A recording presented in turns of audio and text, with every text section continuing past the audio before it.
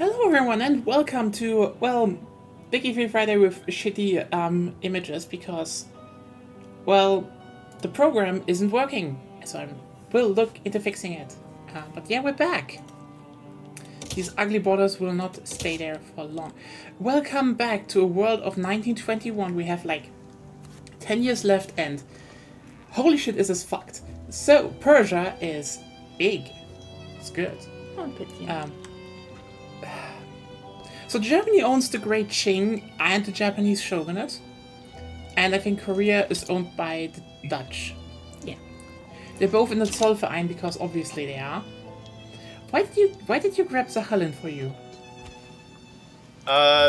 Because I think it was before we had Japan in the group, and I was stealing it so that we would have land access to them, guaranteed.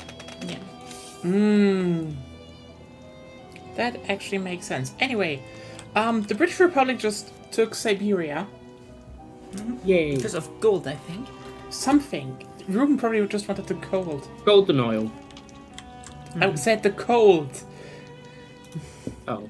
Yeah, we want Germany cold. owns a part of the Ottomans, which I should have subjugated. I own a bit more than a part of the Ottomans. Oh, yeah, right there. Yeah. Fuck you, they should have been mine. The French have been split up. Austria is balkanized. Ukraine exists, so I guess we're still doing relatively well, actually. Yeah, soonish, the Kanti Mansi will exist. That's gonna be interesting. There is New Africa in the USA, the Cherokee, and Oregon. Yeah. Also, I separated my hometown. Oh yeah, right. You just own Washington D.C. It's just Dutch now, so it's not Washington D.C. It's Washington District of Dutchtopia. You see, we're kind of a swamp, so as playing as the Dutch faction today, I had to just take part in the war against the sea. Okay, Ruben is now fixed. Yeah. The fuck? But now I'm not. I'm unfixed. Why? I don't know. Is it so bad? I mean, I would assume that our chat, that your chat kind of like knows our voices now. Yeah. It's just the picture sucks. It's not that there is no picture. It's that there is a white border. Suddenly. And Suddenly. unexpectedly. I know. Well, we could just start. Oh yeah, we're gonna start. It's just else we would Then take up let's- too much time. Let's start, and also let's be wondering why my construction queue has 12 times Electric Industries in Hanover. The what? Yeah, my private industry builds 12 Electric Industries in Hanover. That's something, right? I don't know. I have Weird. more than enough Oh. everything, but apparently they're really profitable. I guess. Let's keep going. Hello, Livingston. Welcome. Do I own Barangswali already? Yes. Congo is now in its Zollverein. Should I take Texas? If you can, you should take Texas. There's oil. I mean, that was kind of what we were trying to do last session. And then we got it- conscripted. Oh yeah, right. Wait, why does Yeah, we Spain got fucked over guarantee? by the. Spain guarantees the independence of Isaac. Yeah. The hell? Yeah. Why did you get Eritrea? Spain is trying to become relevant. Huh? Oh, why did I get it? Because it was there. I've had it. Yeah.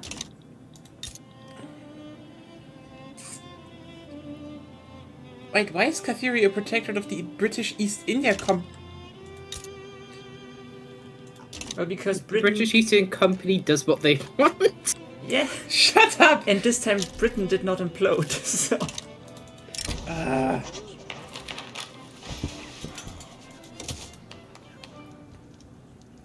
Oh, apparently Britain needs my telephones.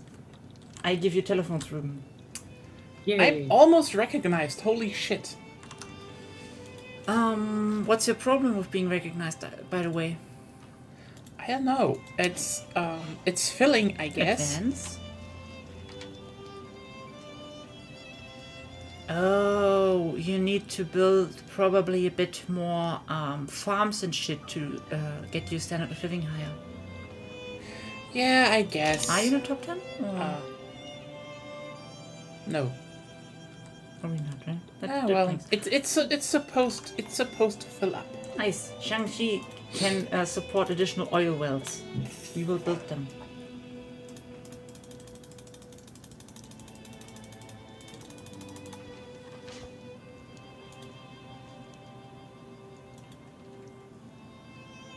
Because I can't upgrade my army.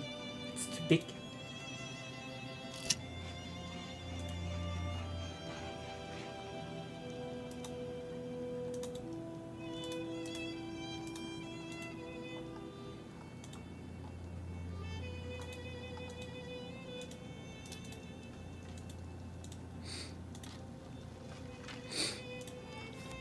Okay.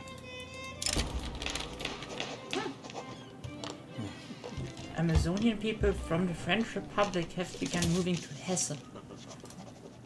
That's weird. It is. It is.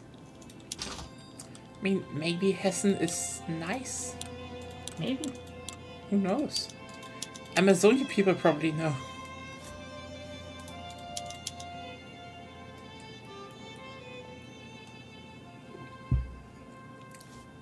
I wonder if they ever will bring in like the possibility that some lands under special circumstances do not say, oh, you don't want to get annexed. You know, that would be nice. Would be You kind want of interesting. me in the war against Japan just so you have a border? Ah, yeah, sure. Let me see if I can invite you. You'd probably have to wait for the Yeah. maneuver to progress, but Why does everybody have a truce with the U? Oh, Probably because we had big wars. we literally ended last session before the. I forgot. Yeah, we are currently killing when they got That's why Ukraine we. out. That's why we said that we weren't going for that right away. Is because we already had our attempt. Splitting up Russia. Splitting up Russia. Mm-hmm. I think they are just a major power. So yeah. You the know what only we one could do? You know, Mhm. we could bully France even more if we take Picardy, Normandy, and Saint-Yon. I could puppet them. They'd become land. If we take those three states, the French Republic becomes landlocked. Fair. Okay, you know what? I just looked at who is still considered a great power, and if we want to curb stomp them, I mean, there's the British Republic, No, that's Ruben. the United Netherlands, No, that's Zep. Germany, That's me. the United States of America. They have oil. They have oil. We want that oil. Freedom intensifies. They have to be liberated from their shitty two-party system. Let's bring European percentage votes into the Americas. Do they have a two-party system this time? Yes, They're the Republic. that's what. I mean, how to the voting is not really something. I'm wondering who's in there. Yeah, it's a two-party system. They're the petit bourgeoisie in the government and the American industrialist in the Republic. Huh. They have. Well, I mean, the thing is that Let's take something. it honestly makes sense because like the system they made back then was just sensible for the infrastructure of the time. But yeah, why isn't reactive working?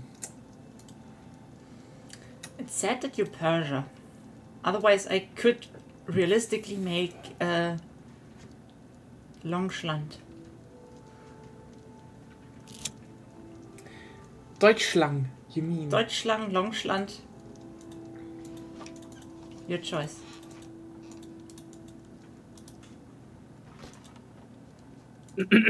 Interesting. They have like. Oh yeah, There we there's go, it's skirmish- fixed. Skirmish shrapnel. Interesting. I accept you have like 40 people in the Third Dutch Army. Do you want to move them to Japan? Yeah, sure. They're fully mobilized and just chilling. I hadn't realized they had gotten moved. Yeah. They really need to fix some of the teleporting. Yeah, that's the biggest Yeah. problem. Sometimes it saves you, but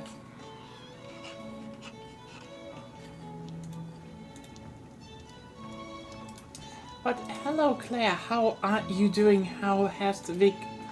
How has the week concluded for everyone?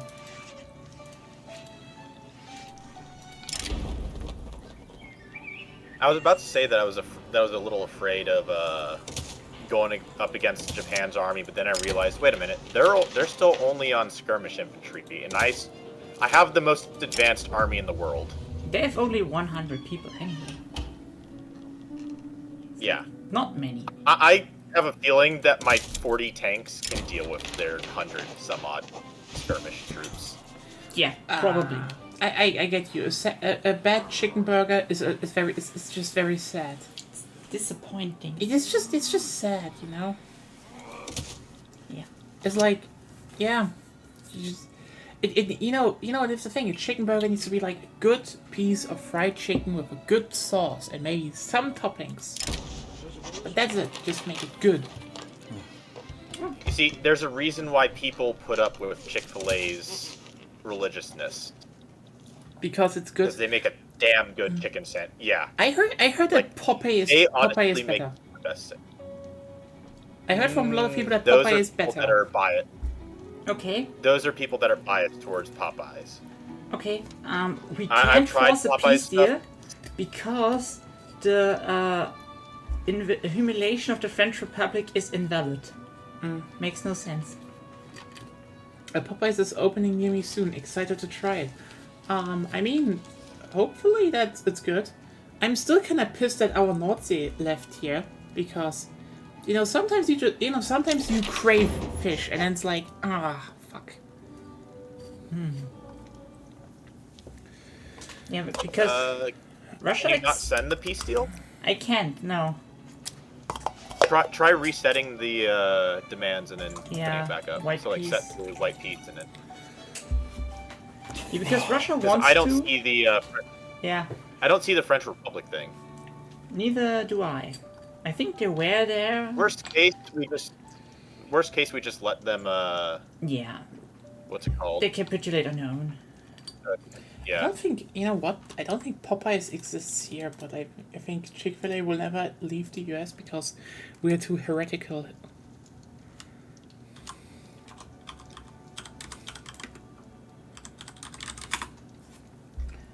No, there is actually a Popeyes apparently. There are a few. Okay.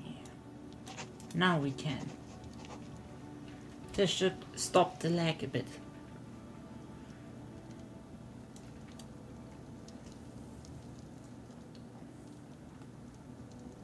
Do you got the thingy? Yep, I got it. Great. Took me a moment to get it, but I have it now. But you should probably start sending troops over. I already did. They just take Okay, a while. good. Because yep, it's fair.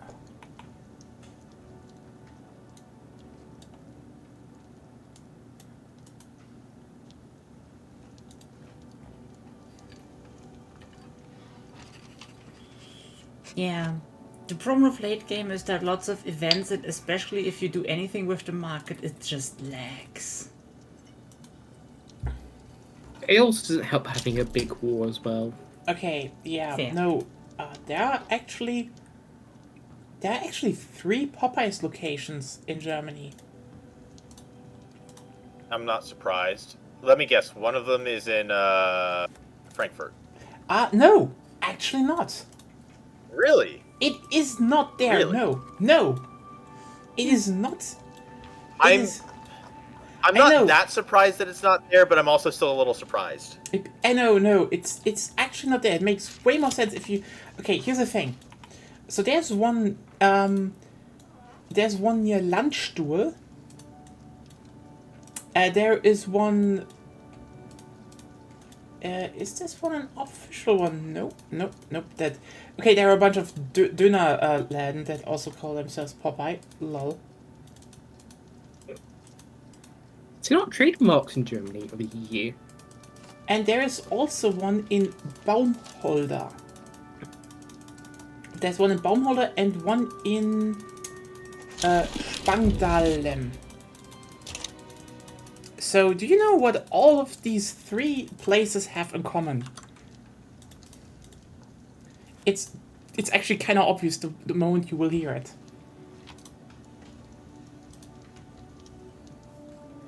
Wanna guess, Zep? Occupation zones? Well, you see, Landstuhl is the city that is closest to Ramstein Air Base. Yeah. And the other one are near,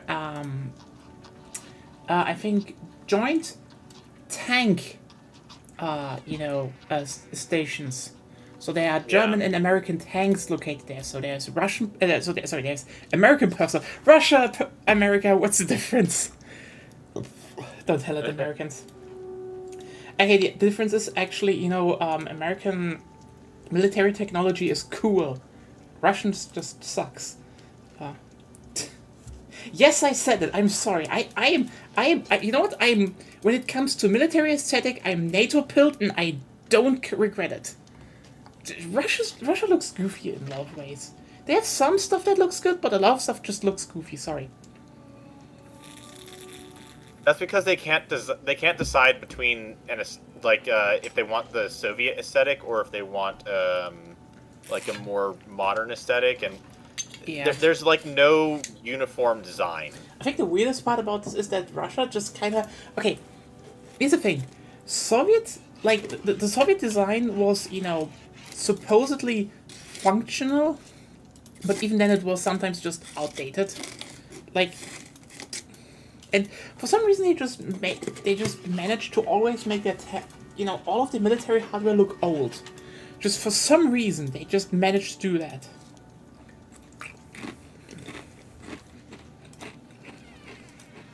Yeah, I don't know that how. could be in part of the thing I was saying is that they can't decide on their designs because some of their stuff looks modern, but you have to admit that the modern design of tanks is based off of I think U.S. and German designs. Yeah, mostly, or French or British. There was a lot of joint design between. Basically, the next European tank will probably use the the chassis of the Leopard 2, or a variant of that. So, But yeah, the thing is that tank and Western stuff is very dependent on that research, while Russia just always kind of did their own thing, and it's not that it's bad. It's just like. It also comes down to doctrines and stuff, Yeah. Well, so also modern doctrines are changing in many ways. So. Yeah. Tank central warfare is going to be it's not only going to be different, it's also going to look different. Because not just from a design standpoint, but also the usage of tanks. I think it seems like based off stuff that's going on in Ukraine, that tank warfare is going to revert back to the original British idea of tanks being an infantry support unit. Definitely. Item. Ironically, there's also the whole aspect of active defense systems, like Iron Fist and all that. The irony is that the Russians definitely had a doctrine of So the two Russian doctrines they are technically quote unquote good at is mass, mechanized infantry. So move forward with your tanks. They're And- essentially trying to copy Desert Storm doctrine. That's literally what they're trying to do. They're trying to copy what the U.S. did in Iraq with their tank doctrine, and that is like that kind of doctrine is just old now, and it's not useful. It's becoming outdated because of drone warfare. Yeah, to a degree, I'd and, say, but like, it depends whatnot. heavily. I think a lot of It's not like it's completely gone, but it is definitely, as you say, a challenge. I mean, let me put it like this: tanks definitely have their a place, because the MBT won't really go away, but we will see definitely more IFVs, because they were always the backline. Oh fuck! I forgot God, to. why are they moving all over the place, the armies, for fuck's sake? Thank you, Elena. But they're halfway into Utah and New Mexico and Arizona, and the front's in Texas. And oh yeah, now they've all gone home, suddenly. Oh, I fucking hate But the yeah, frontline thing system is mechanic that, in this game. I mean, it's Still bugged for you? it kind of got bugged more. Yeah, because What, in your the troops aren't direction? staying at the front line. The troops are all halfway across the country, and the front line's changed. When the front line changes, they need a while to get there. That's normal. I know, It's when they take very irrational routes as well. Yeah, that's the thing. They were taking Yeah. a spaghetti route, basically. Yeah, but And that is the worst thing that happens with all of that, because they definitely shouldn't be taking some of those routes that they end up taking, but yet they do take it. yeah, Yeah. the front line should move more gradual with the troops anyway. Yeah. Arc welding time. Oh, you're there as well. Nice. Yes. I've just changed all of my construction sectors over. Well, let's look at the market. Okay, even still on interventionalism, I'm now, by doing this, I'm now reducing my investment pool. Nice. what Uh, does it- that said, It But like, needs electricity and more explosives. That's all. So we should be fine. so right? Kanti-Mansi was up there in Siberia. Yeah. So Russia is now like a long noodle. It's basically just the railway line. It's a pickaxe with an outgrowth. Oh, It is yeah. called Finland. Interesting. Yeah. So the thing is that I'd say the big thing about tanks, the problem, like, I mean, here's something. This was kind of something that, no one really tested until now. What was kind of obvious is the fact that roughly end of the 80s and until now, weaponry just outstripped armor. Period. Like, yeah. we're currently Now making... armor's still useful, Yeah. but it's more useful in the infantry support department and in the and in fact is actually a bit more valuable because it makes some of your soft targets into hard targets, which means that like non-conventional methods of attack are more difficult to do. Yeah, I mean, that's the thing, I mean, okay, this is probably, like, one of the... Like, people could now come at me from all angles, but, like, even if you look at something like Wano, which roughly simulates shit, you use tanks as mobile cannons, not as, you actually push into someone, because all of the rockets will destroy you. They will destroy you. Like, you need artillery, you need precise fire, you need, fast-moving vehicles, then you can get somewhere. But, it's definitely not heavy armor anymore. I think right now we have to push towards more infantry armor, but, like, the fact that we already see everyone now going back to higher calibers, and the irony is that So the irony about the current push is that, they're basically developing a new, developing a new caliber for the US military that they're gonna use, which is armor penetrating. But a lot of countries currently look at their, armory because, a lot of old weapons like the FAL, G3 or so are still made in like the old, big caliber that because the USA wanted a big caliber as their and not an intermediate round, because they were like, only this will have enough stopping power. So and as everyone realized this was probably a bit too much, they switched towards having, let's have smaller cartridges. That's what we need. Now smaller cartridges can now better be blocked with armor, so we do have higher caliber armor and armor penetrating calibers. So this is actually kind of like, that battle is already kind of lost if you think about it. But yeah, tanks, no. MBTs will stay relevant because they're still like a cannon. They can take out a lot of shit and, yeah, like, you definitely, like, tanks really are something if the enemy doesn't have enough firepower against it. They kind of need to dedicate resources to that. That is still to a degree relevant in, real life. But the backbone of any army will probably be IFVs in various capacities, either tracked ones or like, look at the USA. They basically made a light Bradley. tank again. Yeah. Yeah. The Bradley is essentially a light tank, but it also has No, infantry you transport made the capabilities. how's it called? There's a new one. And, Yes, I know. And what you're there are a talking lot, about, yeah. and there are a lot are like, is it like, I think the army Very says well it's called. actually an IFV, not a tank, but like, it shows a lot where it's going. That let's just slap a cannon on an IFV, and that would be still probably kind of more flexible than just more Abrams tanks. So yeah, no, and also if you look at the current Ukraine war and The M10 Booker. the Booker, yes. And like, if you look at the current Ukraine war, what is one of the most valuable things they currently use? Bradleys. Yep.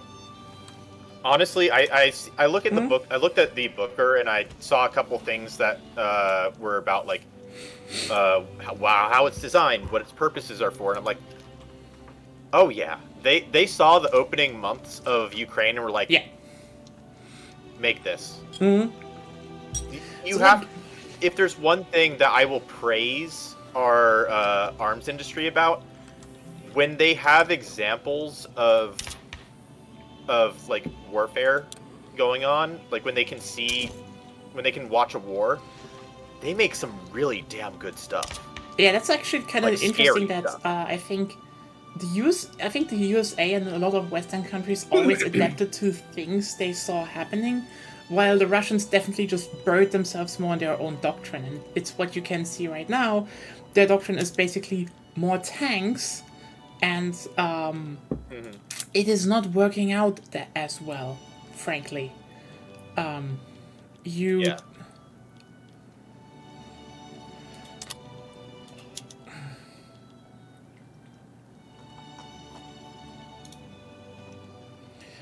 You would have also like, and yeah, and their thing about and that's the next irony, because the Russians basically have either defense in depth, which is one of the doctrines where they're really good at, or they have the idea of heavy artillery barrages. That's also why T-34s are still useful in low-intensity wars in Africa and such. They're absolutely useless on a modern battlefield, but if the enemy is mostly armed with AKs and machetes, even RPGs are a rarity, there's still a massive force multiplier. Yeah, that's the irony. You kinda need tanks, because, when the situation arrives, they're insanely useful, but also, if you're playing, if you have a war against a higher armed nation, you definitely need to switch up how you use them, but they're still useful. It's not like, the Abrams and Leopard 2 don't do nothing, but let's just be real here. The real stars of the Ukraine war are the Bradleys, what was the equivalent? The Bradleys, the Marder, and Weasels actually. We send tankettes, and tankettes yeah. are insanely useful because turns out So like there is a unique geographical reason why yeah, it's it so depends. why they're so good at in Ukraine is because you've got a lot of forested flatlands, and so you end up with a lot of muddy ground, which means that tankettes and light tanks are less likely to get stuck. They're more easy to maneuver through forests, and yet you also have the open plains of Ukraine, Yeah, which makes tank warfare effective. And tankettes also are easier to like hide and maneuver within towns and villages as well as cities. yeah, that's true. So It's like Ukraine is uniquely good for tank warfare. yeah, it's like it's still kind of interesting just to see how it works, but like yeah, it's kind of interesting how basically the idea of the mobile artillery was kind of abandoned. Except I think the Panzerhaubitze 2000 is like the only really new developed artillery in the Western world, and it was done by Germany. And turns out that thing is really good. In actually, you need mobile artillery because, as we saw, tanks are not the line breakers they want to be without proper support. So you need something like mobile artillery. You definitely need something like IFVs and Yeah. tankettes for the close combat warfare, etc., etc. So I think we can blame tanks like the Tiger and Panther as for the reasons why Oh god, only bots. tank warfare. Wait a second. Yep. As like why tank only warfare got developed is because tank development ended up surpassing like other weaponry's development, and so you ended up with a situation where tanks could just go unsupported or with minimal support. Yeah, it's like Yeah. I think World War II was this very unique thing that you had like a lot of Also, light to medium tanks early. Seb, Okay. do you have an interest in Yeah. Egypt? No, right? Yes, Then- I have one in Nile. Then you see French attacking Egypt. Oh, yeah, I see it. It was just not over Nile. Like the Diplo play on the map is over northern India for me. I see it. They are trying to conquer. Oh, it's because they're conquering a territory in India. And reducing that. Egypt is not a part of the demands from the looks of it. Yeah. But I can only get diplomatic pacts, trade agreement with them for it, so they shall perish. But we can take Paris if we want to.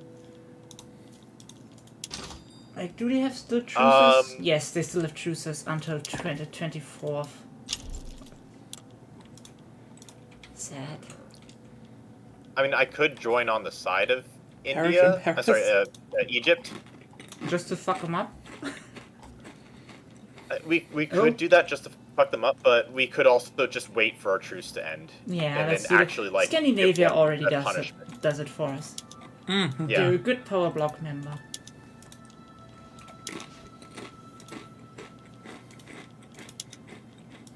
Oh, finally, the gold fields in West Borneo are depleted. They've been up since basically the beginning of the game and have not depleted at all. Weird. Oh, I mean, like a couple of them have, but there was always like one field that just kept holding on.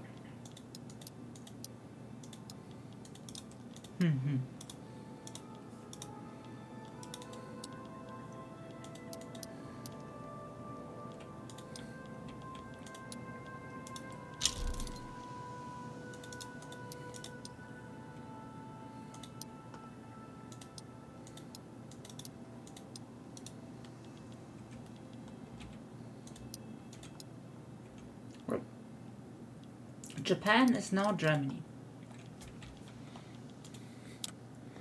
Yep.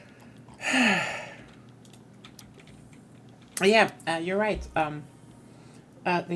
attack helicopters can't be shot down by the artillery can't be shot down by fuck. Oh, Hey Sophie. sorry. So, I'm stealing Uzbek. Lena, people. you say that about you say that about artillery What not being are able you to stealing? be shot down, but What's going on? And Lena said, unlike attack helicopters, artillery can't be shot down by AA. Yeah. We're not shut down, no. Oh, it can be actually. That's what the CRAM is for, but it's Yeah. quite expensive to do. Yeah. Yeah, and because the U.S. specifically has things that are anti-artillery. Yeah, yeah. and yeah, since you asked, And it's not just a cheap. I was being sorry because I'm stealing your Uzbek people. Oh, fuck off. Those are mine Uzbeks. They were your Uzbeks, now they're my Uzbeks.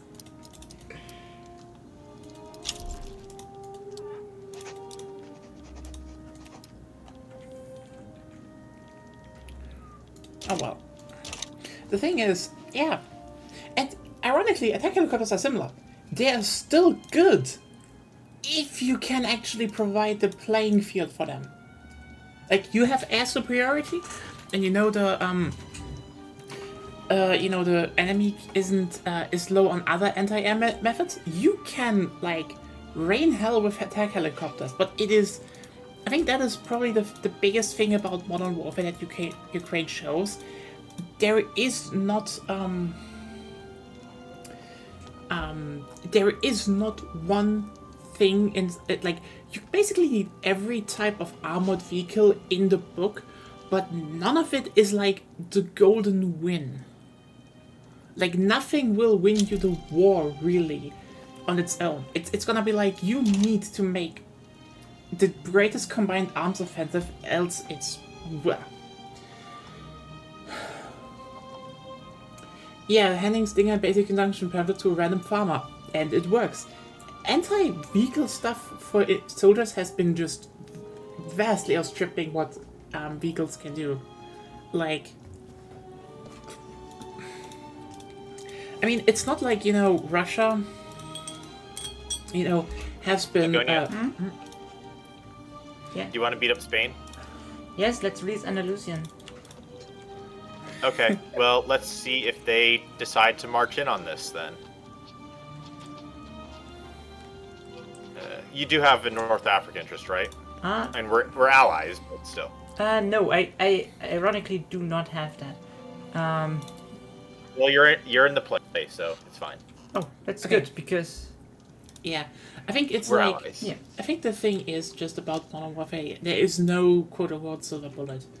And Ukraine war has shown that more than enough, that especially the old doctrines of, the Russians are highly outdated. Let's just put it like that.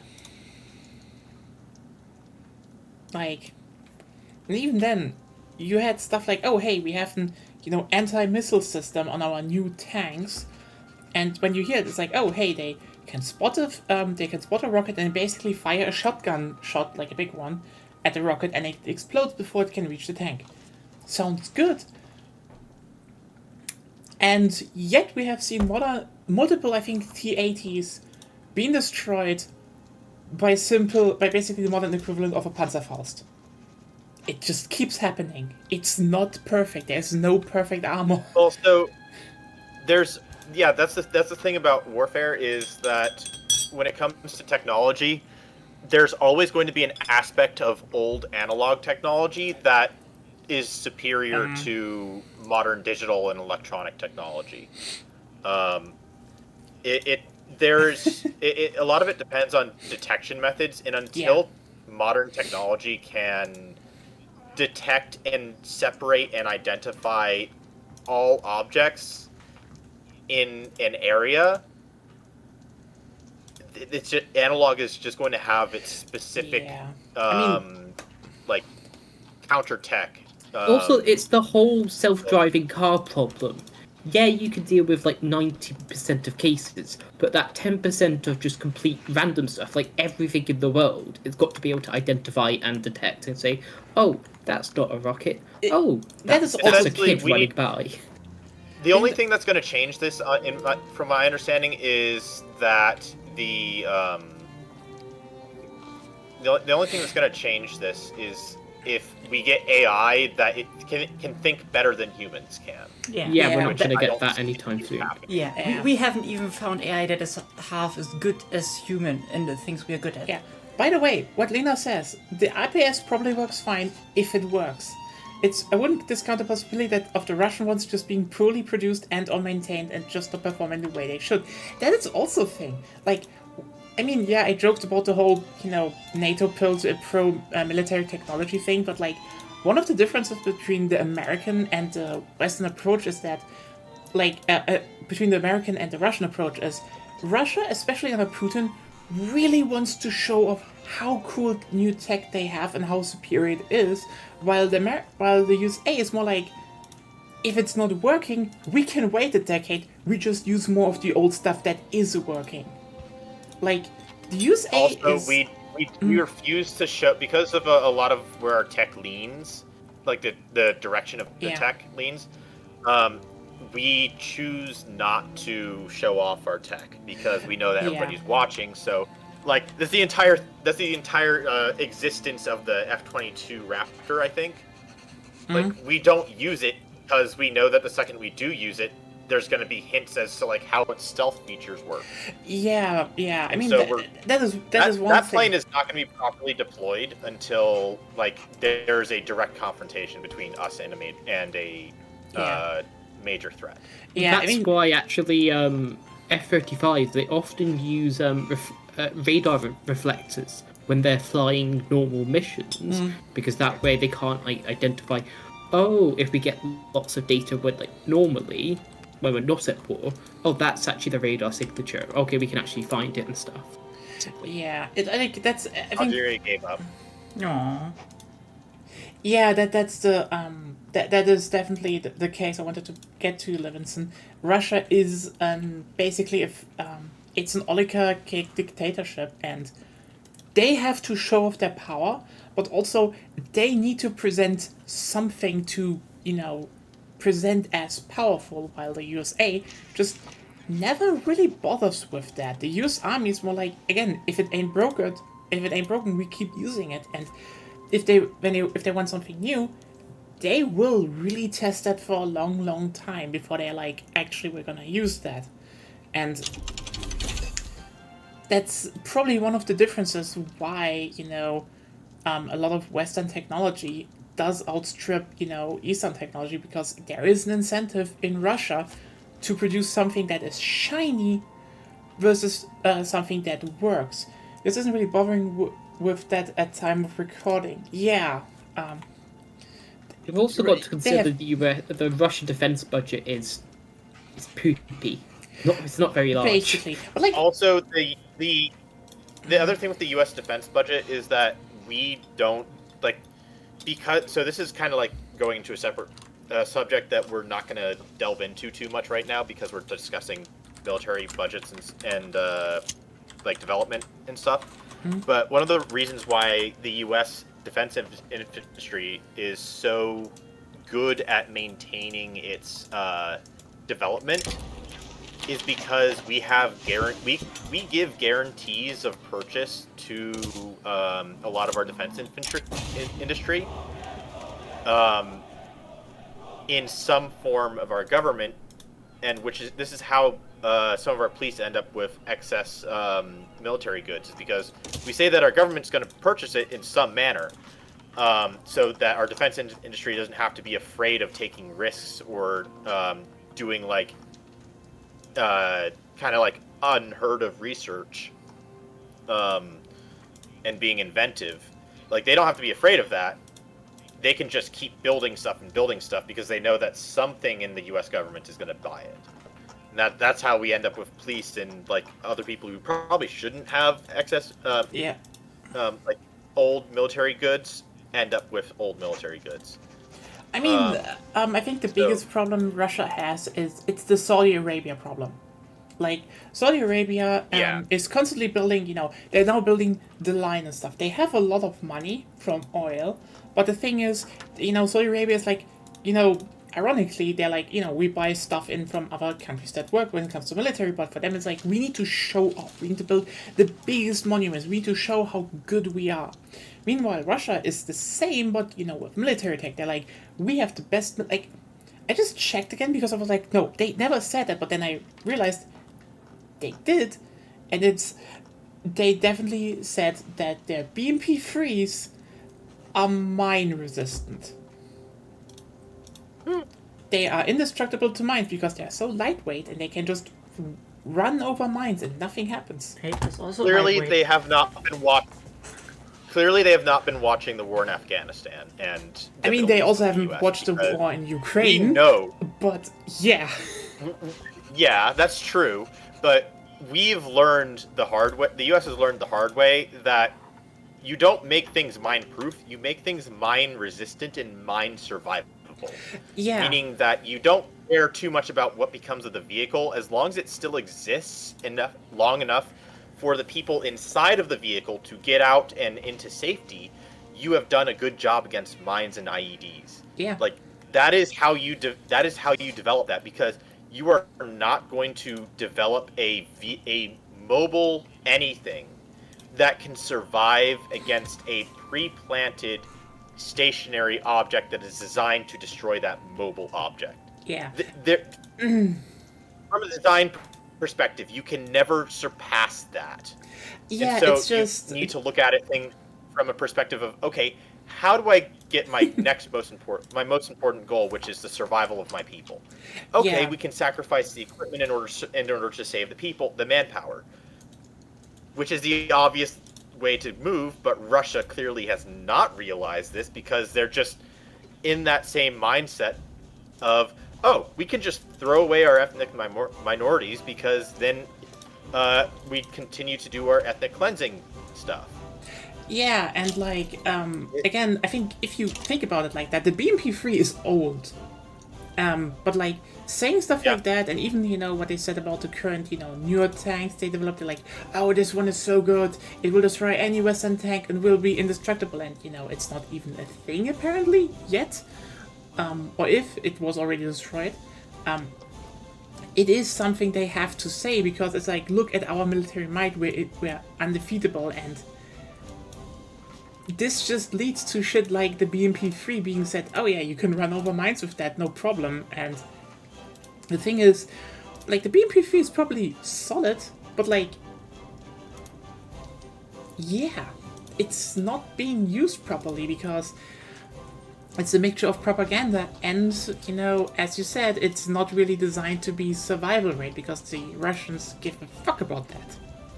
While, as you saw, the survivability of crews on the Ukrainian side rose dramatically, and it was already good because they, used the stuff they had from the Soviets way more defensively. It rose drastically. Like, yeah, for example, there were, the Russians defeated a bunch of Leopard 2 tanks, but the amount that was irreparable is, you can count them on one hand. The rest was actually salvaged and repaired, and guess what? The tank crews survived, so you still have tank crews with experience. And that is experience is the most important thing. So yeah, the survivability rate of, with Western tanks is like the biggest assets the Ukrainians have right now. Speaking of experience, you know why the U.S. doesn't have an issue with losing at any of the war games that we get into with our allies? Why? But because you win, you play to win. Because no, we lose. We lose because that's the best training that we can give our people. Fair point to a degree. We set ourselves up. We set ourselves up in disadvantageous positions in these trainings and war games. Oh, those. Not only to yeah. train the. Yeah, not only to like train the the bad the situation decision making in bad situations for them, but also because having experience of losing is so valuable, especially in like a combat situation, because if you can get that losing experience while and have reliable survivability, that is some of the best like training and experience game that you can give a soldier. Yeah, true. I mean, you also need to keep in mind that also one thing they do a lot, like people joke about, oh, the USA plans for like a zombie apocalypse, and the thing is more like, so this must be real, like stuff like that, which is stupid. It's more like, they're like, hey, let's go through the scenario because it's still an interesting a thought experiment to Yeah. train people on. Oh, Sikkim still exists. Sikkim. Oh, Sikkim? oh, damn, yeah, it is. By the way, Good job, yeah, sorry, but the Kurds are coming. The Kurds are visiting me. But I am Recognized? recognized Nice. by the British Republic. Thank you, Ruben. That's good. Now you can. Yeah, I think I did that ages. I think I did that last time actually. What? I guess it took a while to load. I don't know. I am finally recognized. Woohoo! Well, that's probably because we started on an old patch version where recognition is different. Persia is gone now. Oh, I'm Iran now. Yeah. I guess. Iran Iran. to being recognized. Or something. I ran down the Iranian. I don't know what to say.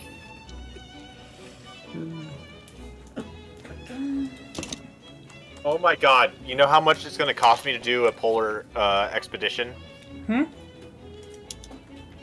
136,000. Please don't turn it up. That's what you can hear. off. Oh, Don't turn it off.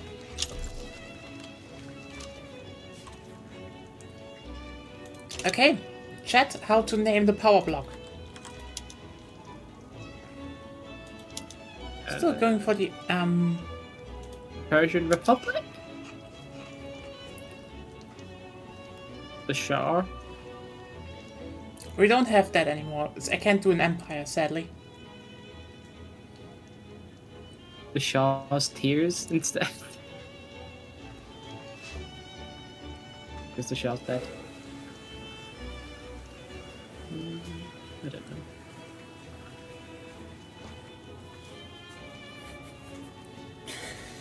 I want that one. I want to run one.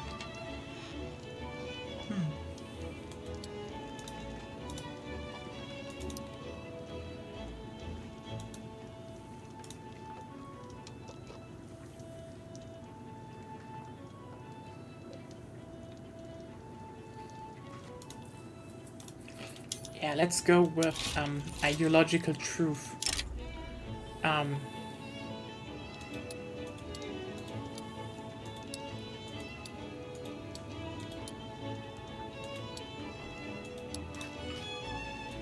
Oh, dancing lady because gay. And a skull because gay. Honestly, yes, more gay. More gay! In the garden, I am down with that.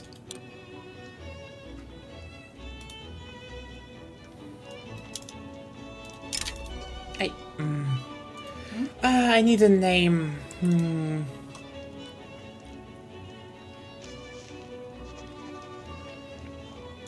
A cool cat?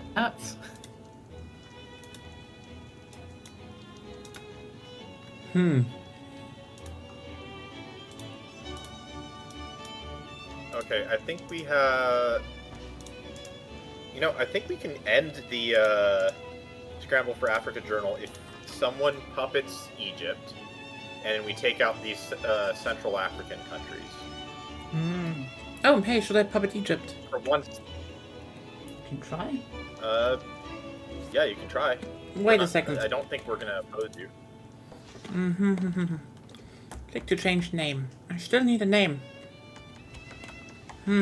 I would recommend that if you're gonna go after Egypt, that you lower the autonomy of Ethiopia first, so that you can have a land lower. Who? Oh. Who's gone? Oh, No one. maybe Sep's having Discord problems like last time? Yeah, probably.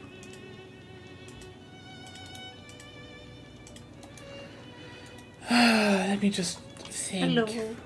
You're back. Hello. And My Discord, I guess, decided that it wanted to have problems again. Yeah. yeah, I was just it saying. was it was kind of choppy earlier when before we started stream, but it was like it wasn't like the same kind of problem that I used to have. So Different. I don't know. Yeah, it was different. It was like staticky almost. But I just like attributed it to being just like something else or not relevant. So. Kim isn't. No, it's the Babylonian League because Babylon was there somewhere.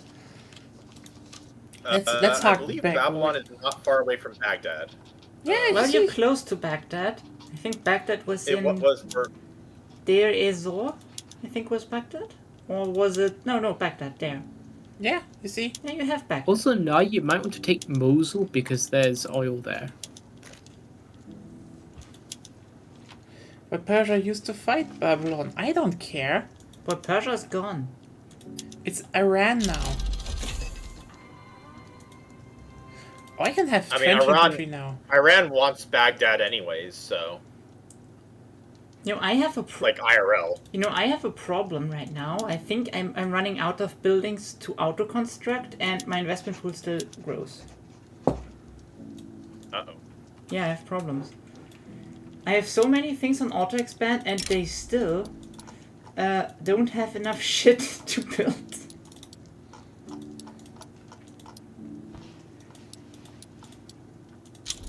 Let's auto expand everything. And it's an ideological union, and I don't have enough influence. Damn! How do I get influence? Influence? Yes. Be a trade league. It's like Fuck you. step You one. can also rival someone. Yeah. You know what? Rival Egypt.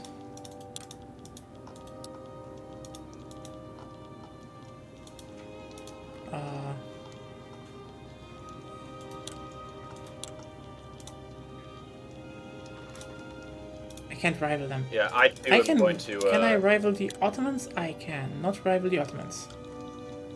I can probably rival the British East India Company. Yes, I can. This was probably a dumb idea. What are they going to do? Hate me? You know, I rivaled France and see what happened to them. It can't be that bad. Oh, why do they reset the color all the time? Probably because the game lags. Yeah, the game really is super laggy. It's only just 2020. Yeah, because you have to wait for me, basically. Then stop Exactly. doing things. If you hover over the date, you can see how far I'm behind. Oh, okay.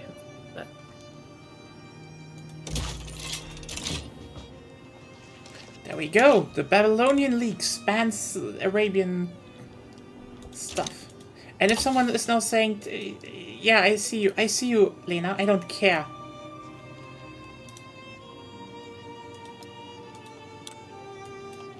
Yeah. Oh, yeah. It's I'm far Mhm. behind, right? yeah. Yeah, you're typically a couple days behind. Yeah, that's I mean- still the problem. A couple days is not that far. Well, it turns red the color of my stuff, so...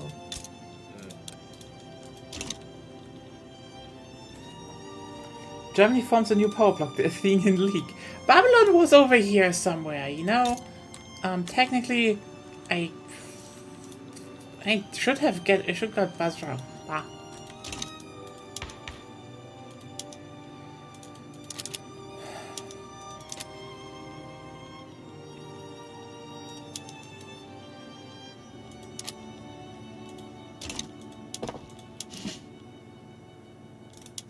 Looks like we now have, I think, a power block of every type in the world. Well, we are the trade league. Ruben is the Empire. Iran is the ideological union. Do we have a theocracy or something? Spain. Yeah. Spain is one. And Oh. France is the military treaty. Nice. They are a religious convocation. Yeah, the French Republic is a military treaty. The French are still existent, so that's a problem. You have it in your borders barely. By the way, we are very close to getting the Roman Republic into our bloc. Ooh. So you might want to maybe put some focus on that. Sure.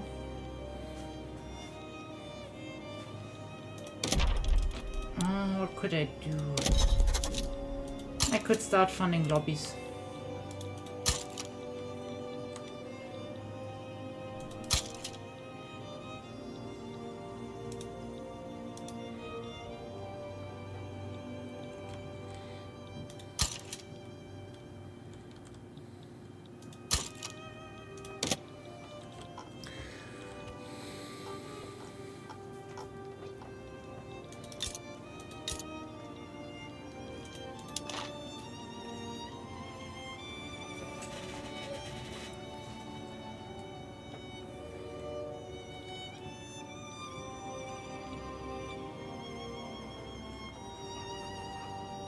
I mean, considering that I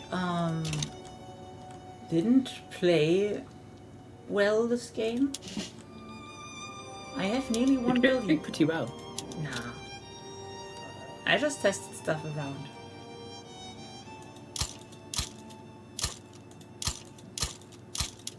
Oh, I can't upgrade ironclads to battleships. Oh, that's something. Yeah. Yeah, you have to build them all brand new, like I did. Yep. I've got 20 carriers, 30 battleships, and 50 light cruisers in one fleet.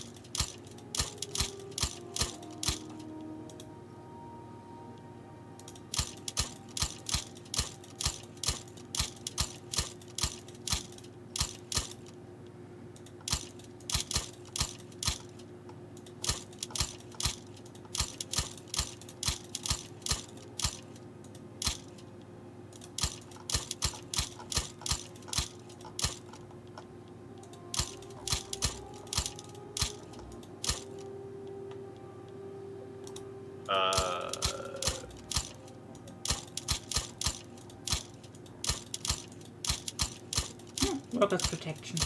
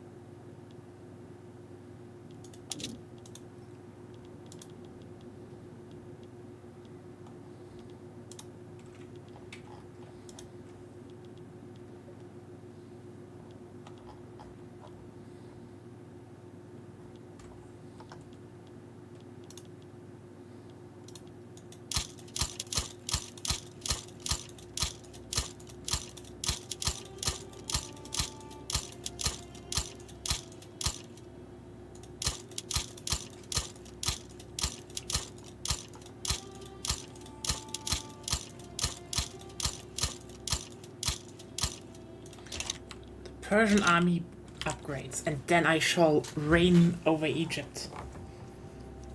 Or reign into Egypt? You Fuck ran up. into Egypt. Fuck up Egypt. Do you have a land border or enough stuff to actually get there? I will reduce the autonomy of Ethiopia than I have. Then it's not a protectorate anymore. Yeah. Otherwise, you could land on Eritrea, but that's a little risky. Yeah, technically, but nah. It's safer to have the land border. Yeah, then my trench infantry can push up the Nile. Well, technically, that would be down the Nile. Because you'd I mean- be starting at the origin. Thinks I can't do Persia again, so... I'm upgrading my military now. Could mean we get some shortages. Oh, I'm also upgrading my military. There will be shortages. Well, you're not in Oh, our market, you know. the trade unions are Our what? in power in my. Yeah. Yeah, I've had the trade unions in power for a long time. I love that it's still state atheism. It's like.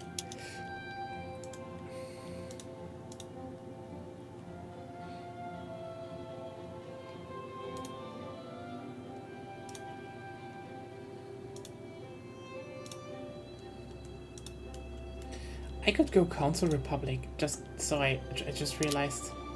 I could actually try going Council Republic. Now I'm stealing your Mazaderani people.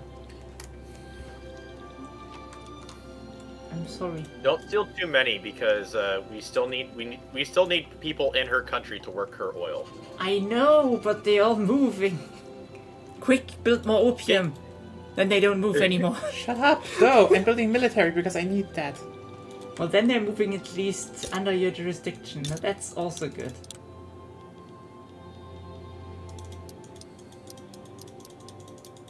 You know what? Here, more opium. Just way more opium.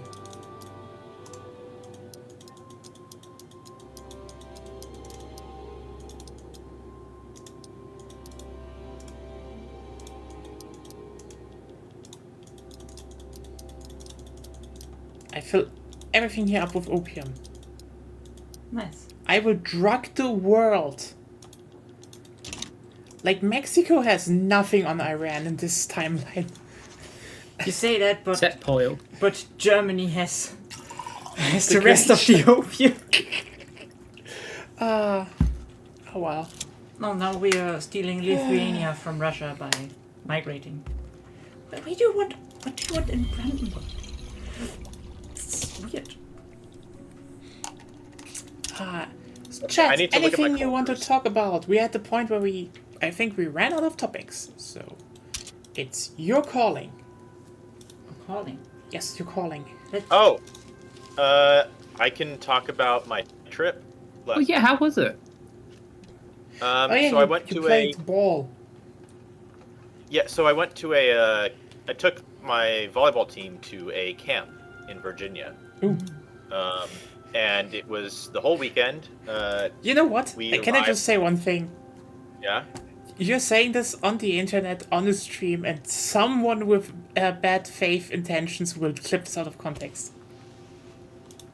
Oh yeah, I'm not saying any more than that about like the Oh no, details, Zed but- took a bunch of underage kids into a camp in Oh. Virginia. What would he have See, done that's then? how you know I'm a teacher. That's like the last thing on my. Some of that is like the last thing on my mind. Yeah. I mean, you're also normal, so, you know, it's Yeah. not that, you know, But- Well adjusted. This is. well adjusted, so yeah. Yeah.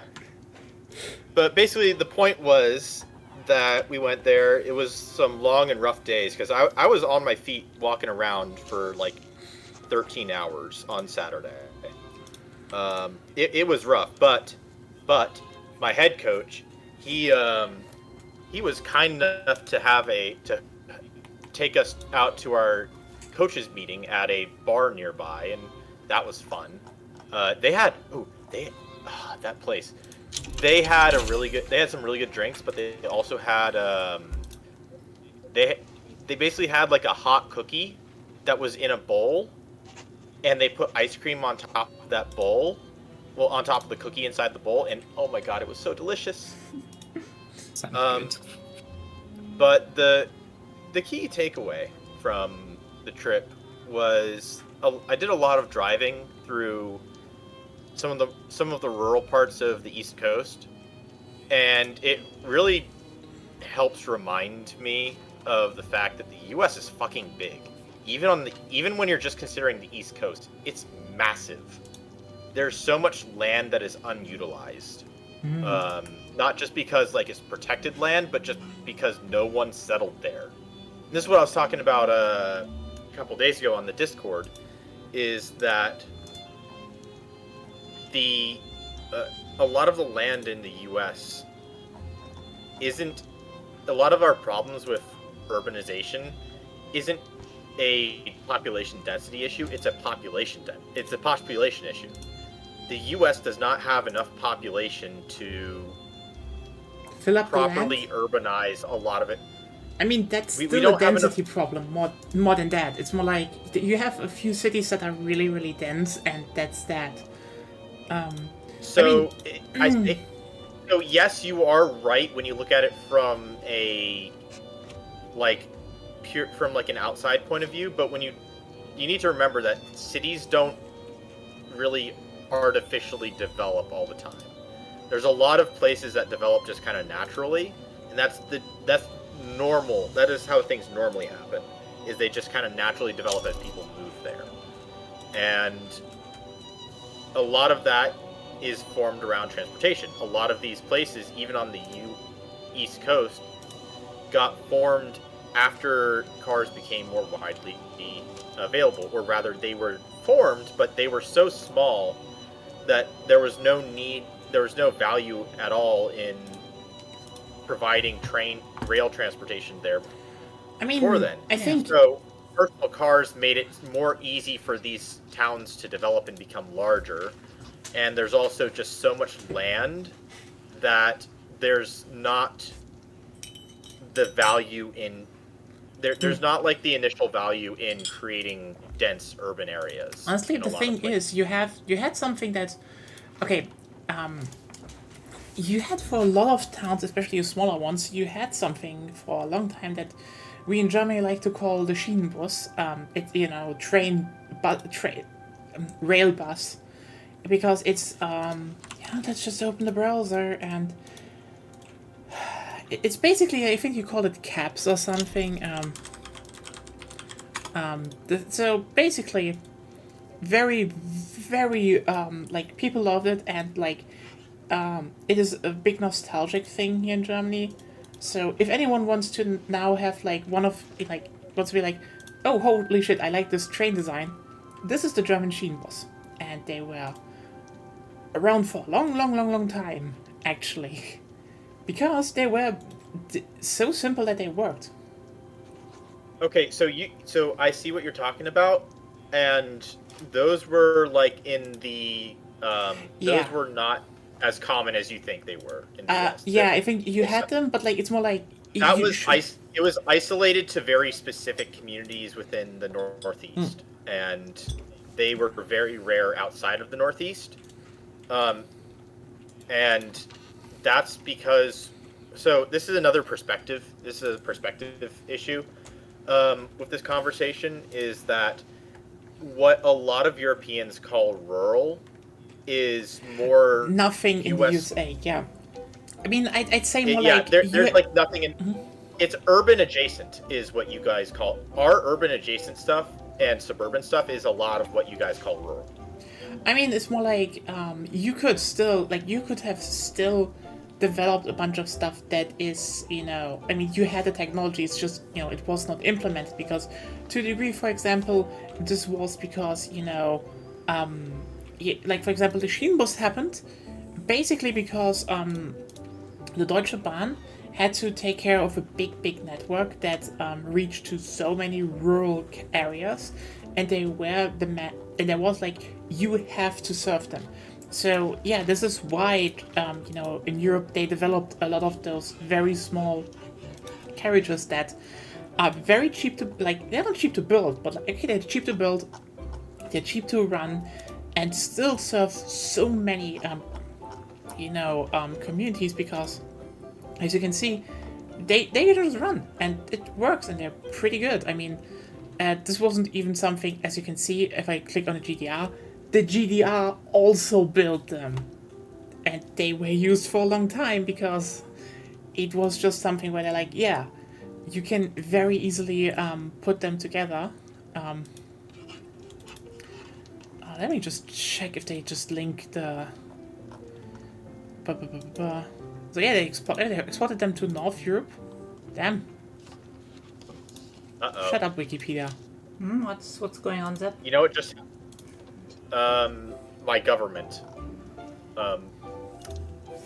So at the last minute during the election for my country, for the United Netherlands. I mean, I don't think the election for the USA was there yet. Yeah. The petite bourgeoisie guy dropped out of the race. He was a royalist. You know who replaced him and became our president is an integralist, Oh. which is like one step down from a fascist in the game, from what I To be fair, I have the remember. Nazi Party. They're not in government, but I have them. Not good. Yeah. I kick them whenever I can. Oh, interesting. They even built But hey, they've even built a variant of the Schienenbus with that had gears below, so you can they could drive up very very steep railways. Actually, pretty Yeah. cool. so the U.S.'s problem with implementing that kind of stuff is like the places where it would matter to have those kinds of systems. So this is like kind of like, I know that the U.S. is geographically like really strong with like moving stuff around, but getting these kinds of vehicles to places where they would be needed would be very very difficult, and it would almost be more easy to just build manufacturing in the location, but at that point you've wasted the money to build manufacturing for a place that doesn't need a manufacturing industry for it. I mean, And the I only think place that we saw that kind of happen was you had like, a bunch the of Rust Belt. you had a bunch of them actually once. They We had some looking into it in the Rust Belt, but those tended to evolve into subways and elevated metro systems. Oh no, I mean like you had some companies that developed those, so like they could definitely you could have definitely switched to that, but like I mean one of the reasons that you don't have as much is simply oh yeah, by the way, for everyone new, last stream I kind of made Claire a moderator because she's much more on the stream than most, and I can't deal with bots all the time. If that's okay. I mean, why wouldn't it be? I think that is dropped out again. I can't hear that sadly. I'm Oh, okay. I'm a little I think my audio does cut out slightly for like half a second sometimes, but it's still good. I need to look into what's going on with my Discord. Yeah. Just want to say, we're still building those small ones, as you can see. It's kind of they actually made them a lot bigger. That Like kind of looks like the regional rail. That kind of looks like the regional rail train that I took in Netherlands. yeah. So this is more of an older version. They still use them today until this day because I think those were built in. Let me just check. They are double. Yes, I know. It's like I'm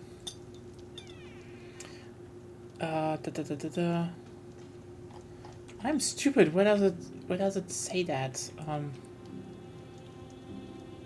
Oh yeah. From the 1970s. Holy shit. I mean, they still built them in the 90. But yeah, those are 1970s, and they still use them to this day because they just have so much. Like, I took those a long time because back when I went to school, this was like the one. This ran on the rail connection, on the railway line. That's where my school was, and so yeah, they still use them because they also tilt, so they can actually have very high speeds on rural lines, and yeah, and those are just they're basically the modern version, but like they are used in so many areas, which is kind of one of the interesting things because yeah, they never really stopped building basically quote unquote a Schienenbus in Germany, so basically, they I think developed them with Alstom, and then a lot of other countries, or in Europe, like then I think the Netherlands, France, and such. They were like, oh, those are actually really good for our railways as well, and so they just exported them because they're running on their diesel engine, so they can run on basically everything, and yeah, very popular. Oh, leave it to me to not realize I'm fighting with Portugal. Oh, but yeah, I feel like there's. I'm like a year into this war and fighting them right now. I feel like there's an appreciation for experimental late Deutsche Bahn trains. They had some good designs. Let me just put some up. You know what? Fuck it. Let's just put some up.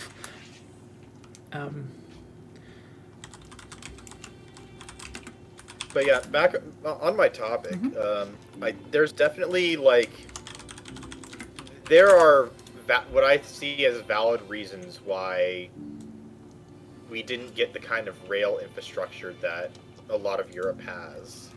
I think a lot of it is mostly due to I think it's like a combination of like coincidental like timeline stuff and also like my point is that I don't see the justification for it being some kind of like auto industry plot.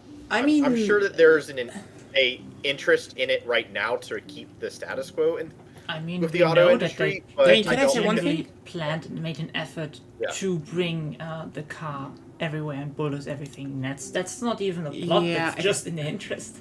Yeah. Let me put it like this. I think the biggest difference is more like, I know that there are a lot of parts where, the USA is so empty that to a degree you don't really need, even if you like fully sponsored, rail infrastructure would not be that viable. But like, let me put it like this. It is still worse than it was, and where, you could have built rails, they still bulldozed it for cars and made it actively worse. I think that is more the problem. It is worse than it used to be. It's worse than it used to be. That is the problem. I'm just saying that there are parts in, say, like, the east side of Virginia, which is the more populous side of Virginia, where there's zero reason to bring a train. Zero reason. Because there's not enough population to support it. And even, like, considering, like, a regional rail aspect, you could make, like, there are some cities that could be like, yeah, they could use some public transportation within the city, but there's pretty much not enough value in connecting them up to the larger network. I mean, a general regional the population is very sedentary. A general regional network would probably work for a lot of areas. The thing is that a lot of people ignore, don't think that, you need high density to actually make like really strong public transport, but that's not that much the case actually. Like, you need to keep in mind one of the things what you need the core population that needs to move, that needs the transportation. And for the most part, some of these areas on the coast, they don't need the transportation that rail would provide. I mean, you still need to. I think one of the biggest reasons that's still is a thing that rail, like a good connection to a lot of those communities, could also shift where people move. That's actually a pretty big thing, because right now most people just think like, oh, where's population, not where could population move. Like, for example, the car thing is that the car-centric infrastructure and stuff is that a lot of people, start, also fleeing the countryside, because it kind of sucks there if you always need to drive. Also, by the way, just put this up. This is basically the predecessor to the ICE. This is like one of the Deutsche Bahn. They had a bunch of diesel electric stuff they tried, but tried before, and I could show them to you. They're great. But this one was like the first where they were like, okay, we really need to look into making one electric, and this was the first prototype, which is interesting because, you see, as you can see with this thing, this isn't, this like the IC3 and, the Shinkansen, etc., is actually a full, so that, the whole motors are below the carriages, every wheel is powered, while the ICE1 is actually just two locomotives on each end. So they were like, no, we go for, our current technology. When they built it in the 80s, they were like, this is still more viable than this. But it's still a cool train. But yeah.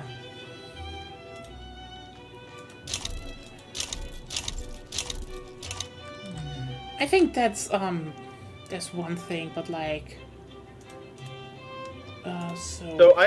this is one aspect I think I appreciate you brought this up, because I think that there's a potential for one way to kind of like solve some of the the ongoing housing crisis in the U.S.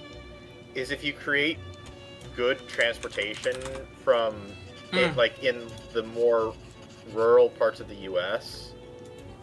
for people to at least like commute to other places, because we're not going to be able to get like the kind of industries and jobs in those locations going to the point where people would want to move out there. But if you can get transportation into cities to be a lot better from lower density zones, then maybe people could start moving out into the less densely populated parts of the U.S., which have cheaper home values.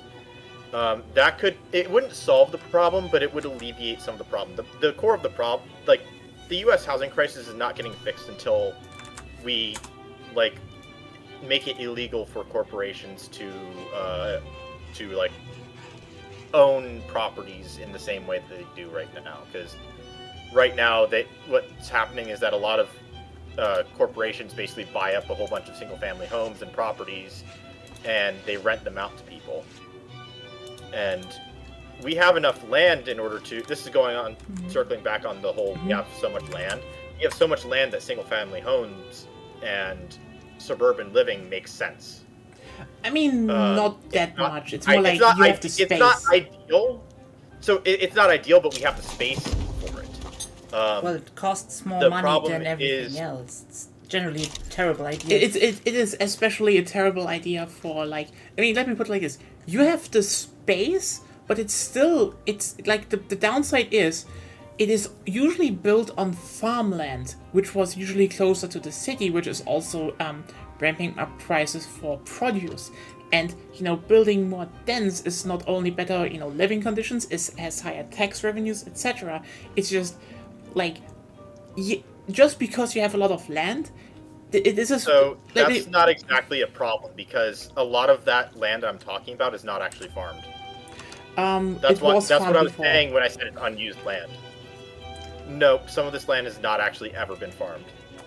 Some, but that's not the point. It's like you could still farm on them. And also, one of the big things is that, again, I think it is a false dichotomy to say, oh, we have a lot of land, which, yes, here's the thing. That is something that is cheap to do, but the reality is it really bleeds the communities dry, because you spread shit out so much, it creates this thing that... which call them, the red one or the blue one? I can talk about that bit. Because it, the maintenance upkeep of your car-centric infrastructure outstrips the capabilities and especially taxation that those things get in. So it is not actually that good. So it's a little bit different, because a lot of our rural areas actually it runs and is maintained very differently from a lot of other places that have car-centric infrastructure, because from the numbers we could see from some cities, they all are negative with their suburbia generally. I don't know if there are some special cities, but... When it comes to the cities, yes, but that's cities. I'm not talking about cities. I'm talking about towns and other areas. Oh, you said suburbs. Where they have... Yeah, the suburbs are I wasn't talking about the suburbs. If I said it, I misspoke. Oh, I misheard. Yeah. Okay. Because we have so much unused land that can turn into rural living, rural towns, and eventually grow into cities, and they can have their own suburbs or whatever as holdovers, because that's just kind of how things end up developing anyways. Because that's outskirts stuff. And when I talk about suburbs, I'm usually talking about suburbs that are outside of the... I'm talking about ones that are outside of... what do you call it? Outside of cities and outside of urban areas. So they're on the fringe of a city.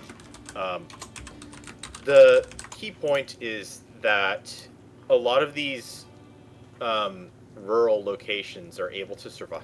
They're able to survive because of the and thrive a lot because of cars and vehicles like that, and they have a lot of land in which they can still develop on, so long as corporations aren't jacking up the prices artificially. I mean, it's And again, that is it's part still of their like housing density is just better for tax revenue. That's just also, and also you know, So, there's still, so yes, but the problem is we don't have the population for that density. you could do that. Not you in mean not this in the one. Yeah, not okay. in the way that we're developing. Not sorry, that's wrong. We don't have the population for that kind of density in the way that we are trying to like not artificially build ghost cities like China does. No, it's more like I mean, it's more. You know, here's the thing: your cities still are like, you know, your dense cities are growing, and like to a lot of degree, I'd Yeah. say the big thing is that yeah, obviously you shouldn't make a train network like connecting everything. You will have like 2 or 3 lines that span the United States, but like there are centers like for example. We need more of the Northeast corridor. That's what we need. The northern Not is all great. others. I mean, okay, Los Angeles needs to degrow as fuck because that thing is just spread. It doesn't even have like So Los it has a Angeles lot is of, its own like special case. it It's its is, own but like special it's one of bad the thing. things where you like if they build stuff better, they definitely could have you know there are enough opportunities to build a lot of train networks, especially in areas where I would say they are underestimating because like yeah, honestly I want to So look the way that a lot of but- U.S. cities grow is they start out as towns and they kind of grow into cities and they're full of like row housing as their dense areas, and then they have some office buildings and you still have like a lot of the single family homes still existing, but eventually you're gonna have to tear down those single family homes. Oh, yeah. That's- those places where individual families live, which they don't want to lose their property and homes because that's value for the citizen. I mean yeah that's And true, so but like that is how you end up getting. So you end up creating protections for the citizen from being bought out unjustly by corporations, which is how you end up with situations where Los Angeles is right now, where there are businesses that want to like urbanize the city, but because people don't want to lose their homes that are in good locations for them and their family, and the state of California has protections for that, Los Angeles can't increase the density in places, especially because some of this increase in density would also include things like gentrification and displacement of minorities. I know it's more like, you know, to a degree which would there also should be. impoverish them more. I think to a degree it should be done more sensible because like you can't sledgehammer this. This isn't what I'm saying. It's more like, you know, you need to, you know, provide good access. You need to, you know, rework the zoning laws and stuff like that. And then change will come. Like if you allow, you know, stuff like. So that's the problem with LA though, is that there isn't really a good sensible solution to it all, because if you do what is traditionally thought of as the sensible location, you're essentially impoverishing minorities. I mean, in a direct you can sense, still because you're compensate kicking a them lot out. of if you build like good railway lines and, you know, then change the zoning laws. That there is So- something doable. so This isn't like Yeah? this isn't like something That's where the I'm like exact same thing that's the exact same thing that happened with highways on the East No. Coast and black communities. no, it isn't. Like It is. no, Kick no, people out in no. order to create transportation infrastructure, and it displaces them, and it cuts off. No, it's there's less a so big with difference. There's a big highways difference. are worse about this. Yeah, because here's the thing: you can still build the trains, for example, underground. You can build them in pathways. Trains are much less, and also the thing is, Since public we want to infra- reduce car traffic anyway, we can just close parts of the highway for trains. also the most important Also part thing. is that they take away less land, are less polluting, have less impact, and it is Increase the, land value. yeah, and most importantly, trains are actually built to be used by you know, poor communities. Well, usually, so they would be actually a benefit. It's not the same. Like yeah, you will have, some divide by that. That's the thing. But again, a train line will be the lesser impact than a highway. You have to Yeah, decide I'm what not. you're I'm gonna not do. saying that it's going to be the same. I'm not saying that it's going to be like the same impact, the same level of impact, but it's still going to cause that same issue. Well, depends what you need to Not the bulldoze same. for it. Not to the same level. Because generally, with how much highway are built in U.S. cities in general, there's nothing you need to bulldoze except highways. So, not really an impact. Yeah, it does depend a bit on. It depends a little bit on like where the highways go and Sure. like how whiny they are. There will 'Cause be there's some- exceptions. Yeah, I mean, the thing is Yeah. with public transport, especially if you have But to. then you're basically saying you can't build any infrastructure at all because it could impact anyone. At that point. I mean, let's just put it Yeah. like this. But If you on the other hand, you can say if you bulldoze part of a highway to build a train station there, it actually positively impacts most people that live on a highway because it will increase their land prices if they Yeah. have land there. I mean, Yeah, the problem is thing that none of the highways are getting bulldozed. Well, that's Yeah. what you could do. Yeah, that's. I think Unfortunately. we probably just need to point out that the big thing is that the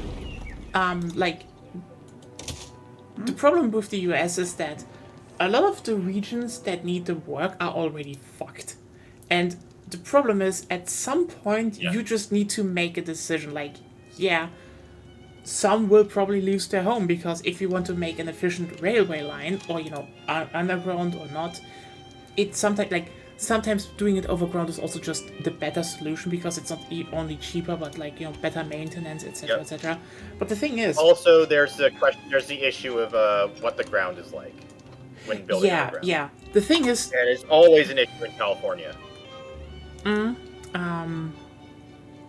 Yeah. Go on. the thing is just there will not be a perfect solution, but there will be something that needs to be done because at some point you just have to be like, Yeah. do we want to fix this in some way? And you can still compensate people. And again, the change of Yeah. zoning laws would still mean some buildings won't change overnight, but they maybe change. It would still be you just need to be like, what solution, and with what solution the benefits outstrip the downsides. And I think because we can all agree that the current thing of, vast land use, thin suburbia, no mixed use, and just ever bigger highways is not a good solution that disenfranchises more people, while a good rail network in many parts of the US would help more people.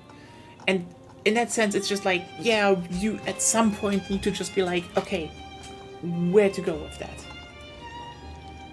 Whew. But yeah, back to the train discussion. By the way, it's still open. Damn.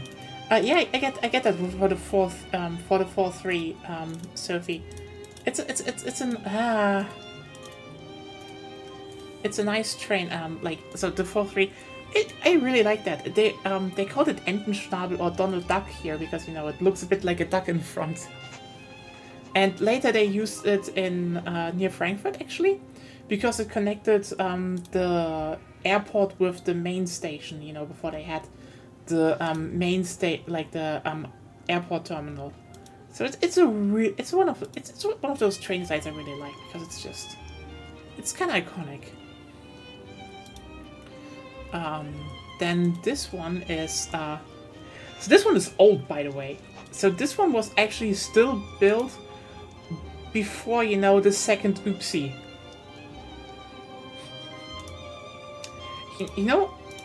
Also, how it was called? It was the Fliegender Hamburger. Because it connected Berlin with Hamburg. So, Sounds tasty. yeah, it was the Flying Hamburger. Because, there was also a Flying Frankfurter and there was a Flying Kölner. I know! The jokes write themselves, but, yeah, no, those were things.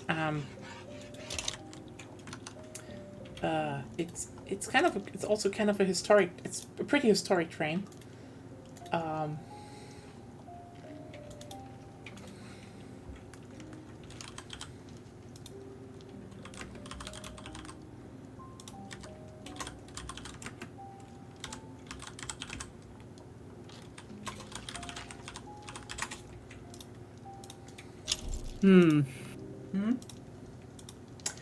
It's time to go to war with Russia again. Fuck Russia! They're already beaten down. No, I need Irkutsk to connect Upper Donetsk Oh, yeah. to Yakutsk. And also Surgut, I want to get because there's 101 oil fields there.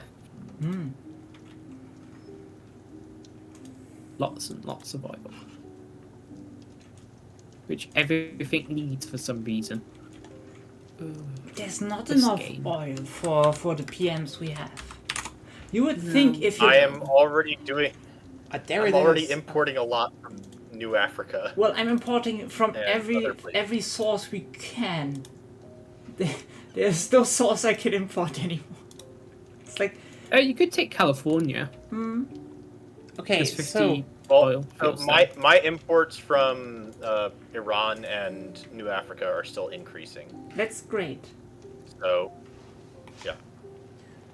they are also 137. I'm getting out. I'm gonna get Oh, yeah. California next chance I get. I think they also you need to. Okay, you know what, Sophie? A lot of the trains I show you right now were also used on lines from Cologne to Amsterdam. So I think those were definitely used there because you see, Cologne Amsterdam was just one of the most Cologne Amsterdam Zurich. So the Deutsche Bahn just ran so many high-speed trains along those lines. Chubu just got more oil, by the way.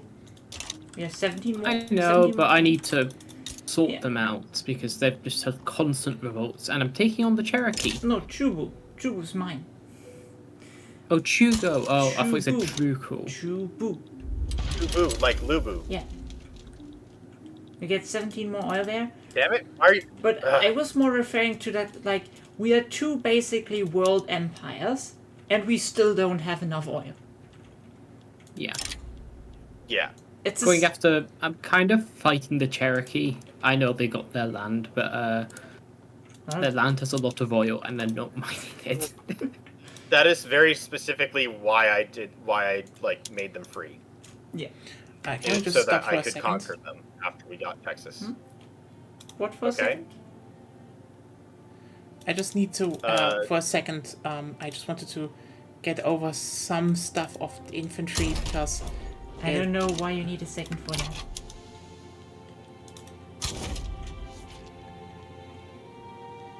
Shangji. Great. Let's also do it there.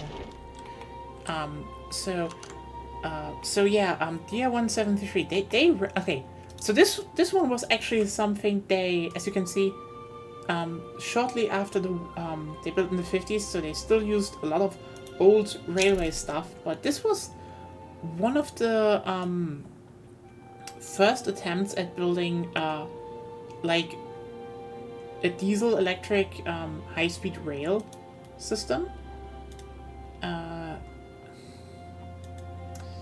And this one actually ran to Amsterdam. So this one went up to Amsterdam. It was sadly short-lived.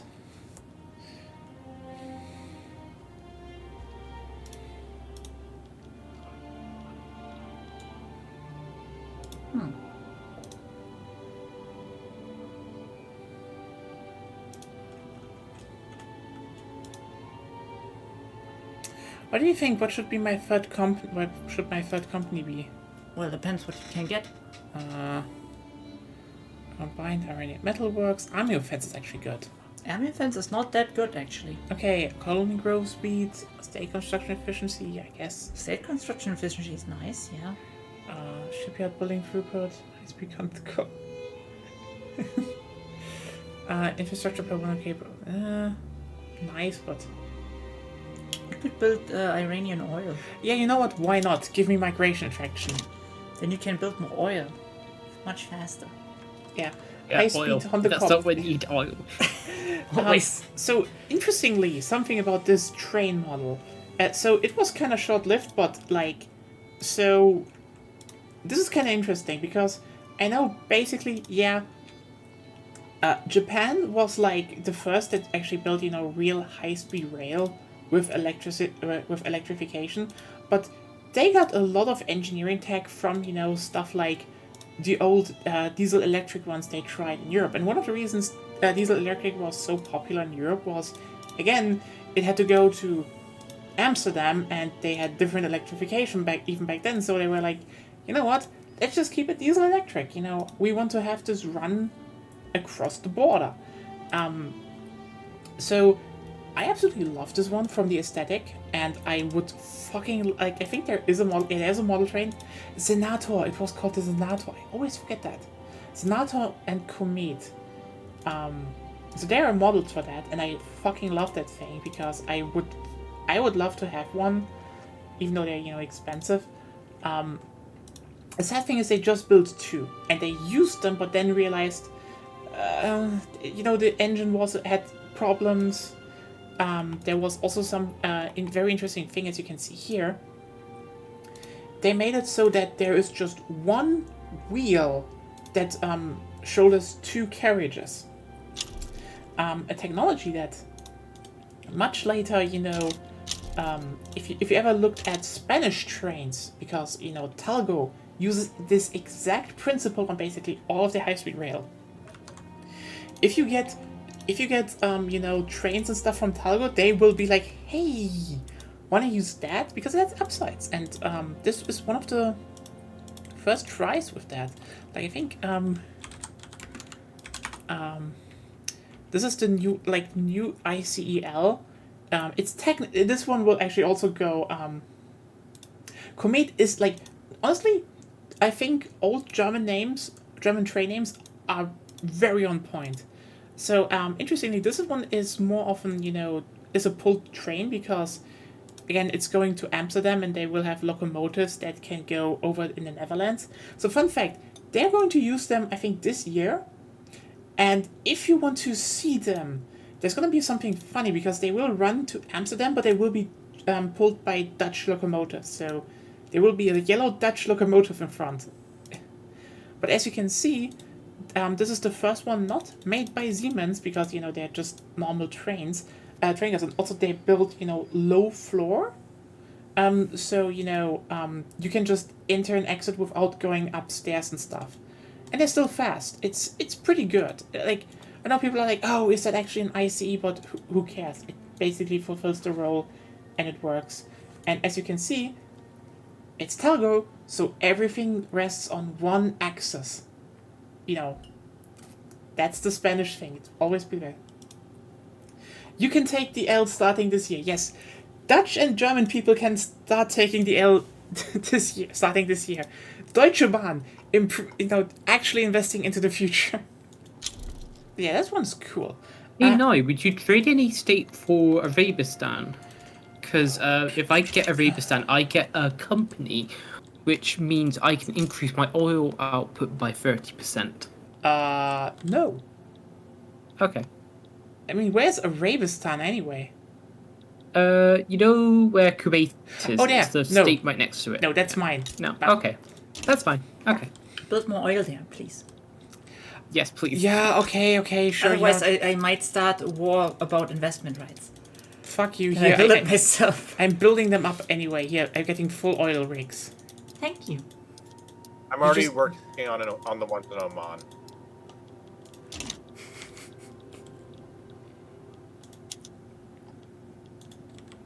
Oh, wow! They're not built up in Fars yet. Terrible. I'm building up. I will do the work and build up the oil rigs there. I've kind of been not investing too much in the buildings in Iran, but so basically, since this one failed, they later built another one. From learning from the mistakes, and this one was the first TEE, Trans-Europe Express. Yes, Germany, the Deutsche Bahn introduced and still holds the rights for the Trans-Europe Express. And it ran to Amsterdam.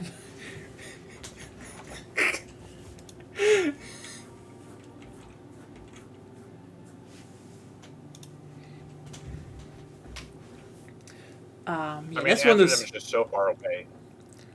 This one is basically one of the biggest iconic, trains. So, fun fact.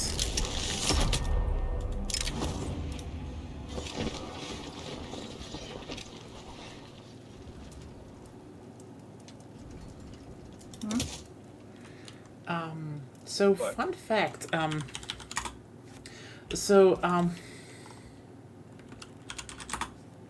The Trans Europe Express actually, so they actually kind of want to revive them.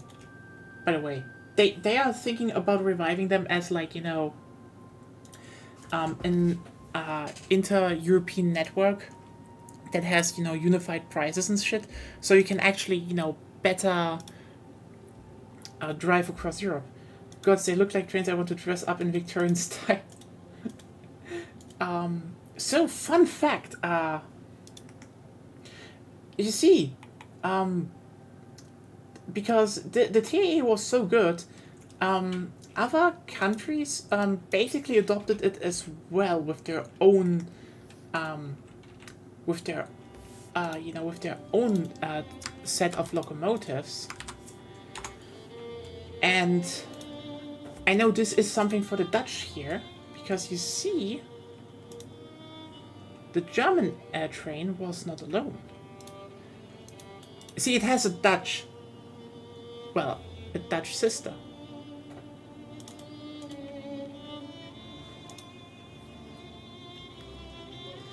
I think this is one of the most aesthetic trains ever built. It looks great.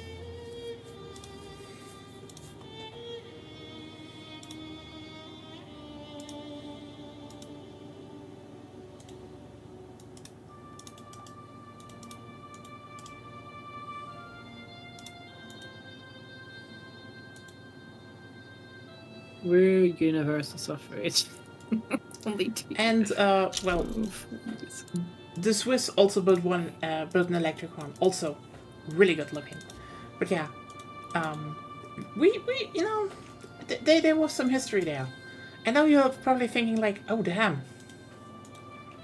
Like Western Europe, they built some good diesel electric trains, right? You know what? Eastern Europe built them as well. No shit.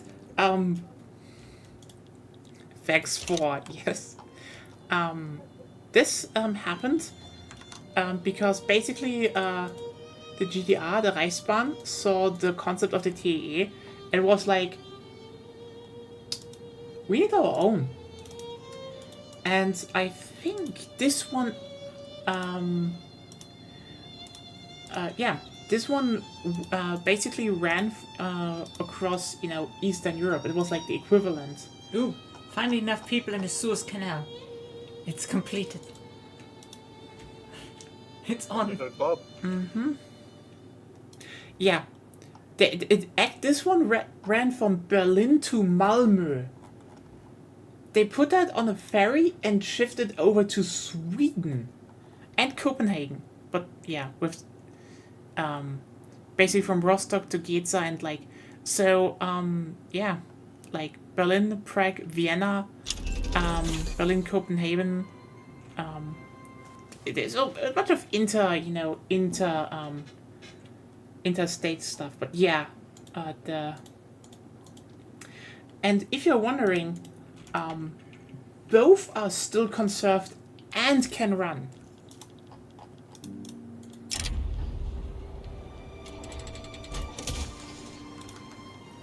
So like they preserved one of the eastern TAAs, and there's still one preserved of the western ones. Like they wanted to scrap them, but like people actually survived them. They're restoring them, and they want to make them regular things that drive again. It's more like historic drives, but they want to drive them again. That maybe in a few years, if you're like, oh hey, I like the old diesel engines, you can actually get the ticket and drive from Berlin to Copenhagen again, or Malmo, who knows.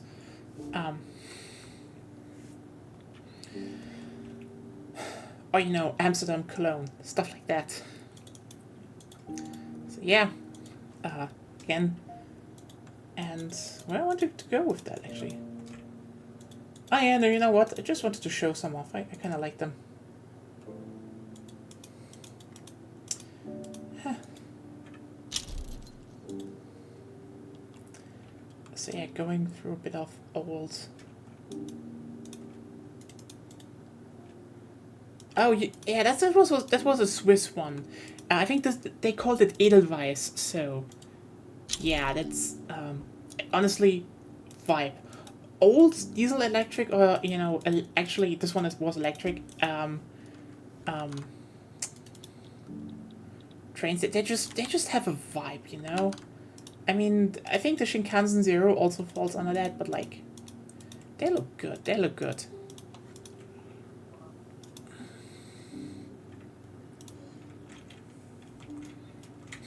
Yes, I reached it.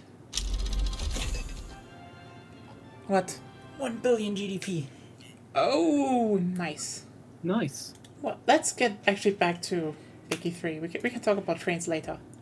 But yeah, hope you like that, me a bit nodding out about old German trains. Yeah. Generally like them. But yeah, I think generally the thing is that it's a... I think in the USA, I think the stuff is more or less like, oh, can you put trains everywhere? It's more like you should still put trains where it's sensible, and there are a lot of places where it would be sensible. Like, you should build more trams though, much more trams. Like, super trams. Like, you don't need to build a Kusk tram, but that would still probably be kind of cool. I think we need to work on our buses first. Honestly, yeah, I mean, more buses would cover a lot, that's but then you should And still build given our tram current trains. infrastructure, that's a lot cheaper. Oh. Given how things are, it would just be a lot cheaper. Oh to no, start not working on fascist Ukraine. We wanted, at least they still own Crimea. You can help them Damn, fight Putin. fascist Ukraine. No. So, yeah, no. What I wanted to say is that, like, I think there should be short and long-term plans. Like, I think, it's always like, oh, hey, what should we build here? What should we build here? And I think, what should we do here? Like, obviously, the short-term solution for the US should be have more buses, have more good, robust buses, because, like, that would connect the most with something very cheaply. That's sensible, but like, some bus lines you definitely need to be like, okay, these are temporary and we will need to upgrade them with something. So like, there should be plans to get some bigger things online, because I think at least trams in a lot of ways would help, especially since like a lot of stuff is still so spread out. Trams would fit way better in there. Into the current suburbia in a lot of places, then let's build a big metro system for it. Let's just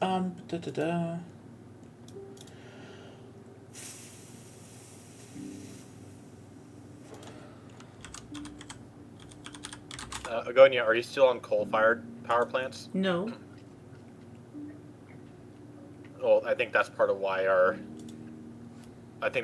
things are so expensive with oil. Yeah.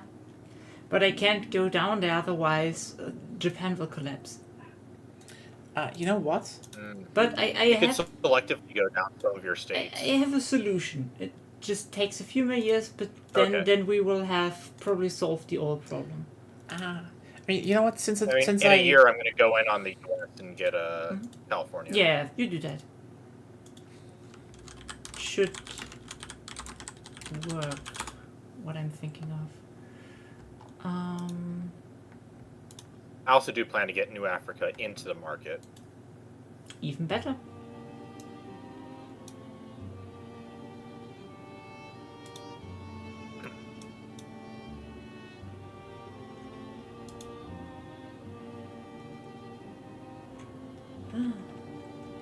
Yeah, in the end, the problem is I can't build enough to get my investment pool down. Like, I have pretty much everything on auto expand right now, just because it lags so much. I can't look up the Yeah. market every time. But I'm just using like 7.8k out of my 9k build power. Yeah, I get it. It's terrible. Maybe you need to be exporting a bit more.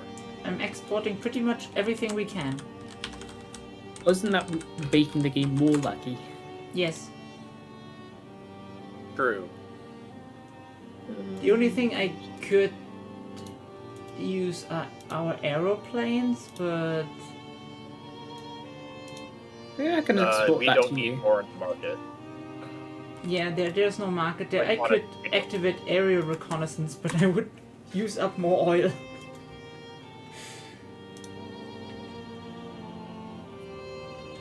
Yeah, that's kind of why I went after the whole Middle East. Yeah, I know. I mean, you know what?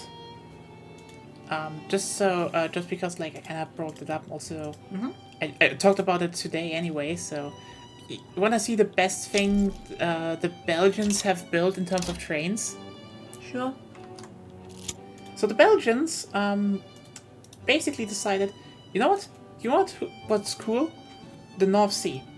You know what's also cool? Trams. So they built a tram running along the whole coast of the Belgian North Sea. And I mean the whole. It goes from the Dutch border to the French border. And as you can see, it is right along the coastline. Just like running through the dunes and everything. And it is public transport. 100%. The Nazi party is gone. Isn't that nice? Yay. Yay. Like, honestly, to a degree, I almost feel like they should extend that just over into, into Zealand, into, across the border into Netherlands, but still, look at this. That's like it's so cool because, usually people are like, look, how trams can run, with grass and stuff. And this one runs with sand, dune sand in between. And just regularly runs. And I mean, it's like, this is just cool, This is just public transport, and it's good because, like, it actually it connects a lot of cities. It is great for tourist destination.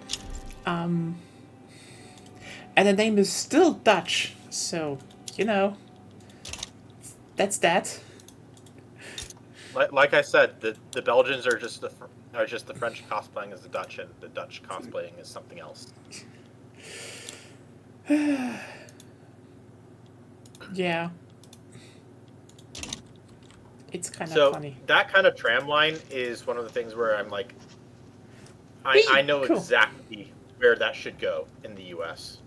There's Really? one place above any others that a tram line that should go in the U.S. Ah, yeah. That now we're talking. Now we're talking about the good talk. So, let's pull up Highway 1 in the U.S. You know what? 1 second. I'm doing that in 1 second. I just need to transfer some stuff around armies.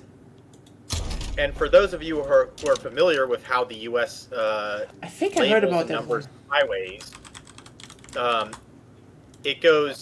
it starts from 1 and goes up from there, and it's 1 is the westernmost highway in the U.S. Yeah. It goes along the west see coast it. of California. Now, the only problem with that route, which is still a problem with the cars, a high number of sections of that route are prone to landslides. And let me In fact, guess. there was such a major landslide that during the pandemic, I think the entire roadway was an entire section of the roadway was closed because they could not clear it because it was such a big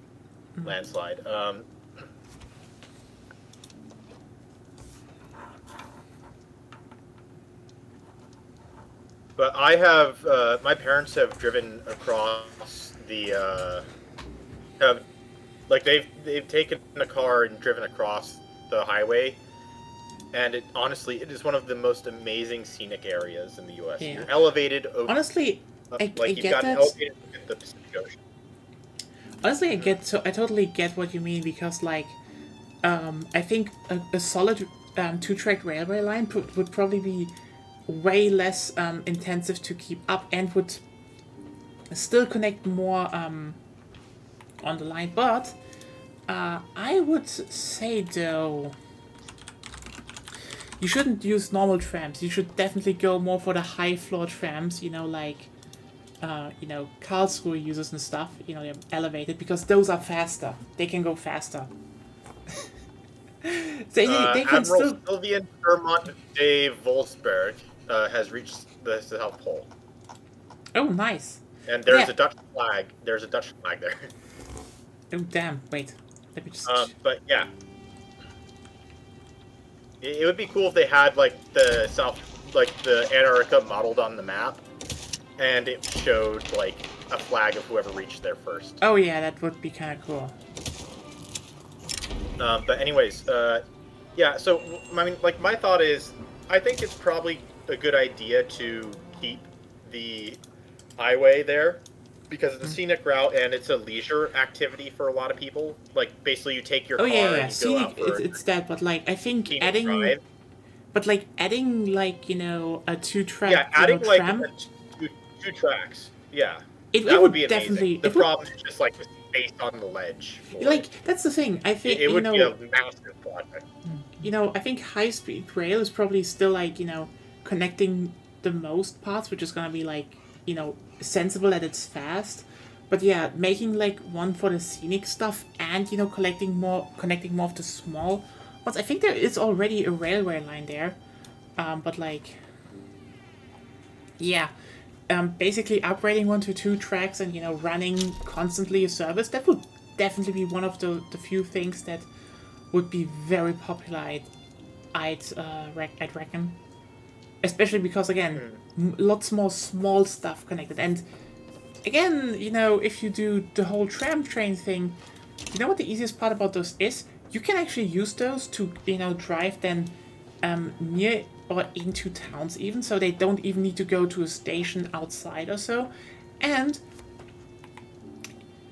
you can actually reuse a lot of, regional rail that already is there to just, be like, hey, this one connects all the big towns and, runs more frequently and has more higher capacity, but they can then use the same trains, if they already order them, to then, have splinter lines that connect more inland stuff. So that would be something that could be used. This would be my thought is that if you're gonna, there are kind of two ways to approach this.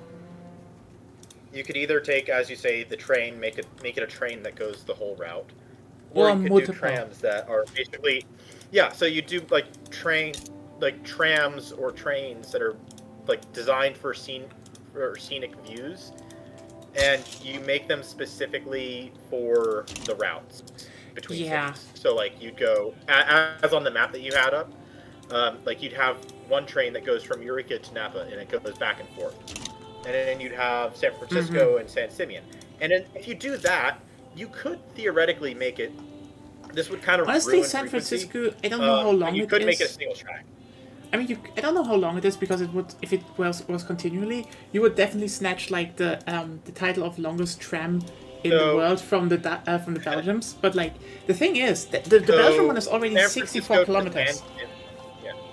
So So- San Francisco to San Simeon. San Simeon, if I remember correctly, is not too far away from San Luis Obispo, which I know is a 3-hour drive from Yeah. San Francisco.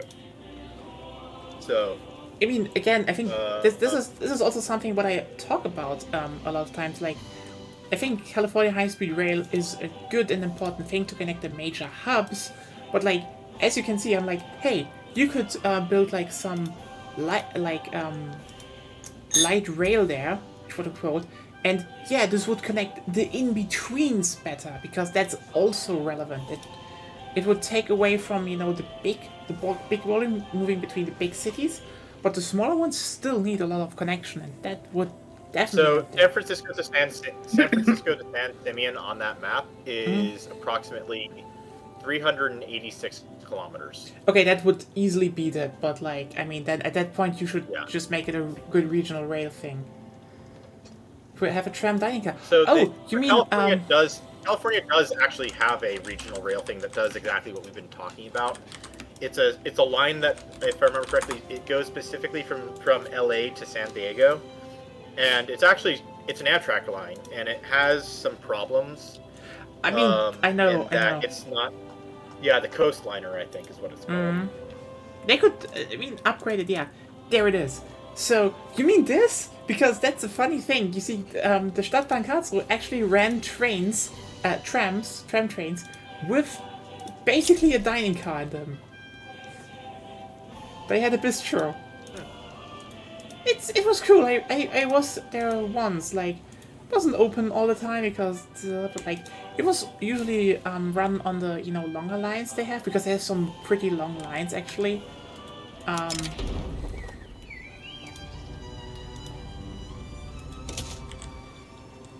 Yeah.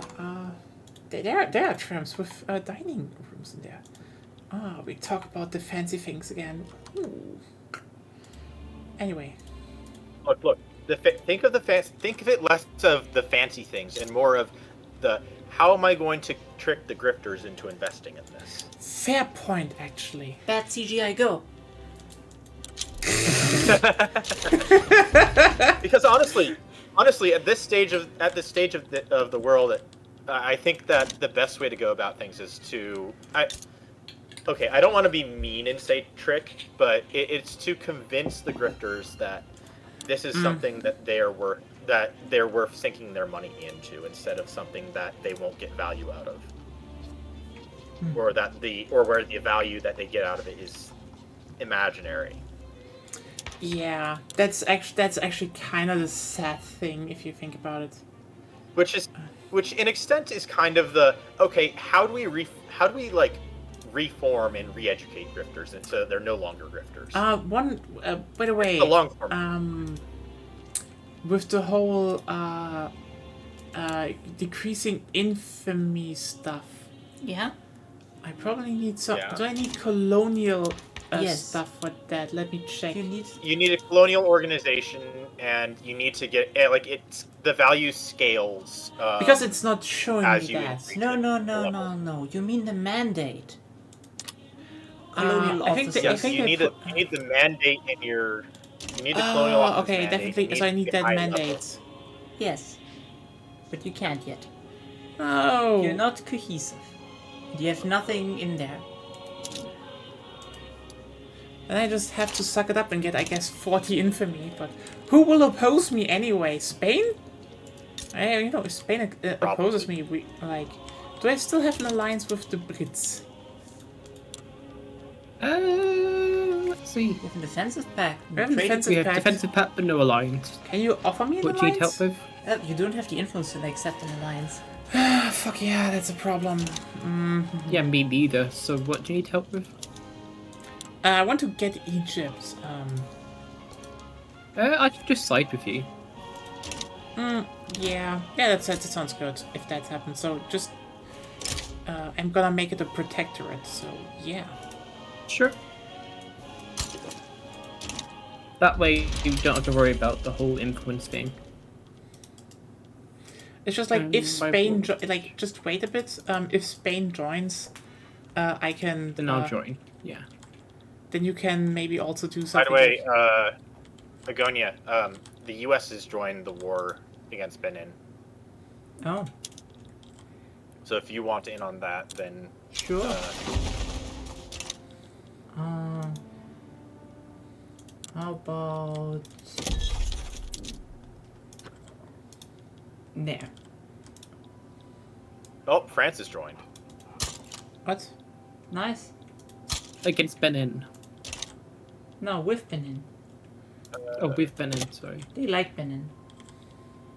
So I just wait. Maybe Spain joins, and then we can also split them up a bit. Yeah. If you have interests there. I just put one there. Did you send in it? Oh, there it is. Yep, that works. Because if no one joins, by the way, I can probably win this on my own. I don't think If so. you can land. I know you have a land border, right? Yeah. Let's mobilize the military. Fucking French. Probably just want back Elder Slovene or let's see. something. So the French have 38 buildings on me, but that would cost way too much infamy because I don't know why forced nationalization is so damn expensive. No idea.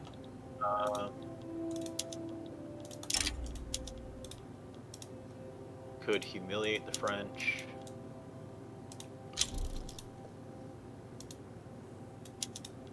Oh, the US sided with Egypt.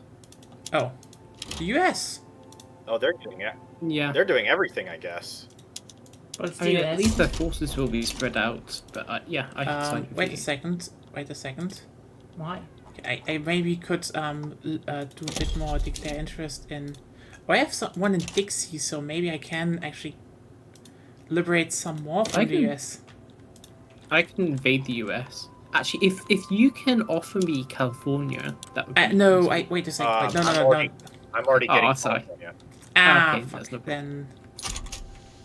Then I just want to see add war goal. I've got a liberate truce subject. with Egypt, and I could liberate Cambodia.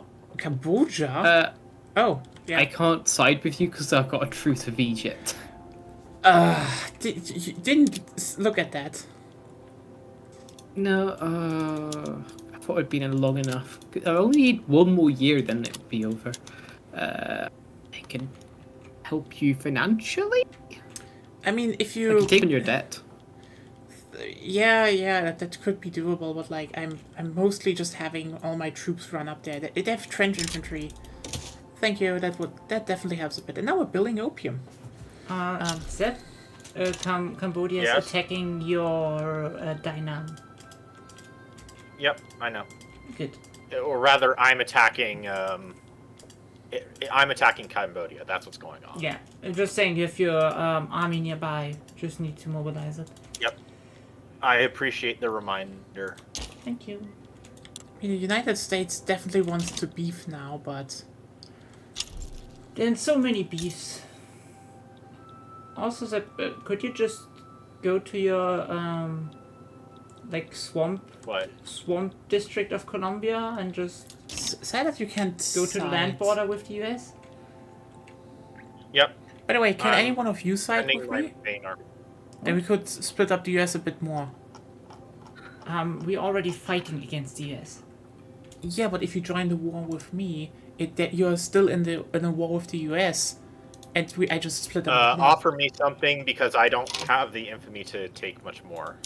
I don't want. I could, I just want to add war goals. Like, for example, liberate country. I could liberate Carolina or North Carolina. I mean, that would do the exact same thing, but. I don't know what that is. Wait a second. What is So I the should be able difference? to start bankrolling you for the war.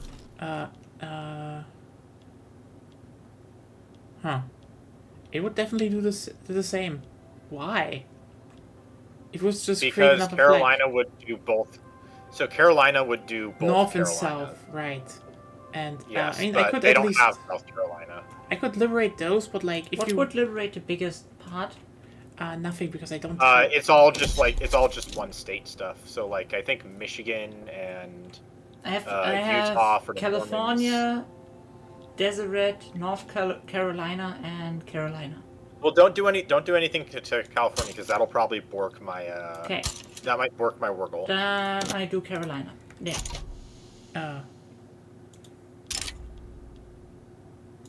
Yeah, then you need to invade them, but like Zed has a land border. He just needs to move his troops. yeah. Wait. I can maybe I'm making another interest, so I can maybe do something in Maine. Yeah, sure. Ban slavery in Egypt. I guess, but like, can we just wait for a Oh, second? sorry, I You need to. just accept that one. It's Okay, fine. yeah, then I can. If your subject doesn't have slavery, it's better. True. And Sorry, I'm just let me quickly just saying. check if if we still get an interest, that would be very funny if we can add something like.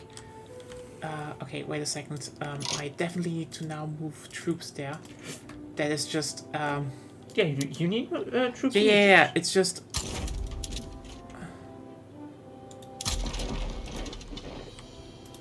Of course, you need them all there. Agonia, don't forget about the Suez. Oh yeah, right. How much do you think we need? 40?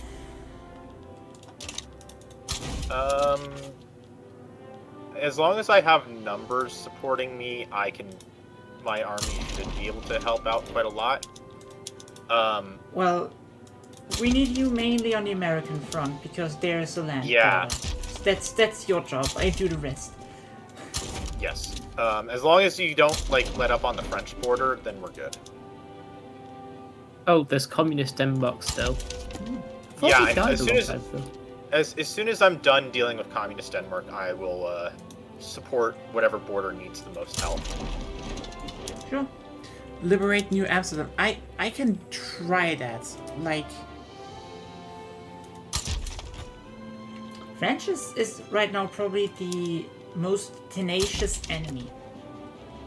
Like we stole them Algeria, and now they're in South America and have gotten most of Colombia. They always have a big part of land.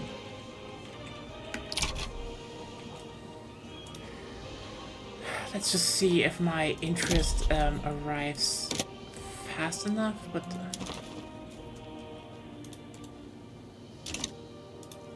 Well, you can look at diplomacy, overview, and Diplomacy. scroll down. You literally saw it right now. It is there. Yeah. No, it is loading. Okay.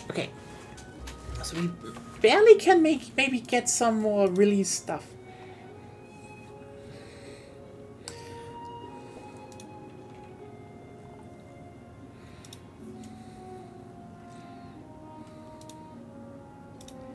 So thanks for the bankroll. It definitely helps. I'm taking on all your debt. Well, I built the opium, and then oil. Opium of the masses. Then I built all the oil because I need oil for tanks later. No, wait, why is that North China? Oh, New England is almost done.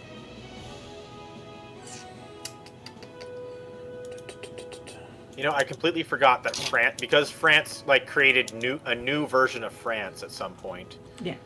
We could liberate New England or Haudenosaunee. Haudenosaunee is fun. Yeah. Wait, I can. Wait. We can also liberate New England. Yeah, because they're separate. Yeah, fuck it. No, I still have. I have enough stuff for that. So Haudenosaunee won't take away the important part of New York. Yeah. But it's still fun to do. Do we have something else? Liberate subject? Nah, that's not really. Oh, liberate subjects? It's always nice. Then I Yeah, have but- less subjects. But I want to. Hey, I'm making Egypt my protectorate. Everything else is sadly they're all protectorates of. So yeah. Sadly, liberate country is. No. Well, Hijaz is the only vessel they have. He's just human. Yeah, that one you shouldn't liberate. Yeah. Yeah, that one you should take yourself.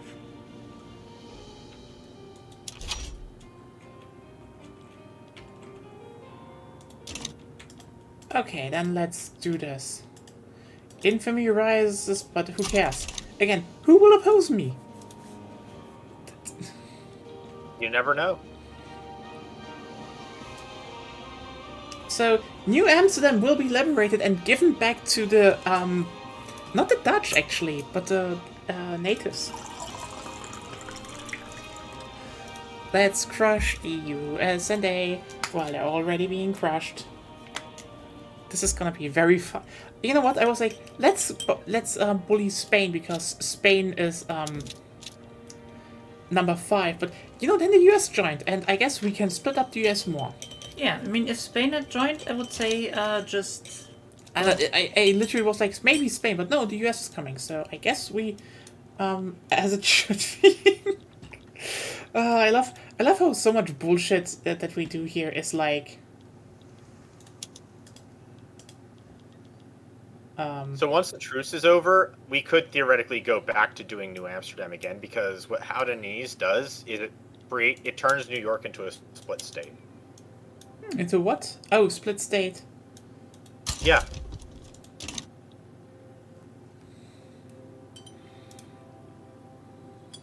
The U.S. just only has one soldier on the border with D.C. Nice. They sent one guy and said, "Hey, do you think you couldn't build a trench here?" And he's like, "Okay." Then he sees like It's with speed. Maybe he likes to dig. The American spirit. Ah, well. It's kind of even funny because you've got all the tanks just laying there ready. Yep.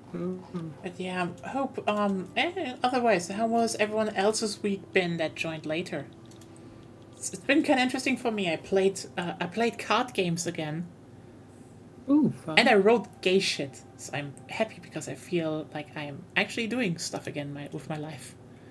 And Magic was fun, honestly. It is great to know that like I have a store with people who are cool. Like they were so like basically roughly my age. They're all chill, and you just sat down with like 7 other people, and you could just draft Magic the Gathering. Oh my god.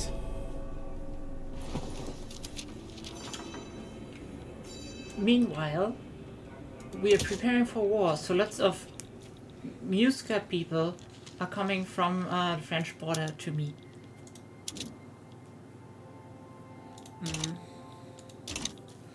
I see. My troops are slowly lining up. Yeah, it took you a while. It definitely take a while. They are still. They're moving. very slow if you don't have in your military Bucks. Veil. train support and shit. Oh. Your military. Oh, you mean like in the military mobilization? Yeah, I should have done You have nothing on there. At least the supplements you nothing can on- afford you could turn on. Those I don't think cost organization. I could activate opium. Yes, Opium. if you can afford it, sure. I am spamming. I'm just saying, like that you can't turn them on. Otherwise, you lose organization now. That's too late. You do Okay, that before fuck. a war. Fuck. I didn't do that now. I have never fiddled with that system. Base functionality since I think like half a year. Yeah, never done before, sadly. But yeah, now you two do bigger war against the USA again. Well, and we Oh, for the love also of God, Russia, punish the give French. Like, we should. Yeah. Yeah. Playing Magic again is actually really cool. It's just nice. While the French are waving their baguettes, we're getting ready to schwaffle them. Also, sorry to Dutch people. You know what I said. I know what I said. What the fuck did you say? The French baguette waving. This isn't even fair. It's like Persia runs up to Egypt with. Egypt is always fucked. Like, you can just play Ethiopia and be like, yeah, I have spears, but I have the great king, so fuck you. Yeah, so the Americans are bringing siege artillery and trench infantry, which, good, and I don't have siege artillery yet. But, like, the other ones are... oh, wait, also have some trench? But mostly line infantry, so... Don't worry, in the north of Egypt there are tanks. Oh! Oh, Sophie, you know what I said, didn't you? Oh god, what? I think Sophie knows what I said. Okay, what did you say specifically? What it- I said the word schwaffle. Waffle? Yes. What's That like a waffle, but No. Oh, is it like a sex thing? It's a funny Dutch sex thing. Ah. Damn swamp Germans. Like it's what's funny is that this isn't. There's an actual it's highly specific, and there's an actual phrase for this.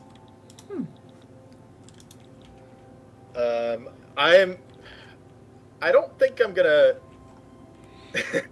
Yes, I am going to write that in our group chat. So, just because I'd rather not openly say exactly what it is. Otherwise, Twitch might get ideas again. Who knows? So I think we're winning on every front. Yeah. Let's crush the Americans. We're Let's not always. Well, I'm crushing. Yeah. We're not always winning every advance, but we're winning every defense which is what counts. Okay, I'm gonna take the first, the opening sentences from Wikipedia and just send that in our group chat. So, There you go. It is, yes, it is that cursed.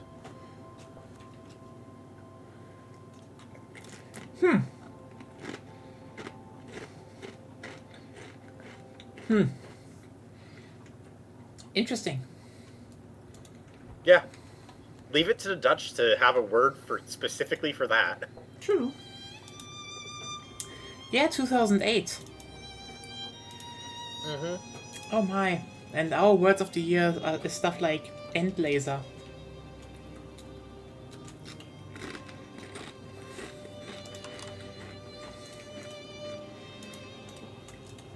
Well.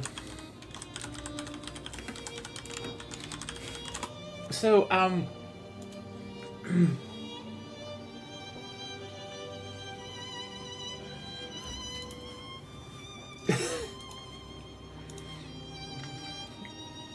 so when I hear something funny, Maybe. Sure. so there's this thing since 2008, where they do it's not only word of the year, but we have youth word of the year, and I'd say some of them are that's on got it. are on point, but in recent times they have become more like people are like, who selects that? And also because it's kind of an online vote, there's this online community, German online community, that is basically the same that dominates our places all the time. With the German might on the internet, anyway. And they have tried to get one word into there, and it constantly doesn't pop up. So they're like, the old ones are fudging the vote because they don't want our superior words. So I was reviewing some of my old linguistics notes, and I came across my lessons on the formation of words and how they end up in our normal daily lives, and it basically and there's basically a cycle. Mhm. The youth and other people create a new word. They use it and they use it as a joke and as a kind of in thing. Then other people start to say that word ironically, and they end up using it so much that over time it becomes part of the normal lexicon, and it becomes an unironic word, possibly with a whole new meaning. And so that's how you end up giving birth to new words, because once that word falls out of use and has become fully ingrained into the public's minds, then the new youths create a whole new word for a whole new thing, and it's an endless cycle of cringe. So yeah, the suffering is endless. And that is how linguistics works.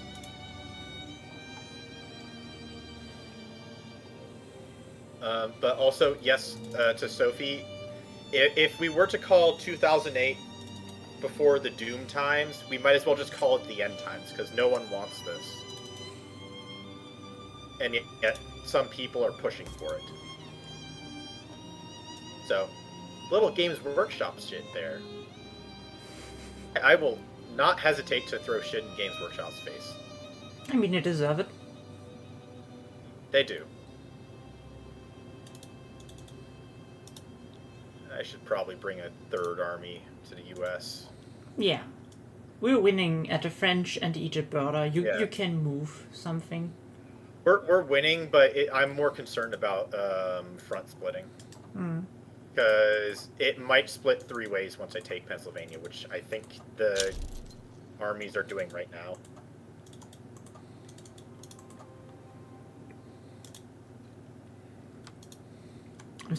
By the way, as far as the map is concerned...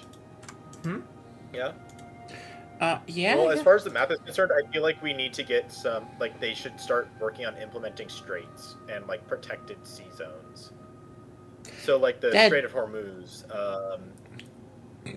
and some other locations should probably be implemented. Like, yeah, like a naval expansion. Yeah. So, like, for example, the Chesapeake Bay should not be something that you can just do a naval invasion on the District of Columbia.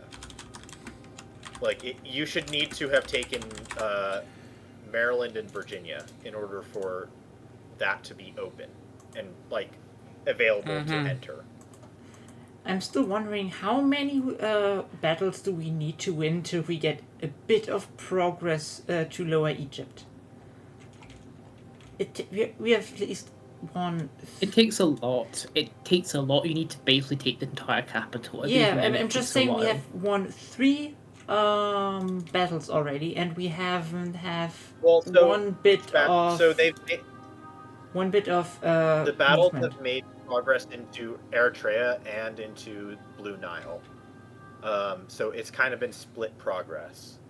I also no. I mean the Egypt border. We're just in Sinai, and we won 3 battles. Oh, that one. We won 3 battles there, and we still haven't moved the front one bit. For that one, it's because here's what it is. Germany lost one battle where you somehow ended up with just one soldier one unit against 30 American units. And then similar stuff happened with Iran. And also Iran lost in a fair battle against the US in a defensive battle, I think. So every time that we lose a battle, we lose a little bit of progress. Yeah, I'm just wondering why we can't get more shit. Like, it could also be that generals are rolling bad things for progressing fronts. That could be.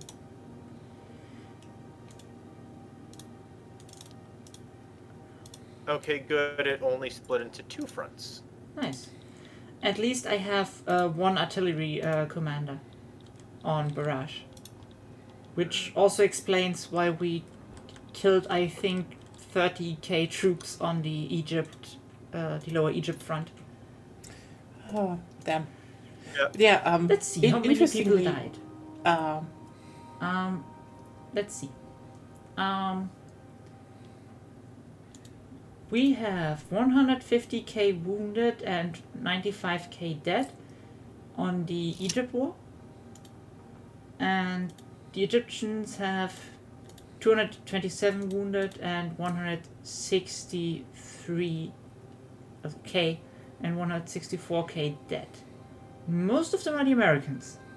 The Americans die. How bad is oil on our market? Very bad. 52%. How much would this change things? So, okay, if I did this to one of my armies, be 1 per input. Probably don't want to do it to that one. Then I'll do it to the 30 stack, which is currently fighting in New York. You know what? It's kind of... I have activated the Flammenwaffe.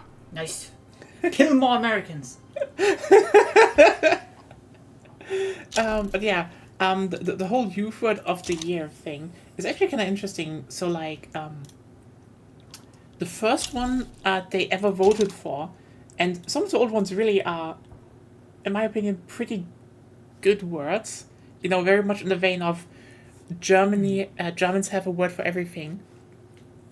So the first one that won was Gammelfleischparty, which is describing a party for people above the age of 30. Yeah, but nobody knows what you mean because you didn't translate Gammelfleisch. But Gammelfleisch is like, you know, rotting meat. So yeah, rotting meat party. For Yeah, you that know. ex- Don't, Oh my god, I see how that wording came to. Yeah. And now we are the rotting meat.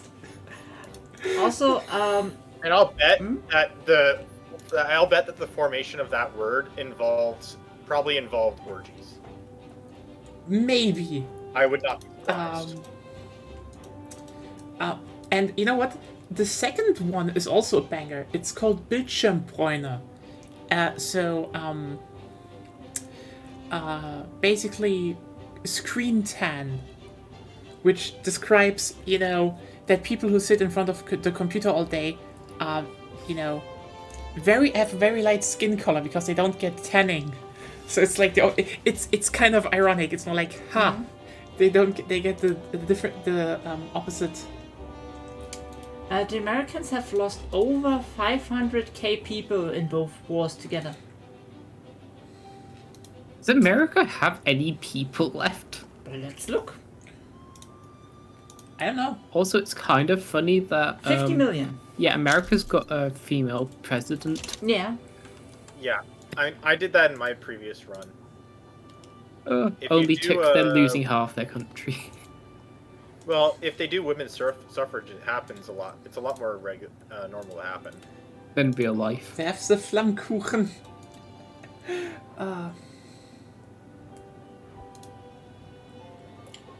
You know, we might not be winning every battle, but we have reduced them to 12k people on the Lower Egypt front. So Yeah. that should close that one soonish. Let's look at France. Oh, and you made progress into Alexandria. Alexandria. Where's that? Well, lower Egypt. Oh, yeah. We have what we wanted.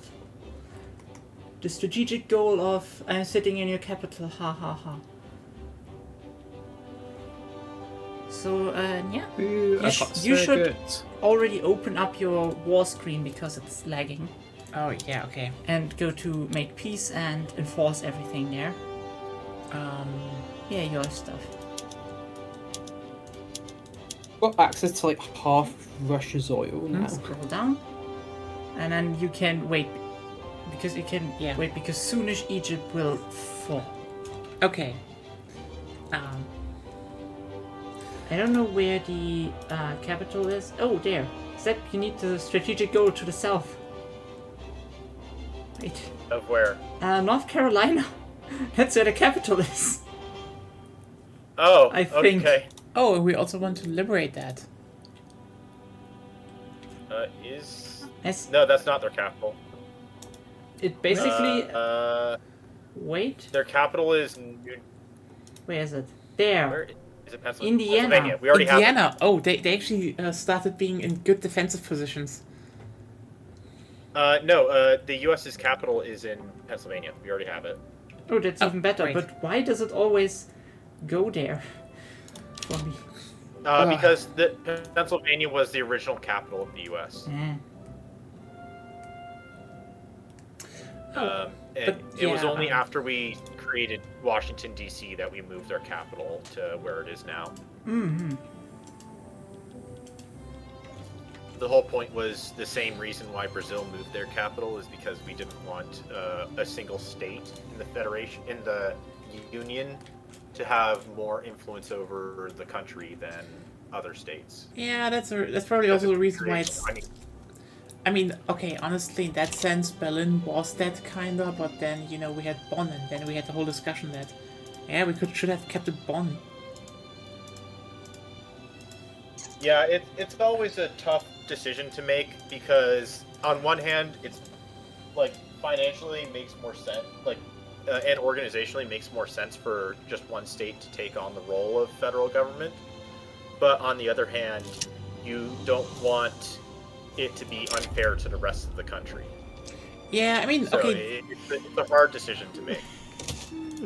I mean, the irony is that so the irony is Bonn became the capital of West Germany, due to probably the funniest decision ever, because basically after the war, they reorganized and were like, okay, we need to elect someone, and they were like, okay, who can we actually elect that everyone agrees on, and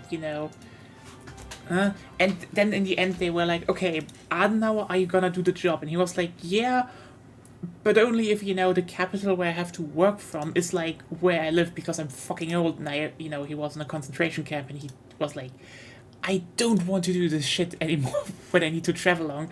And so like the closest city they had was basically Cologne / Bonn, but they were like, maybe not Cologne. And so because in Bonn there was just more space basically, and so they built it there because our first chancellor was just like, I only do the job if it's close to home, and they were like, you know what, fuck it, let's just build it there, let's make it there, and this is why it was Bonn. That's literally it. And Still takes ages for them to capitulate. It's like, you don't get your capital back. It's ours now. I mean, the irony is that they later moved it to Berlin, and while a lot of facilities were already spread out, this costs a lot, and they had to build a lot of shit to actually make Berlin more viable, while Bonn would have been more cost efficient. This was a big discussion, but like for a lot of them was like, Berlin being the capital was just always the thing that would have happened after reunification, because like Berlin was the capital, and so like that's why it's Berlin now. There was once, again, they really were like, what is gonna be our capital? And one of the highest contenders was Hamburg, by the way. Hamburg or Cologne. Hamburg, Cologne, or Munich. And it became Bonn because Adenauer was just like, nah. If I do the job, I just do it if it's close to home. So yeah, no, that. And you know what? I like that. That's just a good mentality, I think, to have.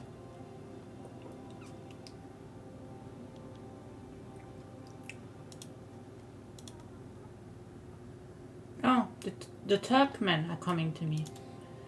Ooh. Yeah, from you. You're losing Turkmen. I get in other ones though, so it's not that bad. Can I say though that the game is increasingly slow, and we should probably stop doing wars? I will do another war sooner. Why? It's already slow. The problem is that it's not that we're doing wars. We're doing wars against against like large countries that are like bringing a lot of forces to bear. We were like, what the funniest? When we started? 25. It's 2 years later. I think it's an hour per year. It is getting. I don't think it was 25 that we started. I think we started a little bit earlier than that because we've gone through a full truce cycle. I think we've gone about 5 years. At least. You know what? Fuck it. We will finish this today. I had to get my 4-year truce done with the U.S. Yeah. Let's finish this today, though. Maybe with a little less wars in the end. Maybe. Wars are fun. Yeah. Okay. Okay, now we're winning. Yeah. It's getting faster. Enough Americans are dead. Yes. Let's look at the combined unironically losses of the Americans. Just the dead. In the Egypt war, it's 265k, and in the Dutch war, it's 414k because of the Flammenwerfers. Also, it may not show completely everything that happened because the U.S. just dropped out of the war. Yeah, that's why Shortly did that, because... Oh. Yeah.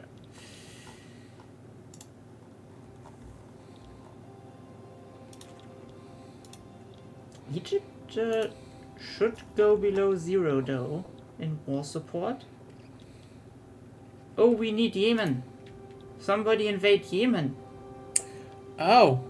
You didn't do that? You need Yemen if you want them to drop in war Yeah, support. oh yeah, right. You said that to me, that I should just get that. Has someone a small army? I don't think I have everyone of mine out on the front. You have just one big one or what? No, I have a lot of semi big ones, but like I guess Yeah, I can take a small one and go there. There's no army there.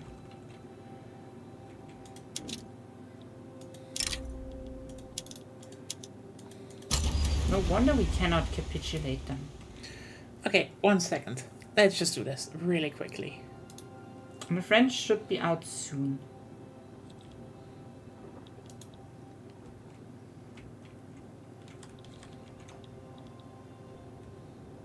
Oh, are you also hitting the French right now? They dared to show up to a war. You know what? You should have taken probably Normandy, Picardy, and Poitou Saint-Ouen from them, and then they would have been dead. Well, that's what we wanted, but Sepp can't stomach that much infantry. Against who? Russia? I have 85 infantry right now.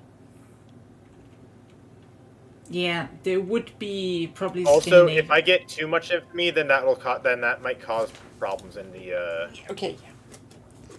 in the cohesion. Also, Sepp, we have now the Roman Republic, I think. Oh, almost? I think they just need to accept now. I sent them. Yeah. Just need... Okay.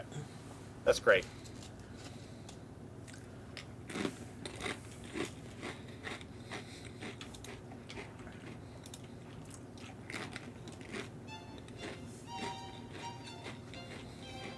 So luckily the U.S. has already capitulated to me.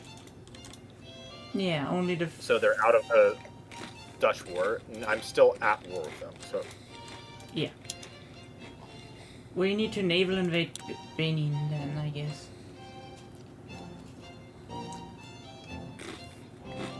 well, we also do need to re-establish the front line. True. Give up on Delaware. Send you down to the board to the invasion.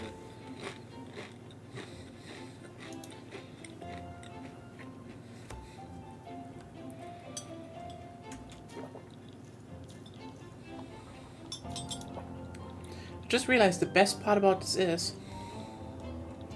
with what we do here, I think the US are basically only left with New Jersey, Delaware, and Maryland. Okay, I guess also Virginia as port states. Well, they'll still have New York. They'll just be missing part of New York, so it'll lose half of its buildings and half of its bombs. Oh, I think my army teleported? No. Oh, they're just moving. Okay, good.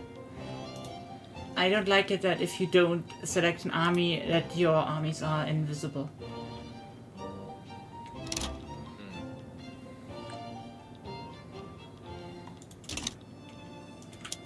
Oh yeah, like when you're at peace.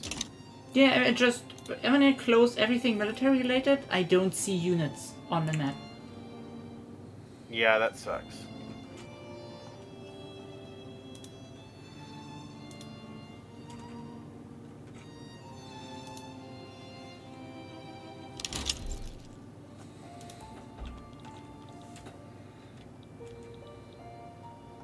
Oh.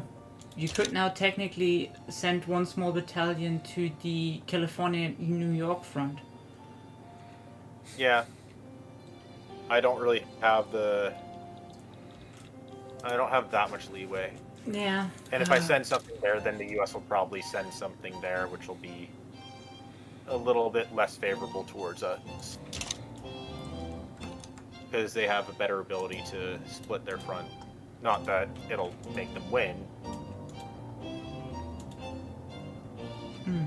It'll just make it just might make it a little bit less costly for them. Yeah, if they had something small.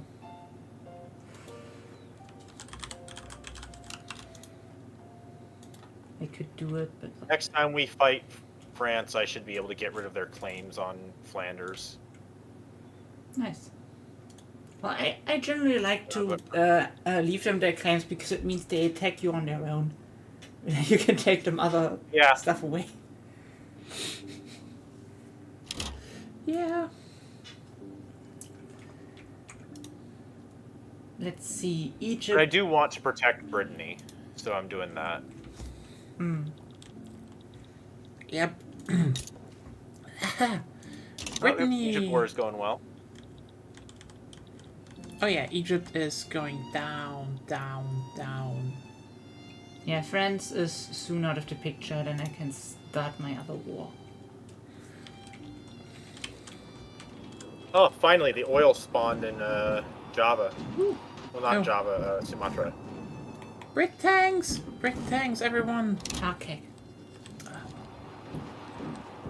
Oh, soonish the fronts will merge. And we will have one Egypt front. Honestly, kinda, it does kinda suck a bit that, you know, when I see it like that, it's kinda weird that, you know, I think Wiki 3, with its small animations, gets better war feeling than so many games nowadays that are quote unquote military or war focused. Yeah.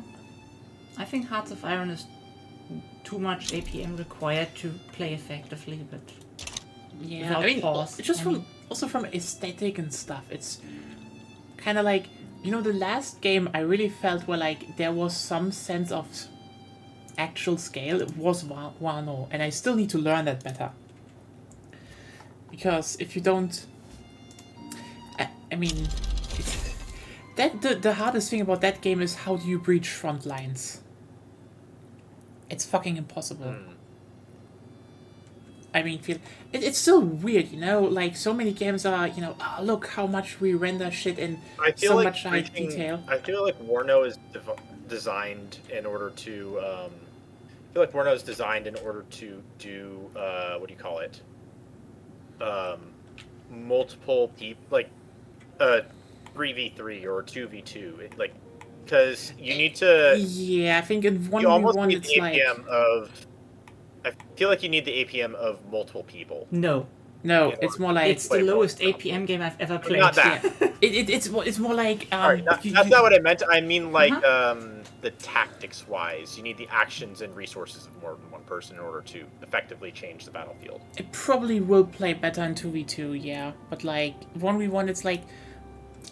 It's like definitely, do you make the land grab and someone doesn't know how to really perfectly push through and conserve armies, they won't win against you, period. Or, you know, I mean, I like that it favors the defender in Warno, but there's a limit to that. Yeah, Yeah, I'm The limit to that. generally, if you go with RTS design, it's always a bad idea to favor the defender.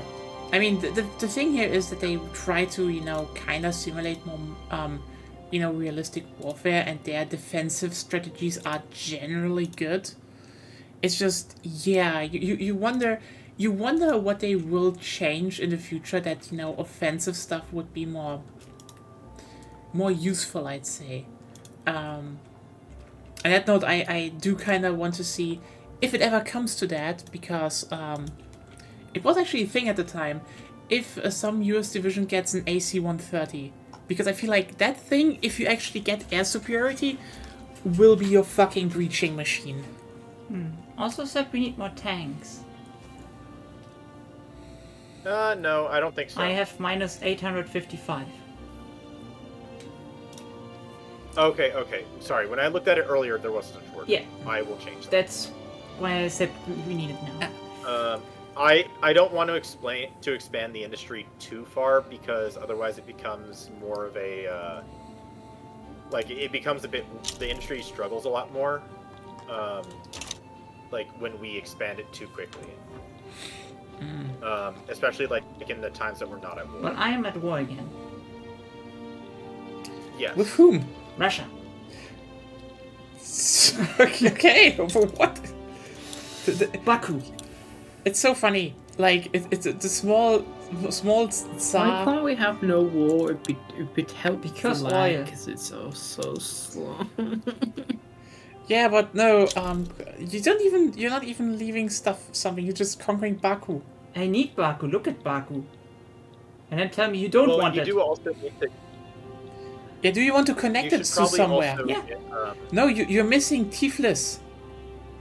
No, I'm going Elivavetpol and then Armenia. I have the Ottomans. You don't have Armenian Oh, yeah. warlords. Yeah, it needs a while. It lags. Huh? I swear to God. Okay. That's like, ooh. If I get that job, I'm buying a gun here and new computers just so you can run this game a bit I faster. already upgraded that shit. I mean, appreciate it, but still. Hey, by the way, do you even know what an AC-130 is? 4-bit Begonia? is still care. not faster. Ah. Yeah, nobody looked at Baku, right? Even though I said I want that specific. I see Baku. It's 231 oil rigs. Yeah. We need that. Yes. I want Baku. Sepp knows. I want Baku.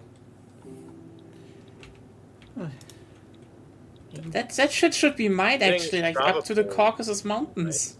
Well, not anymore. Shut up, Germany! Why do you interfere with Iranian business? Because there's oil. You sound more and more American by the minute. I guess I am the American in this playthrough.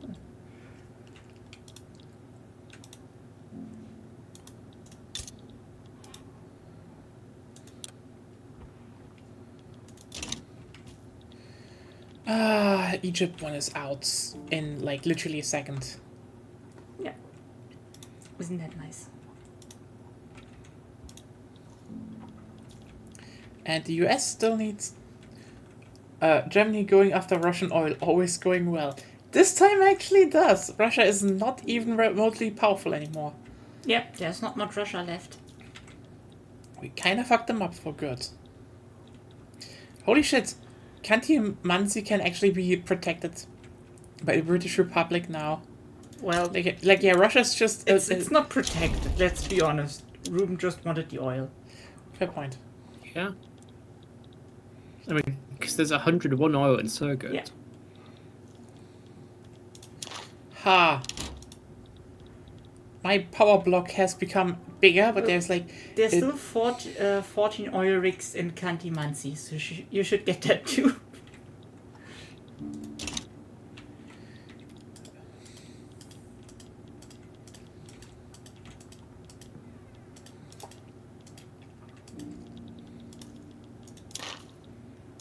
Just 19 years to get stuff now, because Egypt is now in my power block. If they want to or not. Well, not 19 years, I've only got 9 years left. Yeah, that's the problem. There was an Iraqi uprising in Palestine. And in Basra. Also, Sepp, do you want something from Russia?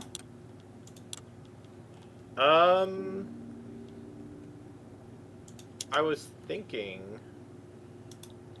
the Nantasia, the really northern one. I don't know. I have Kaunas, Russian South Livonia, Russian Dobrudia, Wait, Bessarabia, and It's in Arctic Russia. wait, why do I have I don't know what it is. the Marina Kingdom? Northernmost. Nenetisia.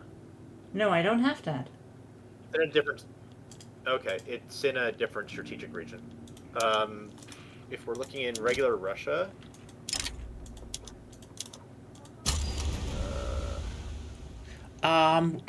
Interestingly, there is something with the Marina Kingdom. Also, what is up with the front line in the U.S.? It's frontlining. It's, I guess I sent my troops over then. it is slowly progressing. The U.S. is delaying a lot. I'm just asking you. Inconclusive battle. Huh. What? So, There was an inconclusive battle Nice. between me and the U.S. what's that? What do you want?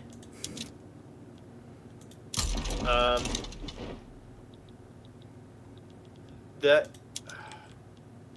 Well, let me see if I can. There isn't. I would need to put a interest there myself. No, I can invite you though, because the war is Well, nearly no. starting. There's no interest you can Yeah, do. that's the problem.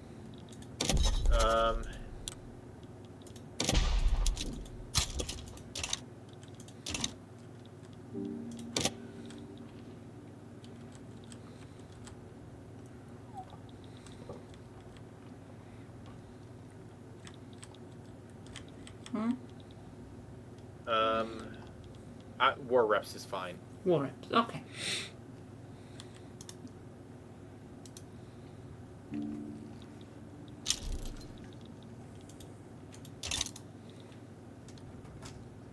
If we get into another fight with them, then that little bit in Arctic Russia I'd like. I'm putting an interest there for future reference.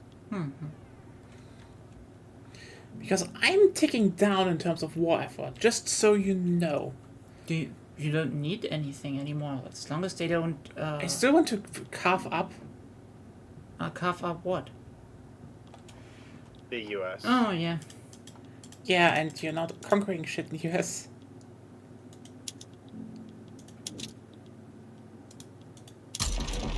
I am actually trying to improve all this. Like, Yeah, but the US has no I have war named goal my on meeting. Iran, so they will be thrown out. the U.S. also has no war goal on me. Yeah, they have no war goal on anyone.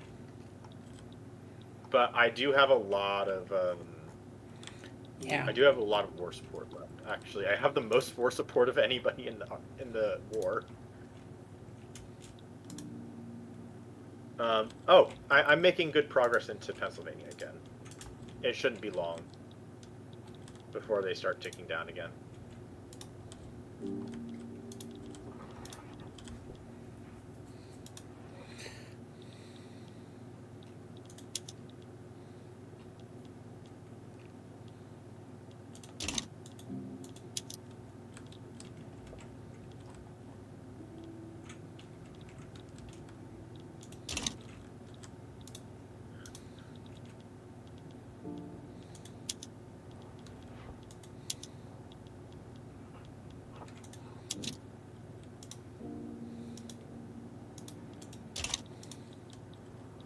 Yeah, Victoria 3 is basically the only game I would need to update my PC for.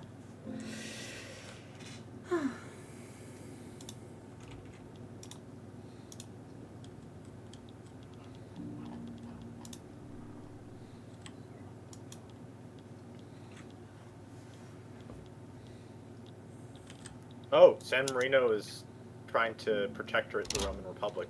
Oh. I'm going to protect them. I will too, probably. See if you can get them to be protectorate of yours.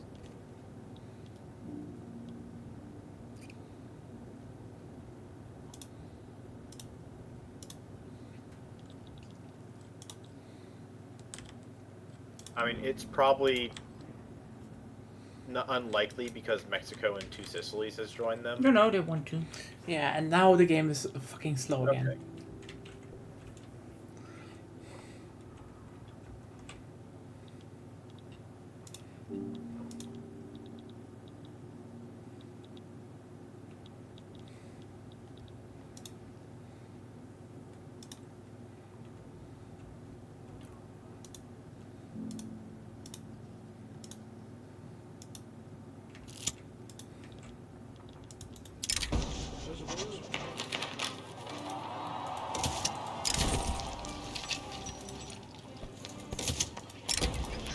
No, I think it was probably slowing down because the game had to split the U.S. front.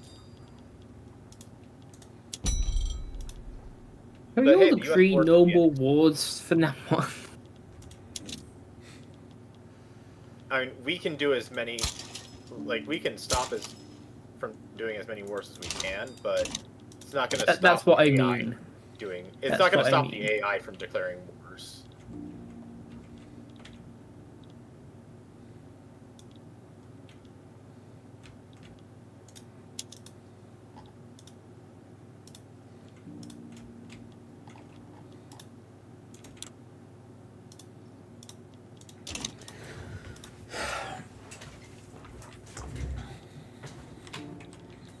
So Agonia, did you happen to like turn a bunch of your units into tanks?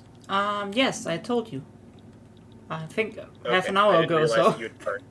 I said I'm upgrading my army. I think.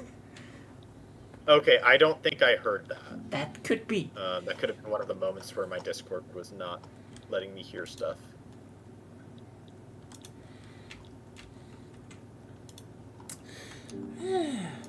Wait. Ironically, now it's also perfect time for writing because nothing is going on. Yeah, but looks like the US will peace out sooner, by the way, than you are. Yes.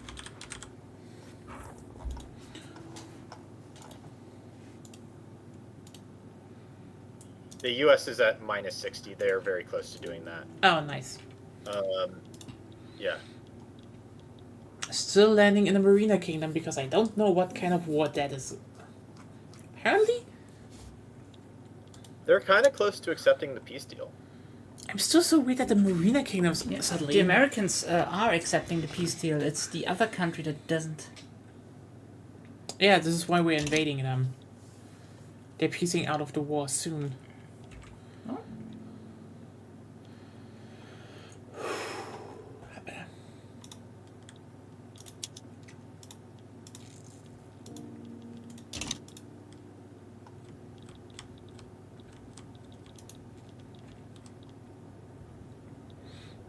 Yeah.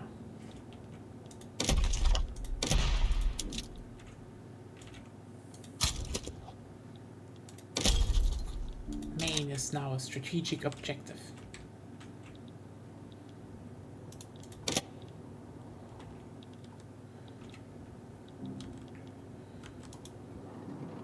So I will say I do appreciate what they've like the changes that they've made with interests, because it like in the previous version of the game, at this point I would have interests in every single region in the world. Right now I do have struggles to put interests in a lot of places that I want it to be in. Like I don't have. I'm still missing two strategic regions in the U.S. in North America, 2 in South America, a couple of them in Russia, and some in Asia. But I'm still able to be like to have like high coverage across the world. It's just that there's a limit to what I can do, and that limit feels good, Yeah, comparatively. I guess, is the way to put it. Hmm?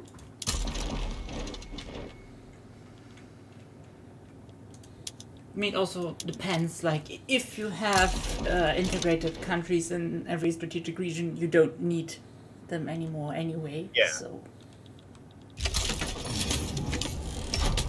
like, if you do Britain World Oh, Conquest, it accept. You can ask for the peace deal. Proposed peace deal is everything. Press walls. yep, please do.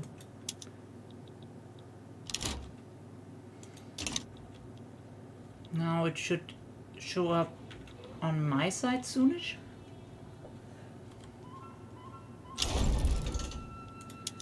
Okay.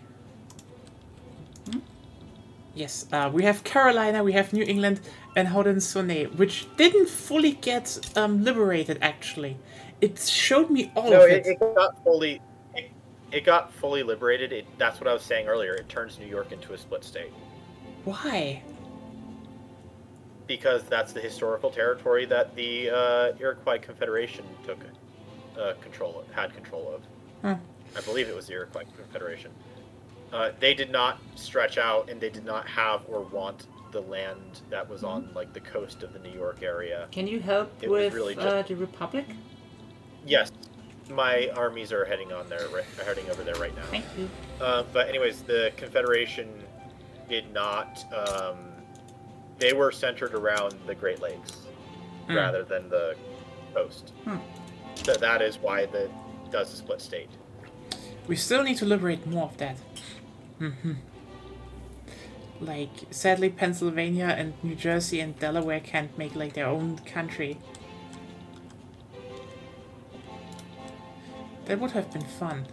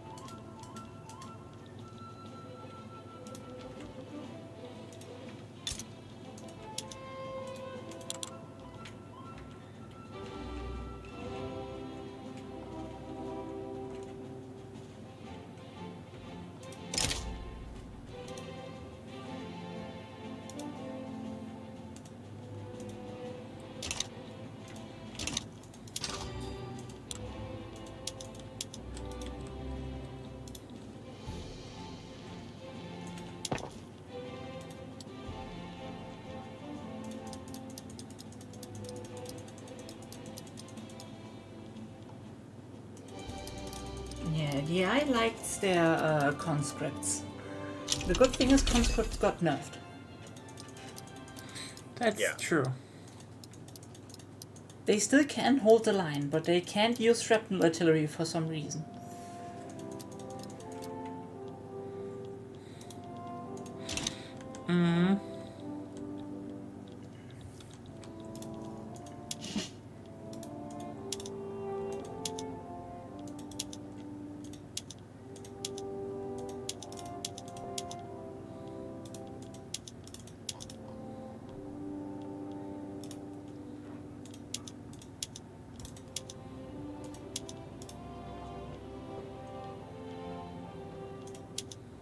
And soon-ish, there will necessarily be another big war. If I can avoid it, yes, but that's on the AI. I mean, yeah, you're just grabbing stuff from Russia now and then. No, I'm at 29. I will annex Qing.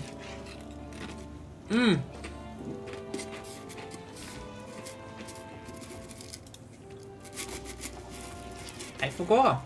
Do you want to annex to Qing? Yeah. Right. That will not lag in the slightest. I mean, how many people do they have? They have not as many battalions as the Russians, so it will lag less.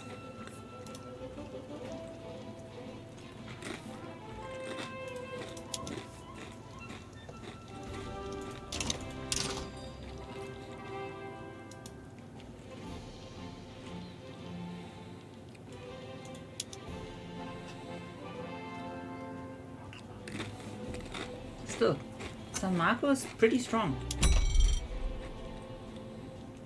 Yeah, they're a great power. We still have some people lying around there, I think. The fifth. Yeah, Dutch I one. noticed they decided to go back to my. Yeah, probably because there know, wasn't you a want front Mexico? line when the war ended or something. Probably.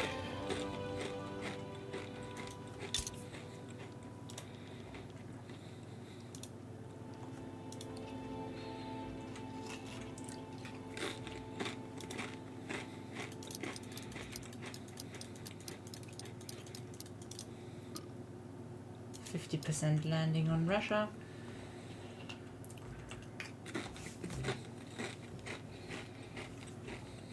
Where's the capital? You know what we've done to the to Howdenez? We've actually done something really terrible to their country.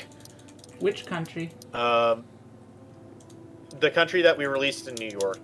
Oh, New England. So they start on national supremacy, not New England, the other one. They start on national supremacy, which means that the only accepted culture is Iroquoian. And you know what type of pop they don't have? exactly that.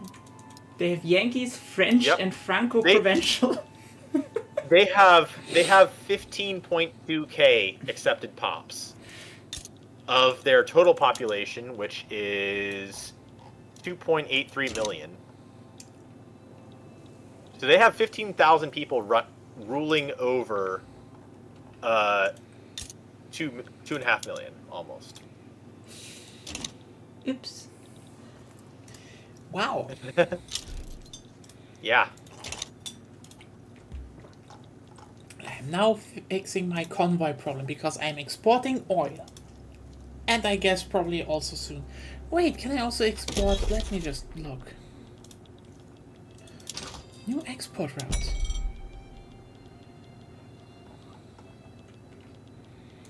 Opium. Who wants Oh, the Russian market wants opium. You can just sort either by productivity or amount. Amount is generally the best. Yeah. Yeah, have a good night, Sophie. Hope you sleep well. Zep's gone. Again? Yeah.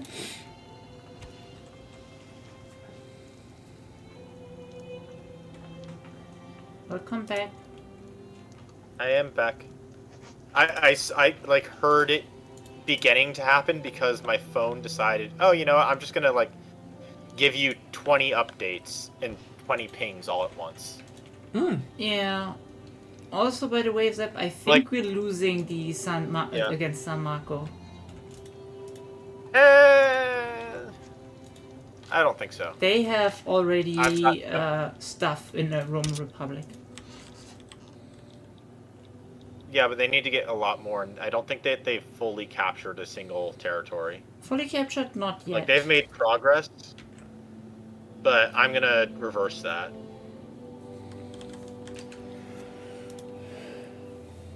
Well, next up, we need to land in Russia, I think. And my army Agreed. is moving to attack from the north.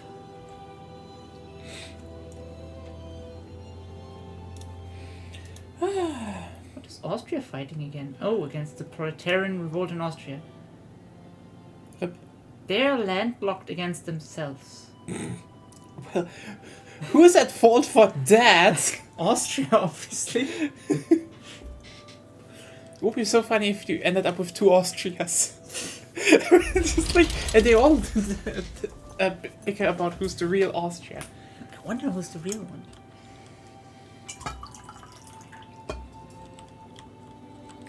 Ah, Gelady Bourgeois Revolt. I feel.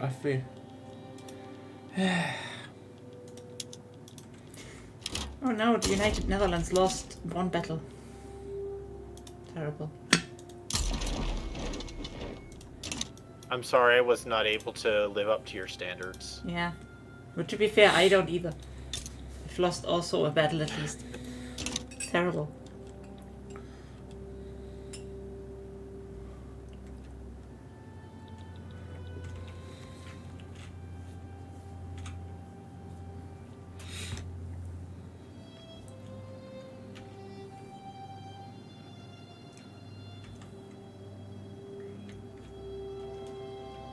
I wish we could get Nya into a power block.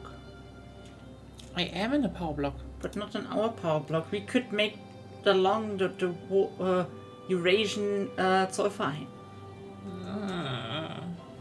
Just because you want Deutschland. Yes, Deutschland. Make Deutschland someone sometimes else. If my PC is better or the game is more performant, I will do it at least in single player once.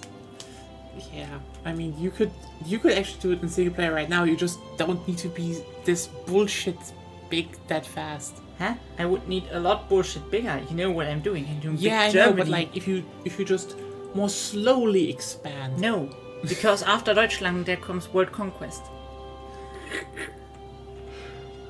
World of Conquest. Yeah, it's important.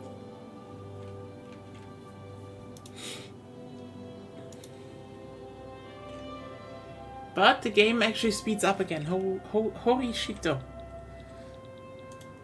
Okay, we have the capital of San Marco.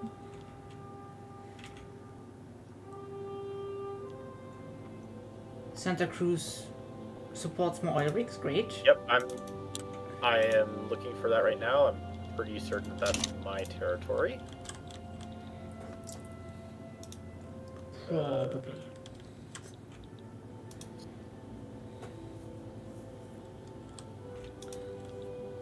Oh, nope, that is in Bolivia. But I can build there, so. Yeah. And it's in our market, so. There you go. I can build more gold mines.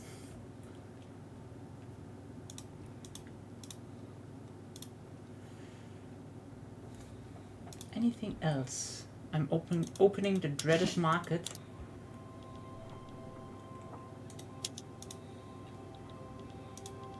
So, on staple goods, the only minus is groceries. A bit of hardwood, steel engines, iron, and oil, of course. Oh, glass. Suddenly lots of glass. Opium. We should have most of the opium though. Right?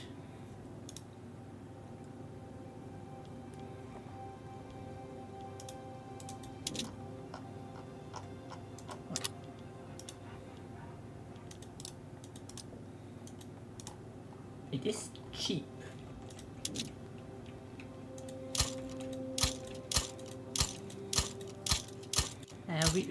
We need to conquer Delhi someday when Ruben isn't playing there. Which one? Delhi. They have lots of opium.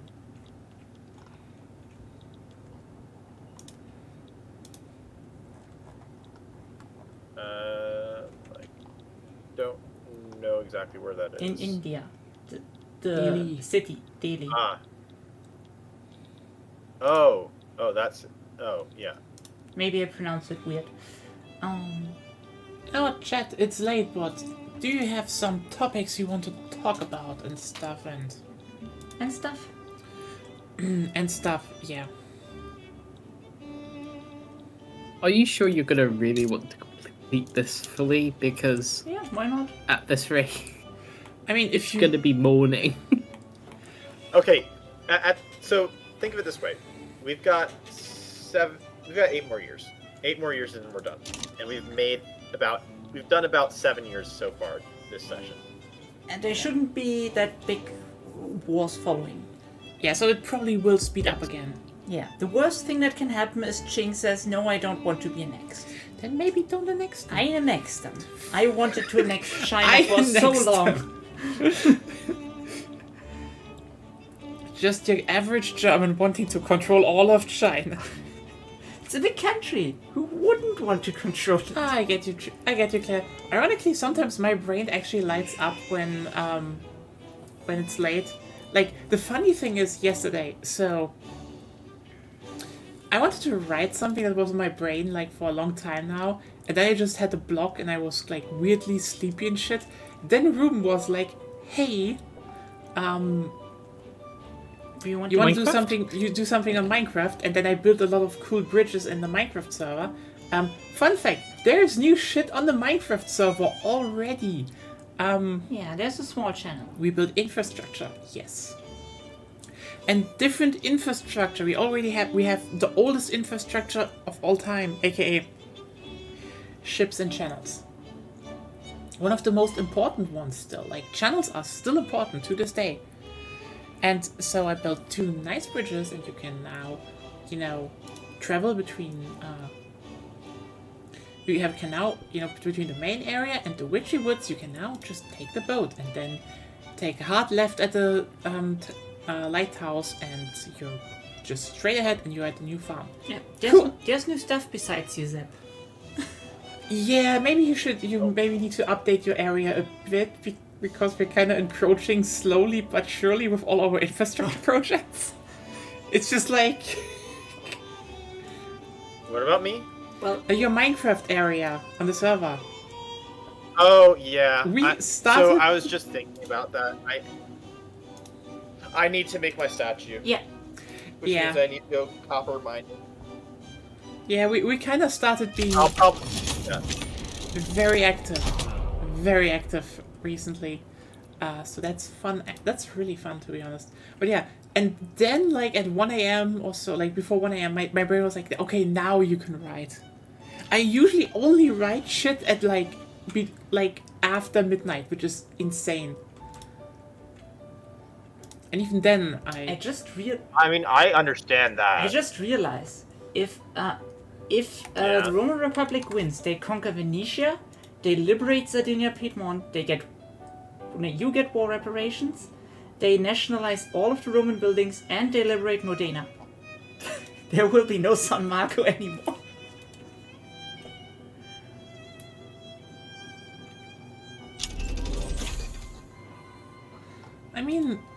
I mean, yeah, I know this probably sounds very ADHD. Like I can only work during the night. No, it just means you're night owl, which happens. So, I mean, it could just be that your brain is like more active at night, but Yeah. Yes, a night owl. Or, yeah, I know rather- that's or possibly the writing, the smutty writer inside of you is more active at night. actually no. It's more like I think the stupid part is more like I was actually very tired yesterday anyway because the night before, my sleep meds kind of just make my heart race and I couldn't sleep. So I was like, ugh. But like during the day, I also wrote during the day. I can do that when I'm awake. But like because during the day, Agonia wants to do shit. I usually only have time in the evening. And then there's always this period where I'm like, I'm getting sleepy, I can't work, oh, I'm awake again. I just need to pass that. Sometimes See, that's I'm not how it this is with active me. time. Like around Yeah. now, or like around like an hour from now, I start to get a little tired, and and then I just kind of like doze off a little bit towards the end of our later sessions. And then as soon as it's over, and as soon as it gets into like, oh, we're just chatting about random stuff, or Agonia and I have our rants about why Ascendance of a Bookworm is great. Yeah. As soon as that happens, I'm like, oh, full speed awake, time to go, Yeah, gotta go fast. like talking about a certain book. Yeah. You both really I like just like that. Yeah. You know, we could probably just talk about it right now if you don't mind. Or it might Really? not be good because there Yeah. might be people in chat. Does anyone in chat ever want to read or watch Descendants of the I mean, also maybe some people that Does- want to see this thing on Yeah. YouTube later, but like, Yeah, that, Hey. that is true. can I say one thing that is But- actually kind of positively positive? Okay. The Republicans seem to really dismantle their current presidential bid very hard, and it's good to see. Yeah, Kamala's doing quite well in polls, I think. Claire She's Someday, fine. the book that what I'm talking about is something called Ascendance of a Bookworm. It had an anime that premiered, had 3 seasons so far. No, 2. It's 2. Which covered the first. No, it's a The first okay, 2 book it's area. 2 seasons, but the second season. So it's 3 seasons. It's 3 seasons for 2 book parts. I thought the third was coming, but it's coming soon. I think it's like It's the 4th season, which will cover the 3rd part of the book. honestly, you should watch it. Like it's a real. It's like honestly, here's the thing. Or read it. Or read it. Or But like, both. here's the thing: if you're ever wondering like what falls under good isekai, it's that. It's actually that. It's like has great characters, great writing, especially if you like idiots as main protagonists, but like not completely stupid, but like kind of stupid. So So just there was a on the Isekai subreddit. They did a like one of those posts where they pick all the main characters from various Isekai and they put them into a category on like a chart. Let me where the guess. Chart's like different traits and different. It's like different traits on each side. It's kind of like the. But anyways, they put mine in the smart stupid category. That's true. it is really mine. She has the knowledge to be Like, smart. She's just like, I want to say. She's just a dumb little gremlin. I want to say Yes. weltfremd. It is weltfremd. It's the German word weltfremd, yes. But I don't know how to say it in English. It's basically you're not very literate about the world or social stuff. Look Or smart. ignore Oh, it. she's lacking in common sense. Yeah, like I think. Yeah. So we, I really actually got another friend to read the book, and they talked about it. Like she's still in the early books, and she said she loves mine because. She reads the book and she's like, "Oh, you're such an idiot." Then she turns the page and then carries the book. I'm like, "You're such an idiot." She's like, "Thank you, I love you." But yeah, mine is such an absolutely, absolute adorable gremlin. Like, it's just great. Yeah.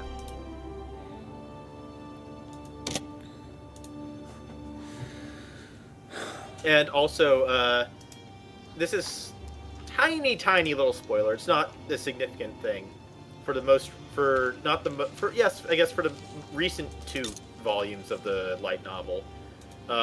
It's one of the only stories, and I mean stories of all literature, that I've seen that has done memory loss well. Fair. And we haven't even gotten to like the core of it all yet. Yeah. Like I've had another light novel series that I read is Grimgar Fantasy and Ashes. It did like big time memory loss more than once, and now this is just a trait of Grimgar. It was fucking painful to read at times. Yeah, I just but watched that- the anime of Grimgar recently. Yeah. Oh yeah. So if, by the way, I Also, I don't have the PDF. one thing, I had to land a bridgehead and then fascist Finland popped up. So I have no... all my troops got sent home. All my Not troops are gone. suddenly teleported home. Yeah.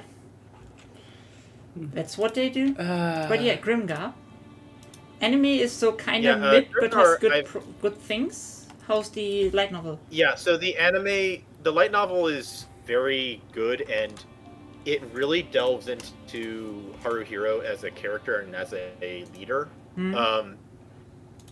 I think his inner monologue is the single most important part of the story. Well, maybe not the single one, but it's what draws the entire story together. And you don't really get that as much in the light novel.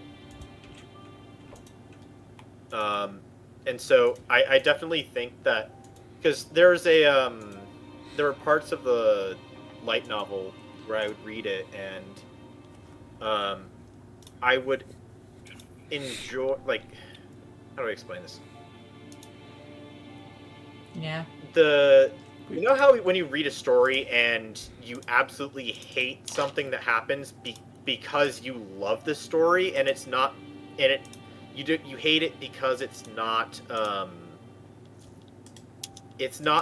that you hate it because you hate the writing itself, but because it's so good at what it does that it feels painful.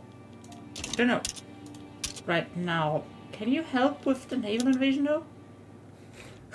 Yes, I am preparing that right now. Ah, okay, good. But No, anyways, not really. Grimgar is essentially the kind of story where it's you feel there's a lot of pain, suffering, and you really feel sorry for the main characters a lot. Yeah. But it does a good job of characterizing them and building up party relationships. It feels, if you're used to D&D, it feels kind of like the setting of D&D in some aspects, but it feels more Bit. I mean, human. the least amount of people know anything about the setting of D&D. That is probably the irony. It's more like the concepts of D&D, but like also they are so. Well, yeah. So I mean, like the concept of D&D. Yeah. Yeah. I don't know about the light novel.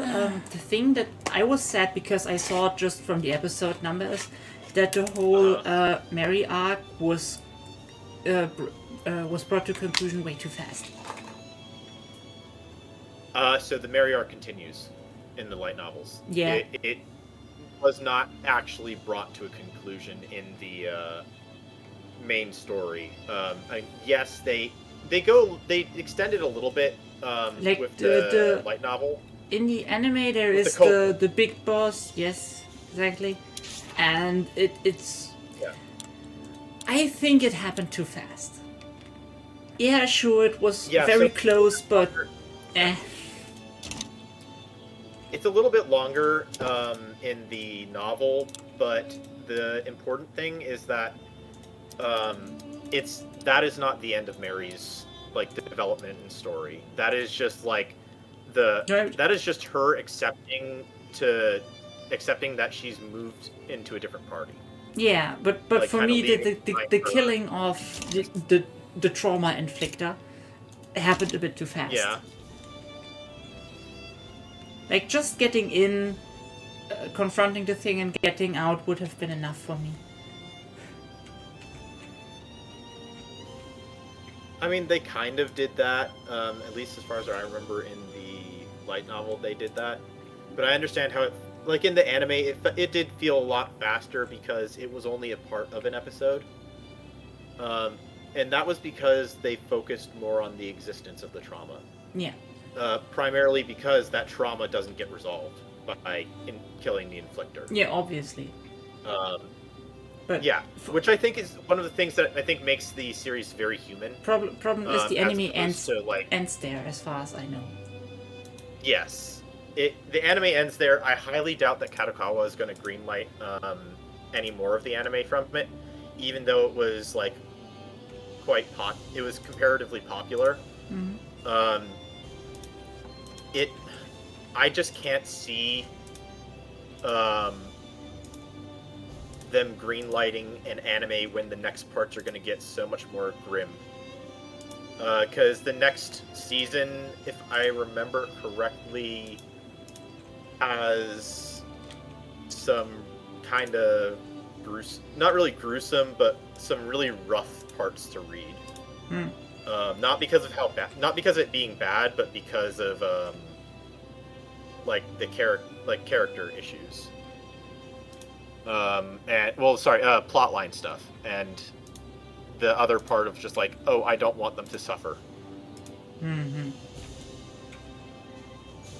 If you ask anyone who's read the novel, they'll basically say, "Oh, you want to read Grimgar?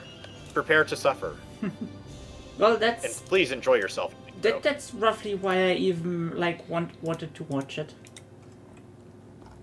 Well, there you go. It's more of a reason to read it. It is one of my favorite series. Yeah, especially since you said the whole memory loss thing is more in the light novel, because in the Yeah. So the memory loss thing happens in, I think, volume. It's one of the it's a semi-recent volume, but there is also memory loss like line 1.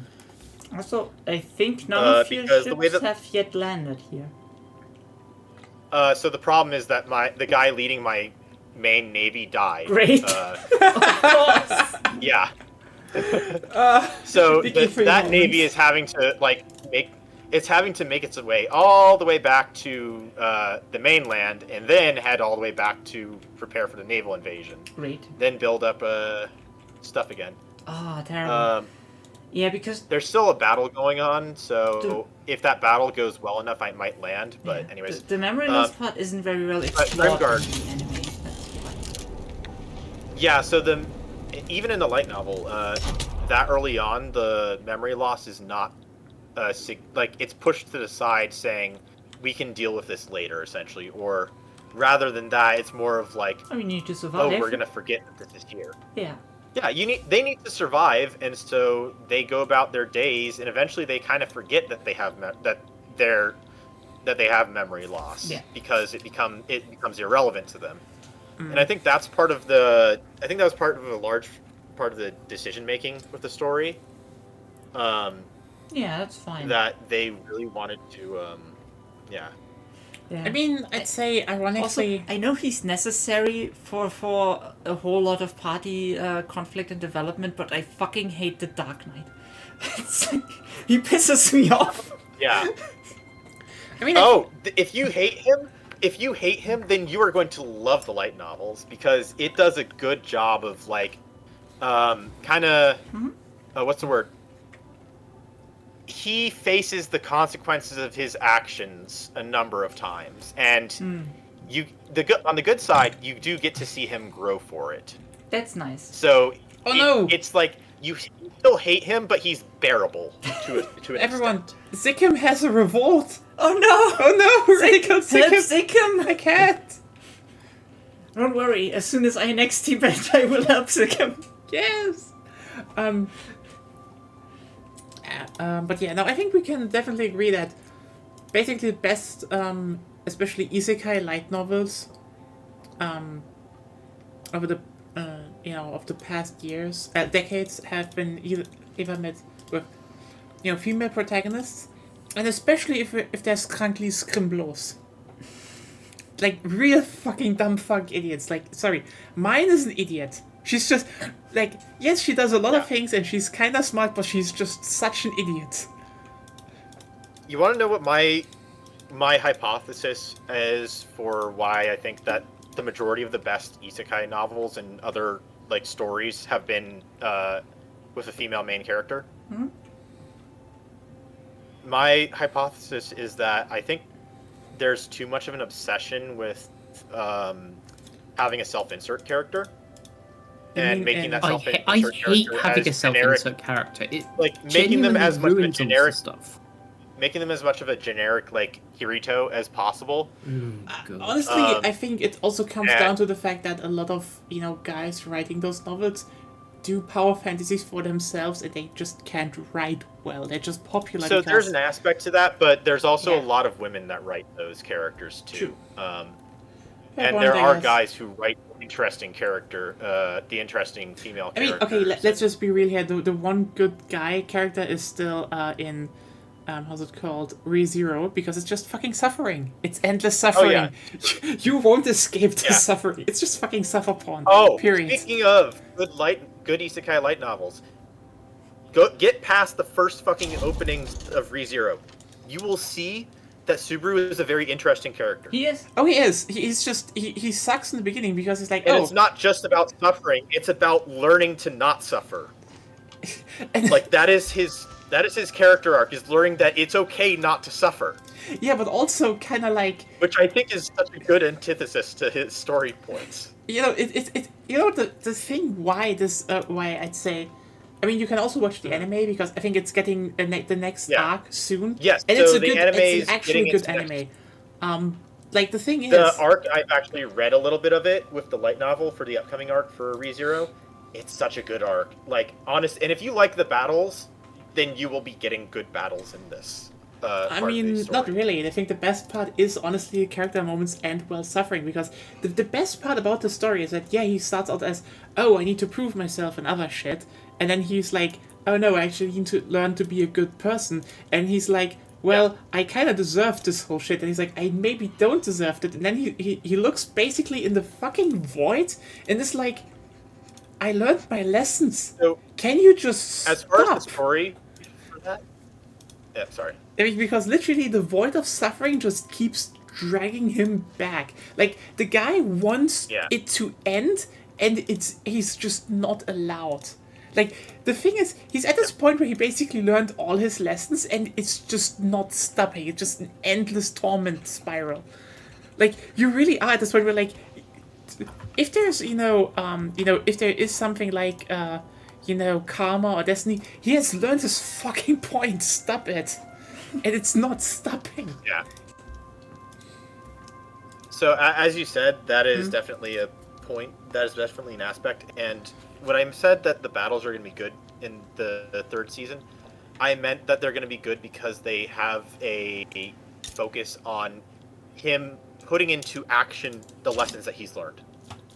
Well, it's gonna be interesting then. So, yeah. But yeah, honestly, those So, two that's I fine. can probably recommend really. Like ReZero is good, and if you can, read or watch A Sentence of a Bookworm, which, from what I've seen, A Sentence of the Bookworm is also just better written than most other light If you want to read Descendants of a Bookworm, ping me or send me a message on Discord, and I can get you set up with at least. Yeah. I can get you set up with the start at the very least. Like that's the thing. Probably, I think there are a bunch of light novels that have interesting concepts and shit. Like, but you definitely were like, yeah, they're not that well written as a book. Yeah. Still, how was it? Oh wait, how was that Chinese one again? That should definitely get an anime one day. Oh, you mean Reverend Insanity? Reverend Insanity. Holy shit! This is, I mean, Reverend Insanity is good for two reasons. First of all, it's actually just fantasy. Okay, 3 reasons. B, It's technically an isekai, but no, no. It's okay. Actually, it's more. Okay, it is technically an isekai. okay. The thing is, it's Chansha, so you know, wild fucking Taoism stuff is happening. It's amazing. And here's the third reason why it's good. The protagonist is an evil bastard. Like, not just evil, and he does the good stuff, besides because he's actually kind of nice. No, he's an actual evil bastard. The author literally set out to write this because he was pissed off that no one is writing evil bastards good, so he just wrote an actual evil bastard. And the guy is really, like, the thing is, he's not evil for the pure evil sake. Like, he's opportunistic, he's egocentrical, and he, Could describe him as amoral. he's amoral, yeah. It's more like, he's definitely down the whole, demonic cultivation path, because he's like, yeah, I want power, I want all the power, and I want it fast.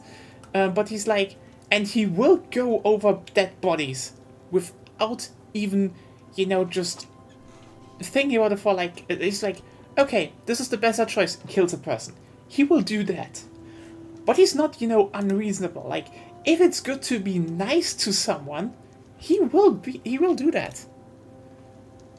And just, the whole thing he does is just, he fucks over so many people. And so many people hate him. And then it just keeps escalating. So, like, the thing is, because the whole setup is, he basically reincarnated into himself as, like... No, not as to himself. No, in a younger version of himself. If we want the whole setup, Okay, it's technically... he lived Like- hundreds of years already. No, because no, shut up. You don't know, you haven't read it. You would spoil too much. No. Historically speaking, timeline-wise, he was probably, in some version of Earth, some Chinese guy. What? Yes, That is later. not really. Even then. No, from what we know in the beginning. Can I just tell what I want to tell? You're spoiling shit. No, not really. You're doing it though. Too late already. Why did you then not think? Because when you said that is. If you say that is, I will No, that is correct the you. setup that everyone has in the first, like, Too opening late. chapters. Too late. Why are you so stupid? Too late. Shut up! Too Now I'm late. doing it. No, Why? no, No, no, no, no, no, no. I'm telling it now. No. You clearly don't know what to say. I know what I want to say, so let me. Yeah, but you're wrong. No. Shut up. So, he lived his life, and then we come to the whole story setup, basically. He cultivated a goo. Goos are things in that world. Important will be explained later in more detail over the course of the book. Could you stop Yeah. clicking? Okay. Yeah. And so he went back in time to become his transmigrated old self.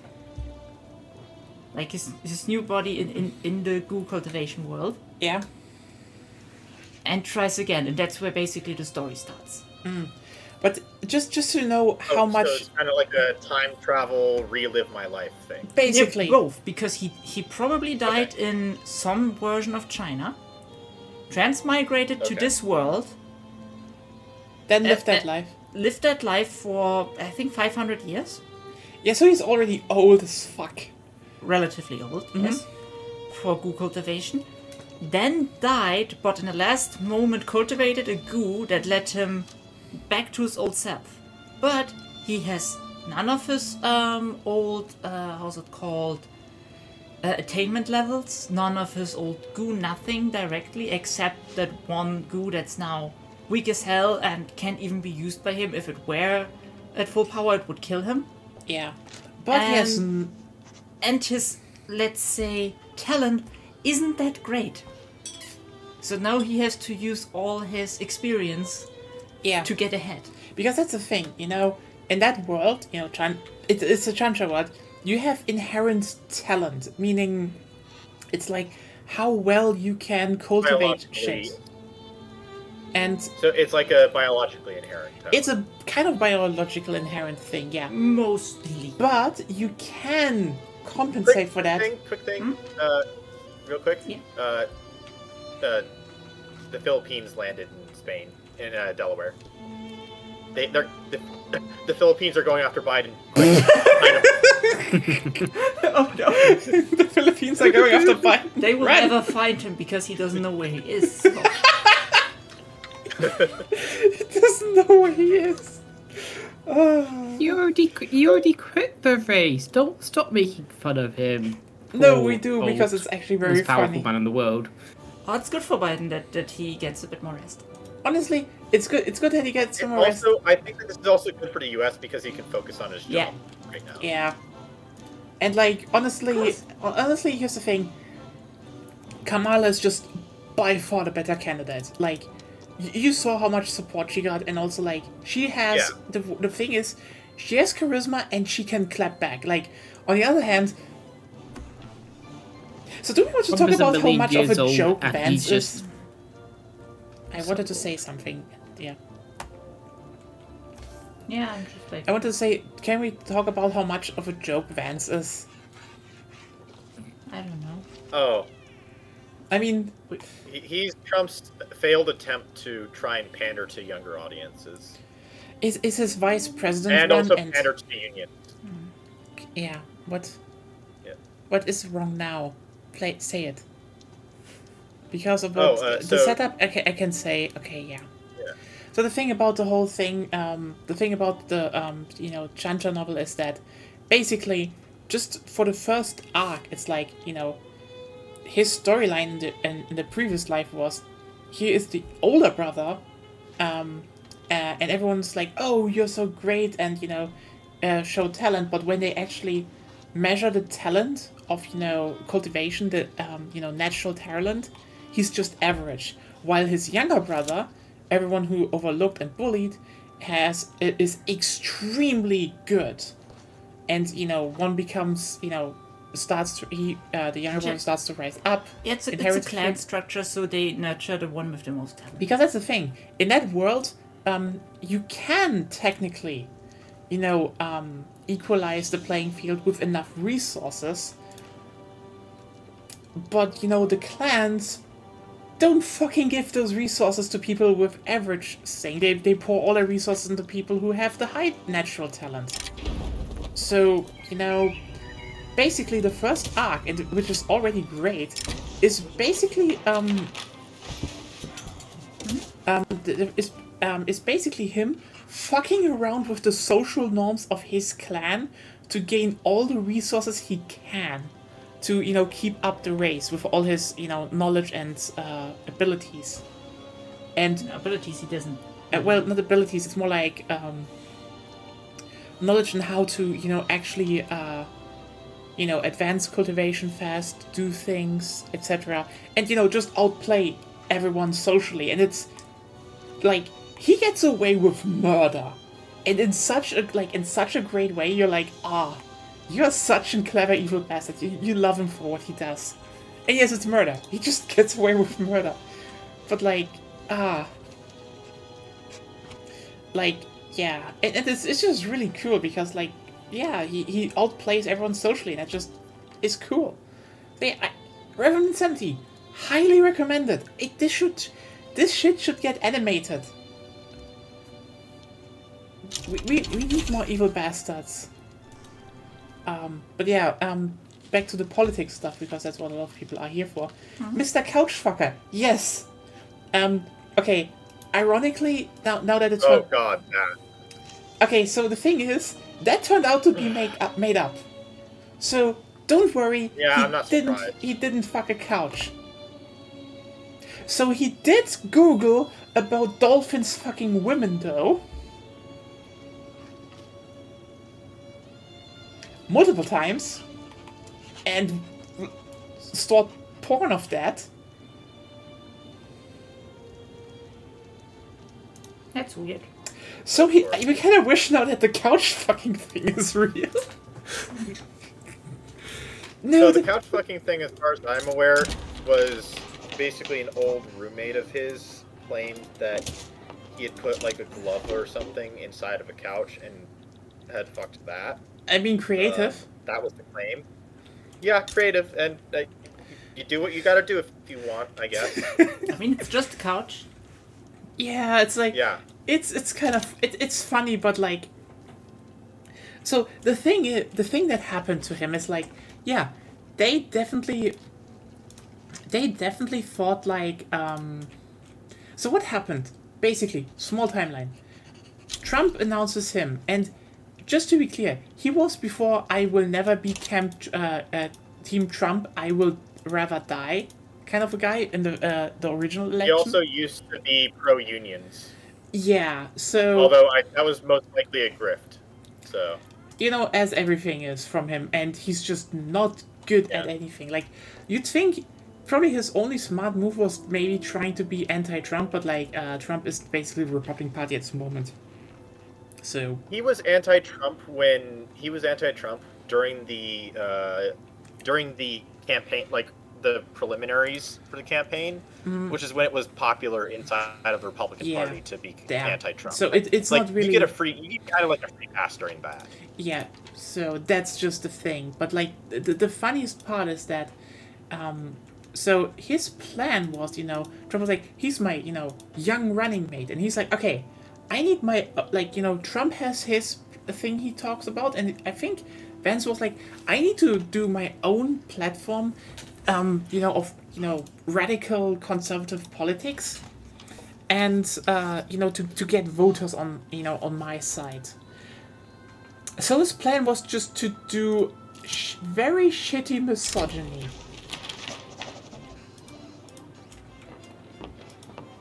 Like, I mean, there's a lot of... There is an audience for that in the US. I mean, that's... Let me put it like this. There is probably an audience there, especially in the conservative areas. But the thing is, he is so badly misogynistic, like, that he's actually putting off women that would have voted Republicans. Like, there are actually Republican women who would have voted Trump, just sitting there being like, wait, are these maybe bad? And you're like, wow. There's also Republican women who are saying no to him after saying the exact same words that he says. Yeah, I know. It's like, he's just also unpopular. That's on top of that. Like, the thing is that a bunch of, like, it's not that, misogynistic ideas are not unpopular, but, like, how you package them is the thing. Like, you still need to, like, the thing is, in a lot of ways, how misogyny works is obvious that if you, especially for guys, it's very simple. They want to control women. Simple as that. For them, it's like, you need to be married, you need to, stand at the, just be at home, produce children, cook, clean, all that stuff, The thing is, you can't really let the cat out of the bag anymore. The small part of women who are just really like, that's the natural order, who are just unabashedly pro that if it's just told them to their face like that they are subhuman, is small. like there are a lot of conservative women that are pro these politics because they were basically forced into these arrangements by their surroundings. By no, it's a lot of that. Is, Unfortunately, that's not the entire thing in the But, U.S. The problem with the U.S. is that there's a can lot I of women please- who have gotten the class traitor kind of thing. I want to but also this time point it's towards better. that. Huh? Also, thing is that for a lot of them, it's like I'm suffering through this.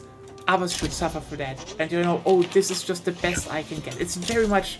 There's a lot of different things in that, but the reason why a lot of them keep doing that, because they also don't want to lose the stability they have from marriages, etc.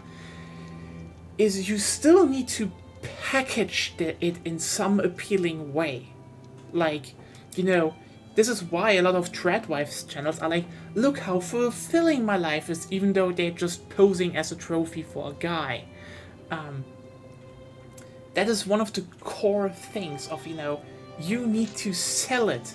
And Vance is just saying it. He's not even masquerading it. He's just like, no, women are subhuman and deserve to stand at the, and you're like, oh. So a lot of them are now just not really. I will that say happy. the one good thing about the JD Vance thing is that it's funny as hell watching the Washington Post shorts, because the guy who does the YouTube shorts for Washington Post looks like JD Vance. I feel so So bad it's very for him. funny. I feel so bad for him, honestly. He does deserve Same. that. Does he play into it at least, or sort of? The guy from the Washington Post who looks like JD Vance. Yeah, he does. Have you seen him? No. What I'm saying, does he play into like, oh, I look like the guy, basically? Oh, in some of his shorts towards the end, he basically says, "No, I am not JD Vance. I may look like him, but I am not him." He says that a couple times. He's made it a joke. He's owned Yeah. it. He still doesn't like that there's a similarity, but and that people are still like asking him that because he was at the RNC the other day. But it is very funny. Yeah. Oh yeah, that thing with the RNC where they had the dog. Like they zoom out and then there's the bulldog sitting in the chair. Oh, that. Oh well, but yeah, I mean, it's kind of wild to see what is going on because, like, just until a few weeks ago, apparently the Republicans really just had one plan, and it was Trump will run against Biden, and the thing will just, resolve itself. Zep, you need to accept the peace deal, I think. I did. Okay, then it's just lagging. It's just lagging. On my end, it's already resolved. No worries, you're just behind. I'm in the past. Yeah. But we are almost through 1929. We can finish this today. Ooh, yeah. But yeah, the thing Begonia, is... you want me to send you some lottery tickets to the past? Yeah, maybe. Yeah, German socialists are welcome here.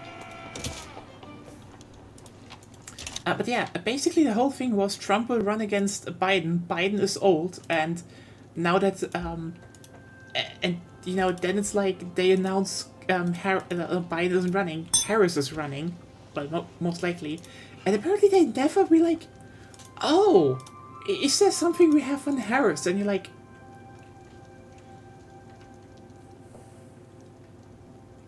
You don't have a plan, not even a slanderous plan. You really were not prepared for Harris, and then What's the worst thing they could think of her? I mean, she laughs interestingly. I mean, honestly, I think the whole Vance situation happened because, you see, what probably happened is they basically announced Vance, then Harris was announced, and Vance probably saw that the Republicans don't have any idea how to deal with her. Because, I'm gonna be honest with you here, it feels very much like the Republicans right now are like, Trump will do this somehow. He's the one with the brains. We just need to stand behind him. Vance was the anti-Kamala. What? Vance was the anti-Kamala. That's what his role was to be, kind of, was to be like the opposition to, like the counterpoint to Kamala having Harris, a vice president. But now it's like, it's not Harris anymore. It's Harris is like the main one, and I think his thing is now, Yeah. oh, they don't have a plan. We need to attack her somehow. So I think his rabid, rabid misogyny is probably coming currently from his idea of, they don't have a plan to discredit her. That's the key thing here. They don't really have a plan on how to spin shit people dislike about Harris, validly even. So, you Because- want to know something? You want to know something? This is why the Republican Party is fucked. They're fucked because they stuck behind Trump. Yeah, And that's because that. Trump, because hold on, let me finish. Because Trump is a convicted felon, he cannot play he cannot effectively play on the general American opinion that we hate prosecutors. That's And that was definitely like going a big into thing, yeah. things like a month ago, or like a couple months ago. My opinion was that Kamala is very unelectable because she's a prosecutor. Because people don't like prosecutors and they But- have bad opinions of them in general. But because Trump is a criminal, I think that she's basically gotten the opportunity to negate that. And also, I think there's been a little bit of a perception shift over the last. Oh yeah, I think Kamala Harris has 3 things that stand out for her. And like, by the way, for everyone who's like, oh, will you talk about the downside? Like, here's the thing about the U.S. election, and I'm doing this just completely rationally. You have the choice between probably pretty bad and the worst you can imagine. Like, the thing is, you should fucking prevent Trump. That's an interest to everyone on this fucking planet. Because if Trump, everything is bad now, will be worse. Period. So, the thing is that... so I think just like... And by the way, there's not like... I know some people are like, you should just try voting third party. You have never tried that. It doesn't work. Sorry to say Doesn't that, work in it the US, doesn't work. Doesn't work in If the you political think system, that doesn't that work in should the be voting happening, system. they need to change how the election works, etc., etc. That could happen one day, but I can guarantee you it won't happen under Republican rule of Trump. So you know what? What's your choice there? Maybe don't. Maybe vote the other people. By the where way, that could speaking of- happen. But still, Yeah. Speaking of third-party votes, there's a couple problems with Also- that. One, there is a third-party vote. It's called JFK Jr., who is the worst, who's almost worse than Trump. oh yeah, that's actually kind of And- funny. Also, I sent you an Actually- invite. It's Worm Guy. Yep, I Yeah. see it. I just saw it. But, like- and then there's also the other problem is that there's what do you call them? You know what? Shit, I forgot my second point. Fuck. Sorry. That's all. Anyway, but like, yeah, the thing is, getting back, the whole switch to Harris has, a lot of upsides. First of all, let me just put it like this. For a lot of, like, she has seen a big flood, so, like, she was definitely more popular than most expected. Way more popular than most expected. But I think, aside from the general, black woman running for president, that will get a lot of progressives just behind that, because it's like, yay, we're running the really progressive candidate against... She's not an octogenarian. Yeah, you know what? I just was like, it's a black woman for presidency, and like, who's she running against? And my brain just was like, it's Greasy Hitler. So I guess, sorry, he's kind of See Hitler? I don't Greasy know. Hitler. But he doesn't. He wants to do He doesn't want to gas 2025. everyone, but he's pretty anti-minorities. Yes. No, no, I mean the- it's mass deportations of like. yeah. The Project 2025 is 11 million already people, was it? insanely bad, and it will kill people, and it's going against, like, it's on a similar level, let me put it like this. It's already really fucking bad. He wants to basically take all of the control, so, like, yeah, Greasy Hitler. Let's just go with that. So that's already, one thing, but also, as you said, Seb, he's a convicted felon, he's hated, and yes, she's a prosecutor, and she already plays It's that card McDonald's Hitler. hard. Like, that's probably Yep. the most important thing. Like, again, convicted felon, and ironically, one of his thing is, one of the Republican Party running things is law and order, but she can actually run harder on that, because she's like, I prosecute assholes like this guy. I am law and order. And people will be like, yeah, you know what? Can't debate with that. It's just, again, one hook, and it transfers perfectly into our second thing. One of the reasons why Trump is this popular is, and I know it sounds surprising, but he has charisma. The guy actually has charisma. I actually find myself always chuckling sometimes to what he says because he can legitimately be funny in weird ways. And also the things he does, seem weird, but he does it with an honesty that no other Republican candidate can display. The guy actually has some sort of charisma that, he can play off. The thing is just, let's just be real here, Harris has way more charisma. Like, the girl started, the moment she was basically announced to be, the proposed running candidate, she started making, her thing is, yes, she's a prosecutor, but she also, hangs out a lot of sass. And that is potent, Not only that, not only that she, is very able to dismantle talking points, and, the thing is, doing it, not in a dry way, but in a sassy way, again, what she does, lets the Republicans, and especially Trump's position, make them look like, manic, destructive clowns. And that is fucking strong, because that just means more people are like, oh yeah, I don't want to associate with the clowns over there. So that is, again, another thing. And third is, I know this sounds weird, but she is running a pretty progressive platform as well. I think that she wants to bring back the child credit thing they did. Child tax credits? Yeah, what they with which they basically slashed child poverty in half already. And she wants to bring that back and expand it, which is again, huge. She has a bunch of stuff on her table of I can do that, and it's to a degree okay. Will she do it in the end or not? That's a different thing, but she's proposing a lot of very good, very progressive points.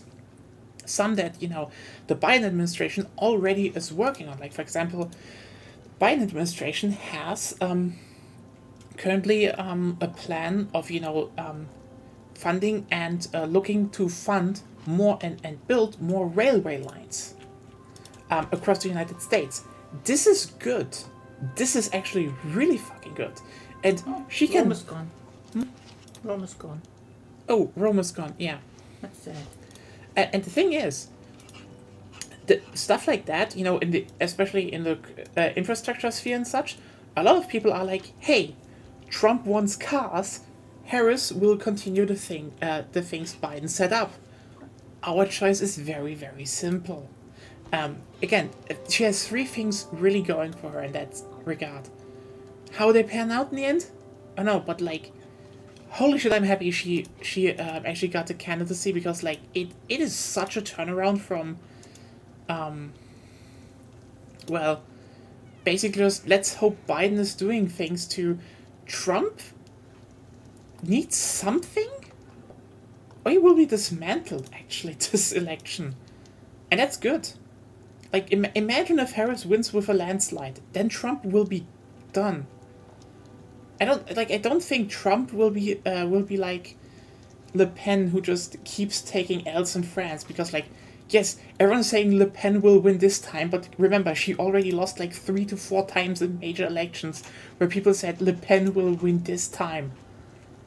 It's just Trump will probably peace out, because he also just is getting old, so that's good. And the thing is, as said before, if they win against Trump now, Harris will probably have the next two election two more, another one after that, because usually they win re-elections, Yep. There was a professor who's predicted most of the American election results in the last 30 years, I think. And he's got a whole 14 points list of everything you need to, on this list, achieve, I think 5 or 6 of these points in order to win a presidential election. And three or four of the points are involved with being an incumbent. Yeah. So like having like going in for re-election, because Yeah. And so that's why there's an obvious pattern that from I think the 60s or no I think the 70s or 80s, there has not been a time up until now, or up until with Biden, when a president has not gone full term. Yeah. And that's the thing. If she goes full term, so 8 years, you know what? The thing is, that would make up and all 12 years of democratic rule in the US. In general, I would say, Biden did already a bunch of really good changes and things. Like the FTC is stronger than ever, ironically. So, good on Biden. Good on Biden for that. He did a bunch of good things. He was like in a lot of policies, he did more than a lot of his predecessors. So the thing is, there will be 8 years. Well, a lot of people will be safe. Where hopefully stuff like Roe v. Wade will be, actually made part of, firm law. Because that's stuff she's running on. So, like, hopefully that will happen. And also the most important thing, it is time where the Republicans will probably dismantle themselves. Because as you said, they threw everything behind Trump the moment Trump ran. And Trump just took over the whole fucking party. There are barely any, progressive Republic, like, progressive or, how's it called, the general ones, the normal ones left. It's basically scorched earth at this point. So the Republican Party, there are Republicans left, like classical Republicans left. But those not people many. are the people who formed the group called. Those people are the people who formed the group called the Lincoln Project, who are trying to bring the Republican Party back to its progressive origins with Lincoln. Yeah, and kind of like they're kind of realizing where they went wrong with Reagan, but they're not saying it because people still kind of like Reagan, just because he was a popular leader. That will probably change in the next as- years, considering how much is like, look, where everything went basically wrong with Reagan. Except for sharks. So you have to ironically. remember that the U.S. is not very. We don't like to revise our historical view on people too much. I know, because but there's it could little happen. point. There's little point to doing so because those people are already gone. Yeah. And there's a little bit of respect for our past thing. Weird. But the point being that there's definitely going to be a change or maybe a split in the Republican Party if they cannot achieve any like meaningful pushback against Democrats in the next 5 to 10 years. Yeah, and that's the thing. Because if they can't do that, then basically, again, most of it right now is very much scorched earth, and I think the moment Trump is gone, or dies maybe, like the guy probably also has a lot of stress. Like I feel like a lot of them are probably banking on the idea of if Harris wins now this one, they just try again in 4 years, and at this point it definitely is like. They were probably running the oldest presidential candidate, and he will be old, and probably will lose again. And like the moment Trump is gone, there will be chaos. And yeah, this could be the moment where they reform, or just splinter. They're not gonna reform though. That's the thing. Or I highly doubt it. The thing is, there's gonna be a lot of very bloody infighting. Like the thing is, let me put it like this. If there's not a miracle, basically, the Republican Party right now is either people who are the thing is, Trump is a grifter, okay? He says a lot of things. He probably doesn't even believe in himself. Ironically, we know he has some lines. Like ironically, very much pro-vaccines and never crossed that line, but that was, as I think Zep, you said, like, months ago on the stream, that was probably because he still experienced, I think, what was it, pneumonia back in the day? Pneumonia? Yeah, he definitely experienced shit like that. So, like, he definitely saw when this improved. Well, so I think the one of the few times that we've only ever seen Trump's true opinion and like true inner self on things is when he bombed Syria. Yeah, I think that, and Because definitely to a degree during the He COVID chose pandemic. to do that But yeah, He chose to bomb Syria specifically after he saw, like, he was shown images of the aftermath of the chemical weapons attacks that what's his face used against kids you Yeah. mean and Assad? civilian population. Yeah, Yeah, it Assad. can be the. Like, I'm pretty sure that Assad was like genuinely afraid when like at that time, because Assad shut up for a long time. That could be, yeah. I mean, it's just like, I think he has some things, but like for the most part, he's a grifter. He's doing everything he can to get into power because he's using that power because he's basically running everything like a mafia. He just wants to expand his business without problems. And I've mentioned this to so many people, but Trump is like, he has for the longest time always told people, call me Don, because he wants to be Don. He wants to be the Don from The Godfather. I think that he saw that movie and saw that as a character that he wanted to become. And guarantee you that he looks up to The Godfather and sees everything bad about that character, and says, "That's me. I need that respect. I need that that authority that is commanded."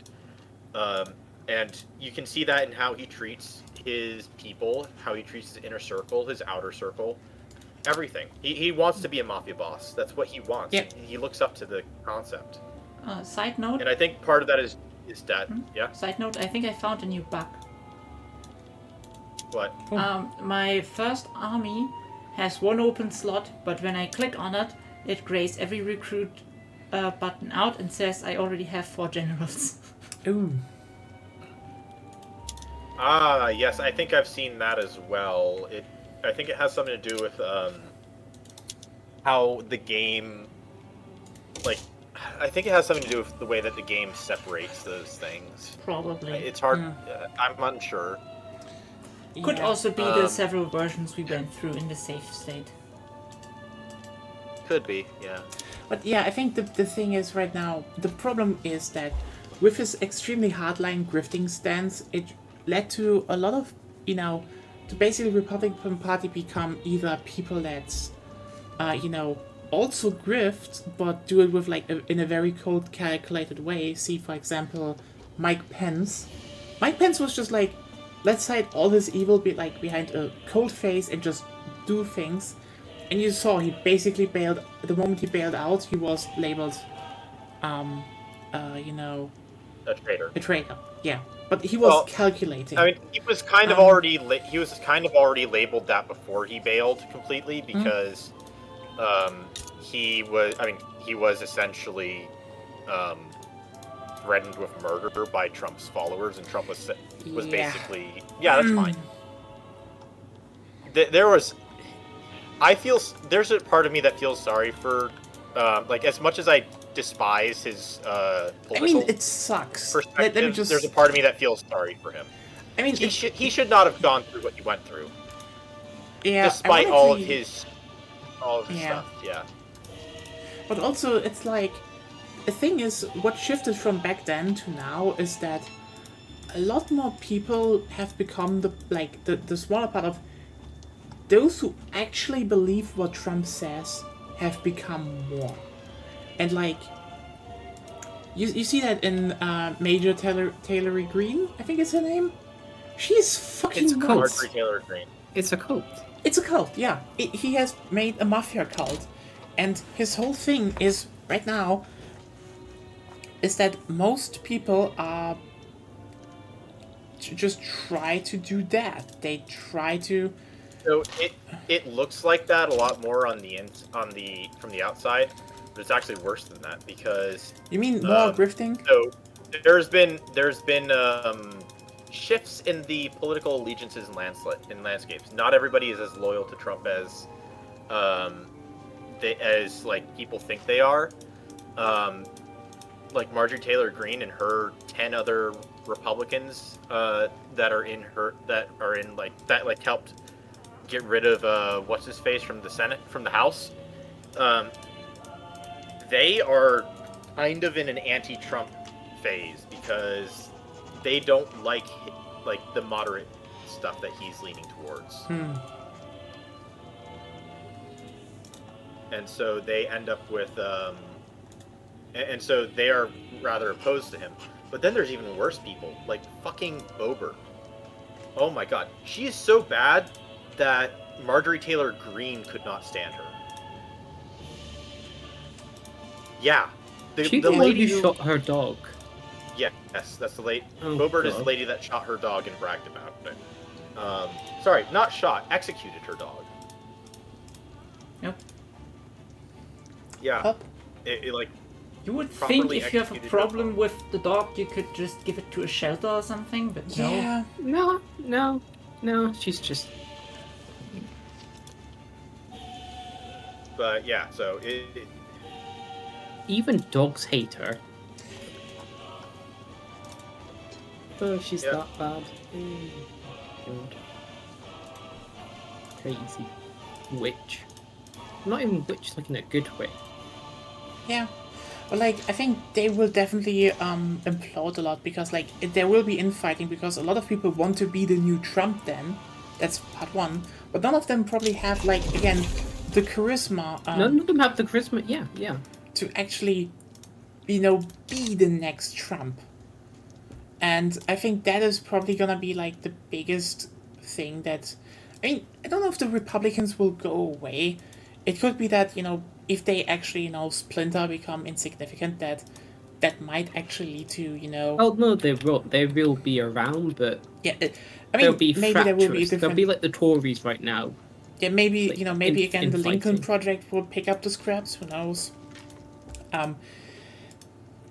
Maybe this will actually lead to a more European style of voting, because because I mean, okay, yeah, it would be unlikely, but it could be that the Democrats will be like, we are so dominating right now, there would be no election anyway, so I guess we need to do something. if anything, it But- would probably return to the old way that the U.S. would do politics, which is still two-party politics. But there would be a lot more like inter-party coalitions. So we used to do a lot. So, and it's not even like a coalition thing. It's more of like it's more of state politics, honestly, than federal politics, because essentially what would happen is that the legislatures in Congress would vote on topics that are more specific to their like they would vote in the direction that is specifically good for their state rather than the party. Yeah, I mean And it's a lot of this ended with Reagan. I don't Not know Reagan, how sorry. it's This ended with Bush Senior. yeah, I don't know how it will end, but like, oh yeah, Germany owns all of China now. Germany is China. Yeah. Tomorrow in Berlin, ni hao. Maybe. Glorious shit show, right here. No, yeah, I know. Wow. Also, the Allura people are a thing in the German market. Yeah, I know why they are a thing. And New South Wales is the British market. Australia, what have they done to you? It's such an absolute shit show. I love Look, it. I am working to fix up Australia because somehow I guess I've inherited it from the Dutch East Indies. Yeah, there's no China. There's only China. Sorry. The weird German way of pronouncing shit.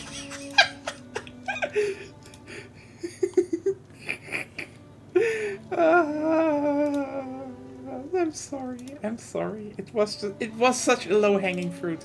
I know.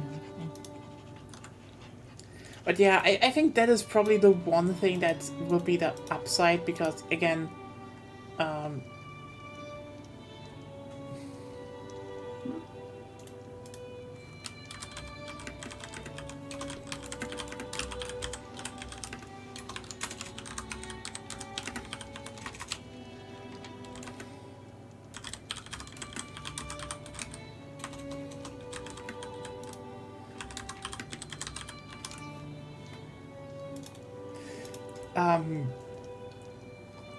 oh god. Oh well. But yeah, it is definitely one thing to look up because, like, yeah, she likely will win, and depending on how hard she wins, it's definitely gonna be like a very weakened Republican Party for a long time, and that's good. Like, here's the thing. I know, I saw, like, a lot of, especially, you know, trans people, be like, I need to flee, I need to make a plan to flee. And, like, especially if you're, you know, more in the southern region stuff, I get that. Especially, you know, with the looming Oh, a lot threat of people are. yeah, Genuinely, with the like, looming threat of Trump on the horizon, that sucks. And this is one thing where I'm like, when people no, like try to be actually, haven't smart, a lot of people since like Roe versus Wade and all that sort of shit moved out of Yeah. certain So, like, states? I'm understanding of their desire to flee, but I also, I'm disappointed in them, and I disagree with their. I mean, it's opinions more because I like, think they need let me to put act. it like this. If they Zep, don't Zep, stay Zep, and they don't Zep, participate, yeah, I know. it's more like, I know. if it comes to that, you should have a plan, not like, just flee now. It's more like, Yeah. you know, if it happens, that's more like, I mean, on the other hand, if you go historically, the USA was never really nice to trans people, so it just got better now, so. it just got better now. I know, Yeah, I think the big thing is more like, but there's so many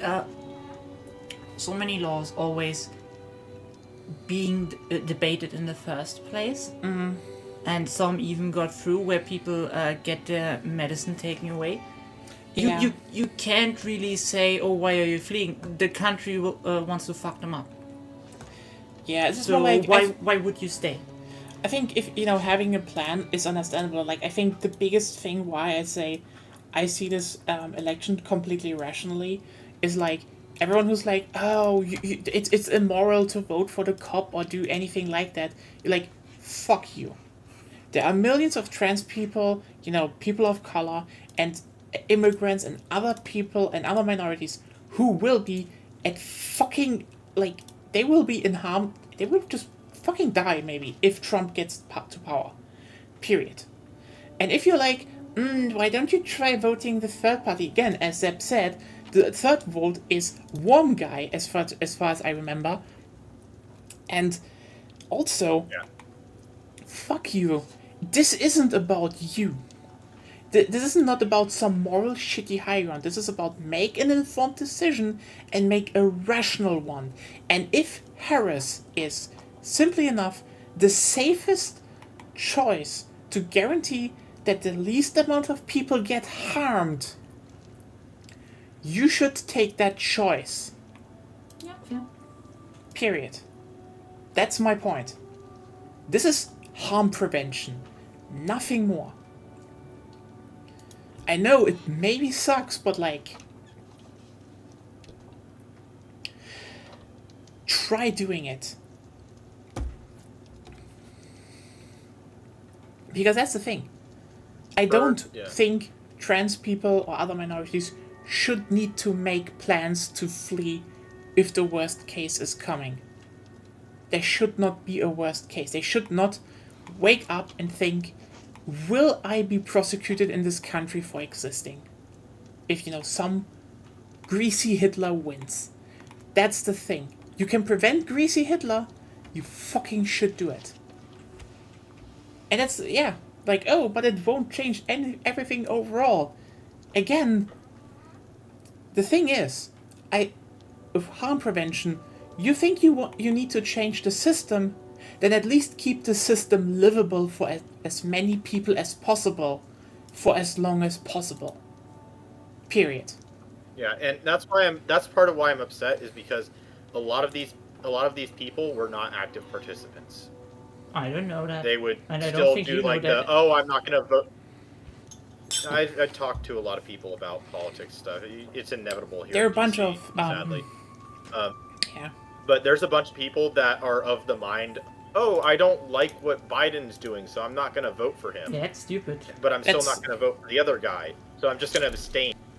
There's a stupid amount of people in the U.S. who think that abstaining from voting is a valid point. It's a moral point. It's a point of I don't care what happens. I want to say they make it a moral point for themselves. They're like, there's no good option, so I won't vote. And the thing is, even if there's no good option, there is gonna be a better option. And like, Yeah. that's the thing.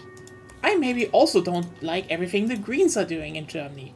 But the thing is, I hate right-wing parties.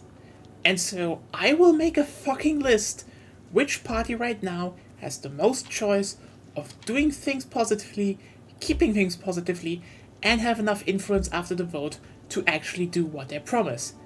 That's it.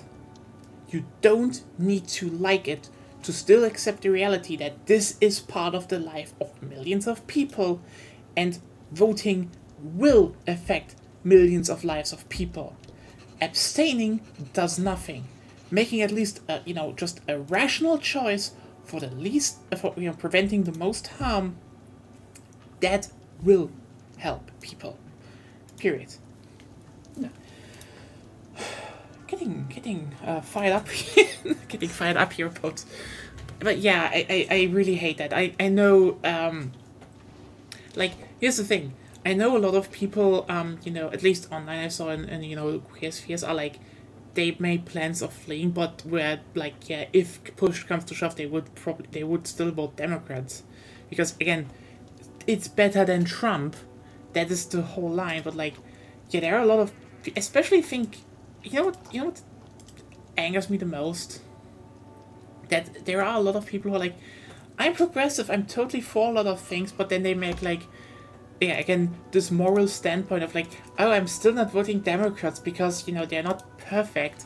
And it's like, and then you look at some of them, and a bunch of them are, let's just say, cis white So I dudes, see and this it's like, with a lot of the fuck you. Gaza. I see this with a lot of the Gaza protesters, where they say they would never ever vote for Biden, even if that means letting Trump win the office. You know what? I get. They have said that. They have said they would rather not vote for Biden and cause Trump to win by that inaction. And I think, and when I hear that, I just think to myself, very that's short-sighted. fucking Like, idiot. his. I would presume it's the thought process of. I mean- if we drive this country to the ground, maybe then people will listen. But I think there that's is not the price you that's should the pay. Yeah, that's the thing. That's the thing. I'm like, I get people being angry, rightfully, but that's the thing. Do you really think Trump would not escalate that thing? Do we need to remind people that Trump literally, and I mean literally, moved the embassy of the United States to Jerusalem? Remember that political incident? Remember that? Nope, no one remembers that. Oh, they because definitely do not everybody remember does. that. Oh, also remember how Yeah, it's because they can only think about Biden and his most recent escapades and his like keeping a sword of Damocles over what's his face's head. Because that's literally the only reason why we haven't cut support any shipments, is because if the second that we do, we just know that Israel's gonna do all that same shit on their own with zero input from the U.S. and even then it's At like, least we can provide a resistance to the flow by being their provider. but still, it's like it should stop in some way, and the USA could do that, and they're not doing it. But like, I think people definitely forget the fact that, I think this election even and last election, people forget that multiple, when it came about Russian influence on the election, there wasn't only the thing that that they uncovered, like, yeah, Russians definitely wanted Trump in power and helped them. They also were like, Israel also supported Trump. Like, if you think the Democrats are very close to Israel, Israel wants Trump in power. keep that in mind. Yeah, and also the other reason why why we still send stuff is because we're just fulfilling we're fulfilling our end of a treaty. Yeah, that's It's definitely a treaty, but like you probably need to rethink that treaty to a degree. You Yeah. could break that, but yeah, it's it's we can't- democratic. It would set a precedent, but like there are more ways. There are way more ways to do that, and they should do that. We're definitely going to renegotiate the treaty. Hopefully. I think, we're not like- going to let it stand as. I think we can just say that, like, I mean, there are probably a lot of reasons why people doing, but like, it needs to stop. The thing is just, and that's just me really have. It will probably rather stop under Harris than Trump. So yeah, Oh yeah, like again, it's more likely to stop under Harris. it's like, oh hey, you still want to maybe protest against that? Again, you can probably protest under Democrats. There will be police brutality. You will be shot under Trump. What do you want? There's like, I mean, yes, I know, it fucking sucks because the Democrats basically have a gun to everyone's head and saying, the other side is this much worse and you have us for a choice. And you know what? They're at least offering something at the moment. But like, I get it. It fucking sucks. This isn't a vote a lot of people want to make. I get that. But you know what? I'm sorry. That gun to the head is potent. They just... I don't know, they have you by the balls. I'm sorry. It's just that. And now you just have to be like, do you accept that or not? Because the thing is, if you accept it, you can at least work towards making it better. Period. It's just, again, it should be a rational choice, not be like, I don't really feel it. It's like, sorry. Well, politics is vibes. It's always It's so been vibes. Oh god, you know what I hated, especially when, cis white guys are just like, I'm not gonna vote right now. And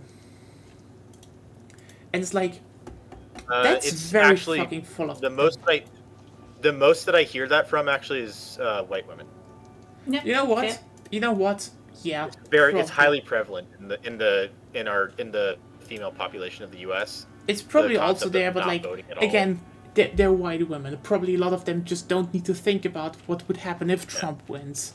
Let me just be just fucking snarky for a moment. As Like- far as like the minorities communities, a lot of the reasoning for not voting is thinking that their vote doesn't count or that it doesn't matter, That is definitely something I Because can they're- get to a degree, but like, which is that's a different perspective on the whole issue. you know what? I get that. You know, one thing, that's the thing. Yeah. A lot of what I see from white people is definitely like they're making it the moral high ground in the sense that, oh, you know what? I will just not tarnish my morals by doing that, by voting for still a bad candidate. And it's like, fuck you. Because I know they still say they're saying that from a point of privilege, because like I know basically no queer person who are not filthy fucking rich, or like at least really well off, who are sitting there being like, no, I don't need to think about that because everyone thought about that, and if it, like it is coming from such a fucking point of privilege, like people will die, and I think a lot of people just don't want to actually realize that. But not thinking that it will change anything and stuff, I get that more. That is actually something where I'm like, I don't think that doomerism can actually just be, dispelled by saying, still try it. Like, you basically have to say it, but like, it's not like really worthwhile. By the way, we are still only 6 years away from finishing this round, and we're almost done with the year. We are almost done with the year. Oh, nice. It's going forward. I hope I'm not boring everyone in chat. Or if you're like, oh, I have to disagree on that point, just fucking fire it in. We have a discussion here. Yeah, if you have a disagreement with us, then It's- please say it. We want to hear, we want to learn, to see different perspectives on Yeah, things. we can be Yeah. wrong. Because that's how we grow as people. Yeah, like for me, it's just a very hard, a simple line. you can prevent harm. Like You if, do it. if somehow you have a reasonable, understandable reason as to why somehow, like for example, if the world is literally going to blow up because Harris becomes president, and you know and can prove that, I know I'm going into way exaggeration. That's gonna be cruel though. But- like you can prove that. Yeah, like how does tell she us do about that? Yeah, Yeah, then we would Yeah. have to rethink like not electing Harris and somehow preventing Trump to get into office anyway. yeah. Like for example, yeah. What if Harris is going to do a colony drop? Yeah. Yeah, Or like Kessler effect. yeah. By the way, I've gotten like insane paranoia about that kind of shit ever since the assassination attempts because I see how miraculous it is that Trump did not die. Apparently, it was the And shooter was just really fucking bad. Like, it was No, no, it wasn't that. It wasn't that. Trump got fucking lucky. Oh, He I mean, looked also, and turned yeah, his but head like, to the teleprompter, and because of that, and at that timing, like if he hadn't done that timing randomly to look up to make sure that he was reading a stat on the teleprompter right, the bullet would have gone through his head. He would be dead. He got And what would fucking- that have done? 'Cause Yeah. Who the heck Um, knows He could have what died would a that- martyr and So- helped the Republicans, or he would make a Shinzo Abe. Yeah. it's like gets Most- it's like gets an American gun, like- misses the Japanese doohickey. no misses. Most likely, what would have happened if Trump died is that he would have become a martyr for the Republican Yeah. Party, and But like, they would have I used actually read his a name. I read a new report that like the FBI is currently like actually is actually how's it called so the FBI is saying Investigating it? they're investigating it, like it's one of their it's one of their parts, they have to do that, and they're saying Trump was probably hit not by a bullet but by shrapnel. Like glass from the teleprompter? wasn't it? Probably no bullet shrapnel. That's no glass from the glass from the teleprompter thing is. It doesn't make any sense physics wise. Yeah, that's okay. why Nya said. It was bullet shrapnel. Because what they saw of the wound and such isn't matching an actual bullet wound, even a grazing. So they're like it was probably less close than the Republicans say it was. If it was shrapnel, then that would make the chances of like the percentage chance of that photo that captured whatever hit Trump, that would make that photo a lot more possible. Like we have the photo and it happened, Yeah. but the chances of it happening are insanely low. Yeah, so yeah, that's also why I like it's probably shrapnel. It wasn't actually a bullet. He probably thought it was a bullet, because That's in what the he heat of the usually moment- shot with. Yeah, but like, and he probably also felt something, but let me just put it like this. I doubt Trump is an expert on getting shot. Okay, now he's maybe an expert on that, but at that moment he wasn't really. He's getting experience. let's Yeah, say he it wasn't like really informed about. Oh, hey, this is how that has to feel or look like. It's not really happening to a lot of people, but yeah, the FBI is saying that it probably was shrapnel, and like the shooter was actually worse than we imagined. Oh, I mean, it's some random guy. It's not like it's a trained SEAL or something like that. But also the shooter, so the chain of events essentially was the shooter had everything lined up perfectly. The police officer goes up the ladder and pokes his head up there, and the shooter notices that, turns around, pulls his gun off of the target, points it at the police officer who has his like head and shoulders poking over the ledge of the roof. He retreats because he's in zero position to do anything about it. Yeah. Because otherwise he's just standing there as an easy target to get shot. And so immediately after the police officer retreats, the guy puts his gun back in place and then immediately starts shooting. So he did not likely have much time to align his shots that well. So it's possible that a shot hit, some of his shots were off. Yeah. Well, even But I then, think he was. still the whole fact that he even got Yeah. up there, that was. I mean, what was But it, there the head are of Secret some- Service quote. There are some bullet.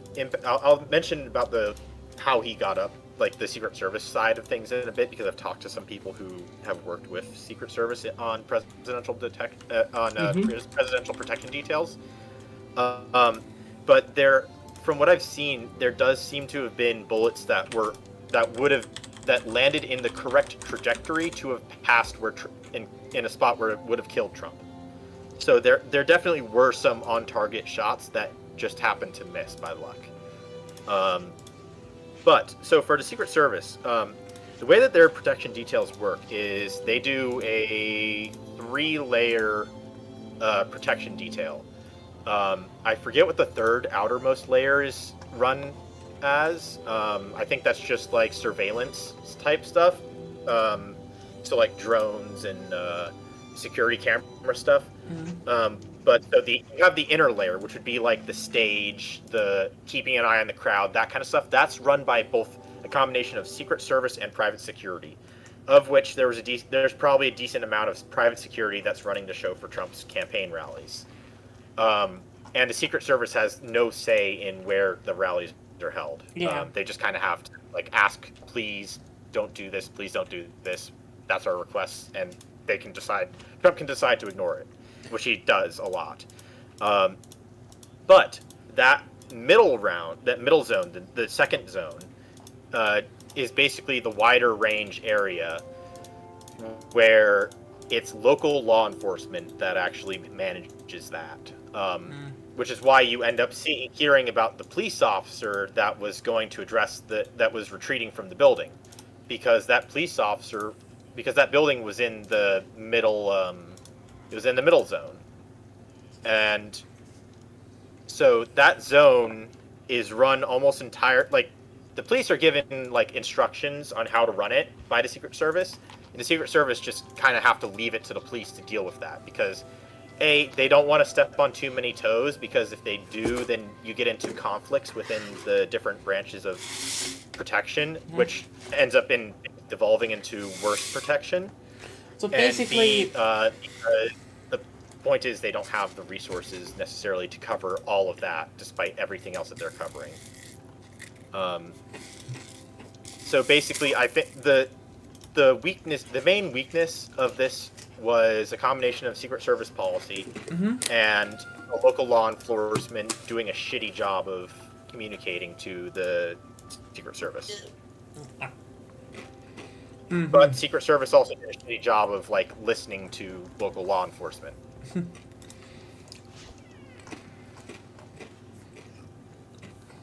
I mean, still, it is kind of funny that apparently, from what the FBI gathered, apparently the Yeah. guy looked up how close was Lee Harvey Oswald to not miss.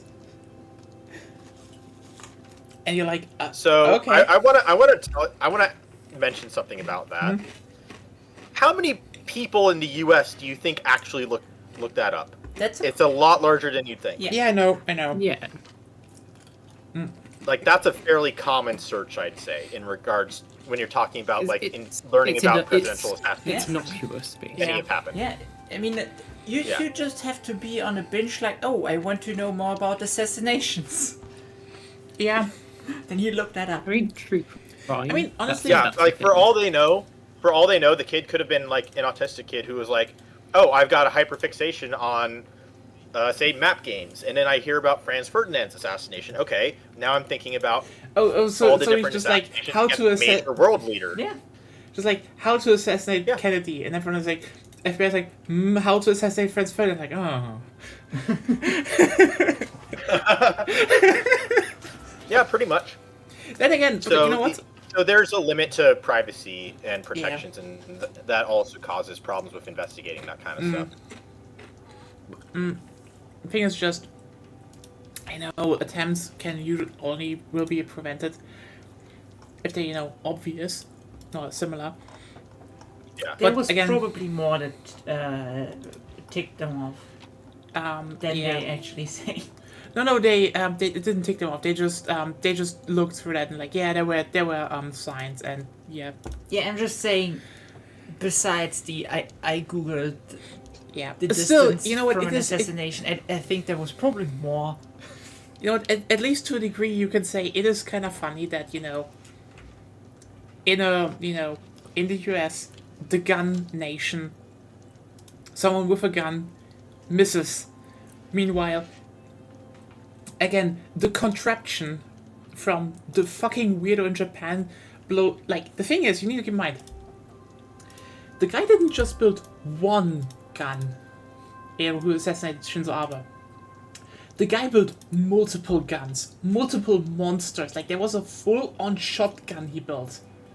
Like, with 8 barrels or so. The It's difference complete would be bullshit. the fact that the guy who killed Shinzo Abe got within close range of him. Yeah. So there's a less concern about aiming and stuff. He also created a shotgun, essentially. It is they were basically all shotguns because they're so- easier, but like... The level No, of no. difficulty of killing Shinzo Abe in that moment was a lot lower than killing Trump.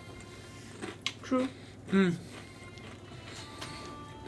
It's still funny that the trained shooter, who basically got unlucky to complete his goal, and was a good shoot with a good weapon, and then a Japanese one wasn't a good shooter with not a good weapon.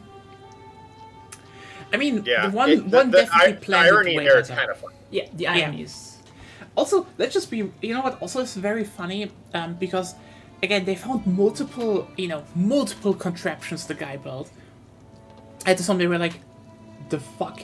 Because, like, he built multiple of those things. And the funniest part about that is, you see, for assassinations and stuff, most people, have fear of, illegally imported guns, 3D printed stuff. And the Japanese guy just built it with shit from the hardware store. Like, it is the cheapest shit you could build. That is so fucking funny. There was nothing, high tech involved. It's as we said before, the higher technology is the more potent the bullshit becomes to a degree, it still stays to a degree.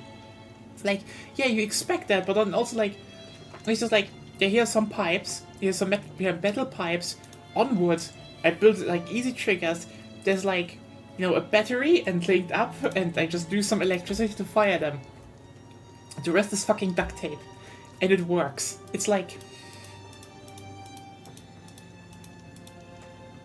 that's my problem with modern games, All these modern games are always like, look, our Spec Ops tactics, you killed silently, and it's all the newest, technology stuff, and this is why I like Siege when it came out, because you had some people were like, look, I have an insertion gadget that I can put up on walls, and then it drills a hole and fires grenades through it, and the other one is like, oh, I can scan for electronic waves through walls and see where stuff is, located. And then you have just some guy who's like, sledgehammer.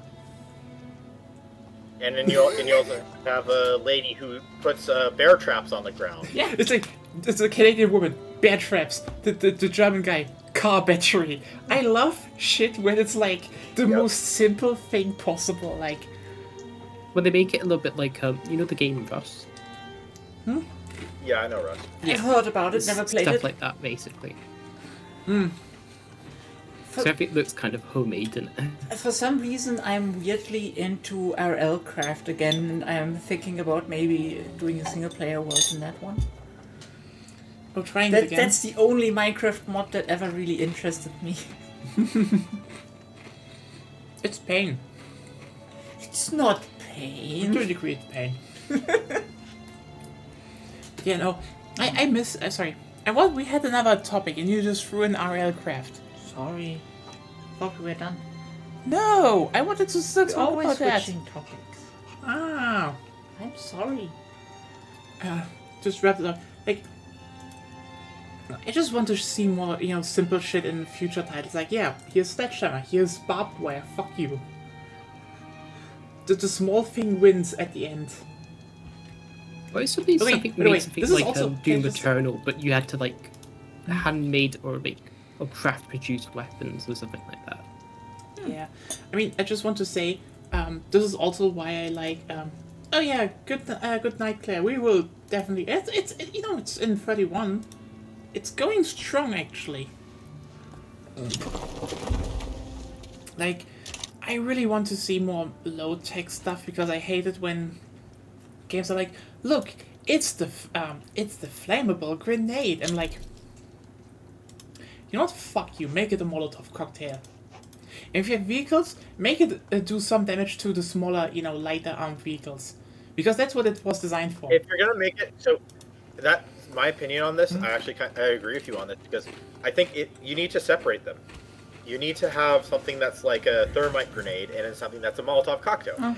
And when I say thermite grenade, I mean something that burns a hole through something rather than setting everything on fire. Except you can maybe, if you're lucky, get something out of Occitania. They're joined against you. Oh. What are they? Oh, for Algeria. Oh, damn. Okay. The French are fascist, and look at that flag. That's a fascist flag. That's a fascist flag. If I ever seen one. Mm-hmm. Or space station. Ah, yeah, true. It could be one of those space stations. Quick questions. Yeah. Should I go high infamy? If you want to, but we know. I think Ruben asked for less war. Remember? Well, more just that it means the game goes quicker because. Yeah. Yeah, I mean, so what High Infamy would do, essentially, I think it would make it more likely for me to be declared on. I'd probably be declared on by Russia first, and maybe San Marco. Well, Russia can't get to you. Yeah.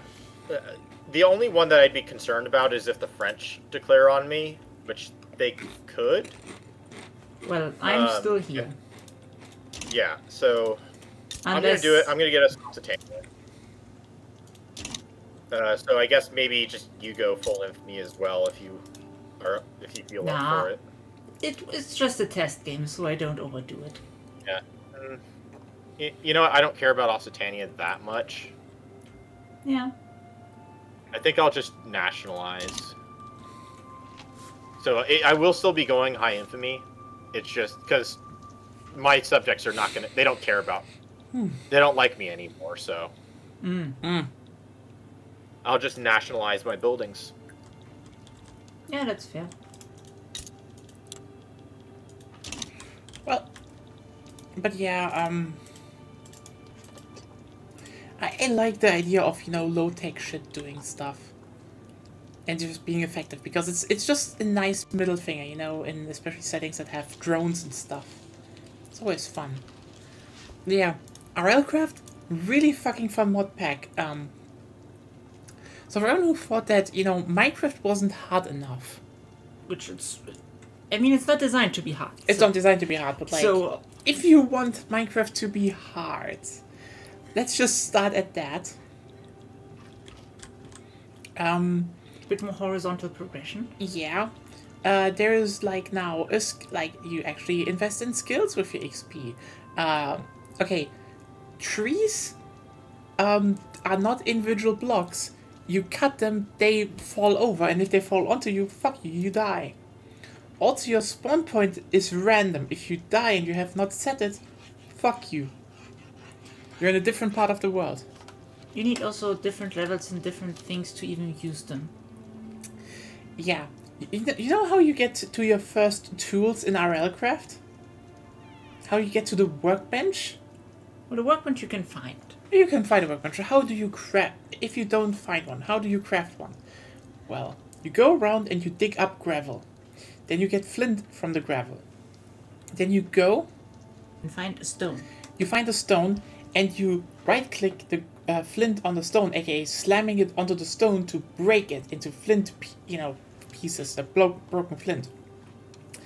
Then you, destroy leaves. So you get sticks. Then you combine stick with flint to make a knife. Then you use that knife to cut grass, to get grass fiber, to craft that into grass fiber string, and then use that with a staffer stick and flint to build an axe, to then fell your first tree to get wood, and then you need to place that wood down to cut it with an axe so it becomes wood planks, and then you can use the wood planks to build a crafting table. Yeah. Easy! Also, you can now just pick up pebbles from the ground, craft them into how's it called? Cobble? Cobble, and then you can use that to, well, make different things.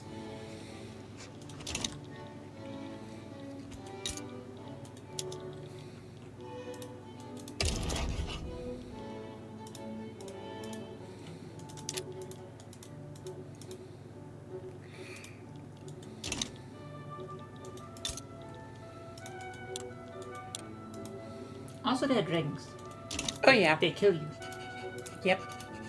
And also you can't go further than stone until you skill into that.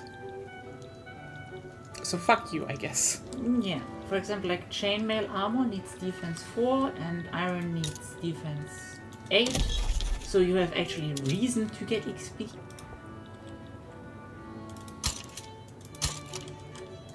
Basically, you just want to really make it hard for no reason. Yeah, I mean there are. It's a fun It's- thing because you. It's enjoyment of progression, I would say.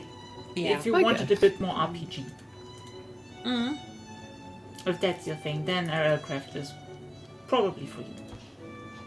I mean, there's a lot more stuff in there, lots more weapons, different mobs. What else? Dungeons. And villages have lodestones. You can teleport between them. Stuff. Lots of interesting stuff. They have some actually really cool features in there that.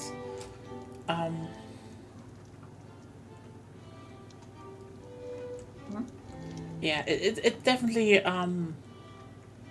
it has some really cool features that make it play uniquely, and it's fun because you're like sometimes thinking, like for example, making string from plant fiber makes sense to a degree. The whole thing with the flint is like maybe a bit convoluted, but also makes sense. Flint is easier to craft into tools realistically. You can craft saddles, cool. Stuff like that. Oh, holy shit, I'm already at study for Council Republic. I'm doing this as a joke. Comrades, we might be communists soon. Iran will lead the charge to communism. I've got 72% chance to do it, and so I'm good because we're at 31. I'm just gonna start doing it. Yes, comrade, join me in being communist with oil. But yeah, Basically, Russia. no, I mean yes. Well, former fuck Russia. you. Soviet Union, sort of, because they had a bunch of oil. Yeah, but they didn't have communism. Yeah, true. But Sort they of. at They least had socialism. they at least tried to more like state capitalism actually. But Well, they called But- it. What? but They called it that because it was good propaganda. I mean, North Korea calls itself democratic. So Yeah. Well, I mean, what's wrong with it? They're clearly voting for. They It- voted into their rulership. yeah, I mean, you know what? Yeah. The thing is about, but was the USSR communist? Like, it's this thing like, yeah, they called themselves Soviets and communists because they had That some was- socialist politics. they had socialist, because it was, for a lot of people back in the day, positive propaganda, and, the West then called them communist because that was for them good negative propaganda. So basically you have the two most powerful blocs in the world, both calling one nation communist. So I guess why everyone thinks they were actually, communist, even though if you look at actual communist stuff, even from Lenin before that, they were not really... Oh, I mean, hell, Lenin hated Stalin. Yeah. that Stalin basically derailed everything that could have happened Yeah. very early. So like, Also, if I remember correctly, I think Lenin also didn't really approve much of Trotsky's forceful methods. yeah, they definitely had their So own they thing, but like, you know what? Could not he could not decide on a successor, which was a problem. Yeah, but like he probably still rather had Trotsky than Lenin Yeah. than Stalin. But like, yeah, Yeah, it's just again the thing is just in the end two power blocks both calling one nation one thing communist. That's just what ends up in the history books then. Yeah. But like it would be the same debate as again North Korea calls themselves democratic, the Nazis called themselves had socialist in their name, even though they repeatedly said, yeah, we're just doing this because it sounds good to a lot of people. We are not socialist. They literally said that, and people to this day go, but there was socialist in their name, so they were like, yep. That's the thing. If I keep saying, just because someone says something, it doesn't make it true. Like you have to look at patterns to actually be like patterns are your best friend if you want to actually gauge anything. So what are you talking about? Of course everybody says something true. Are you not on the internet? Yes, the internet where no one lies.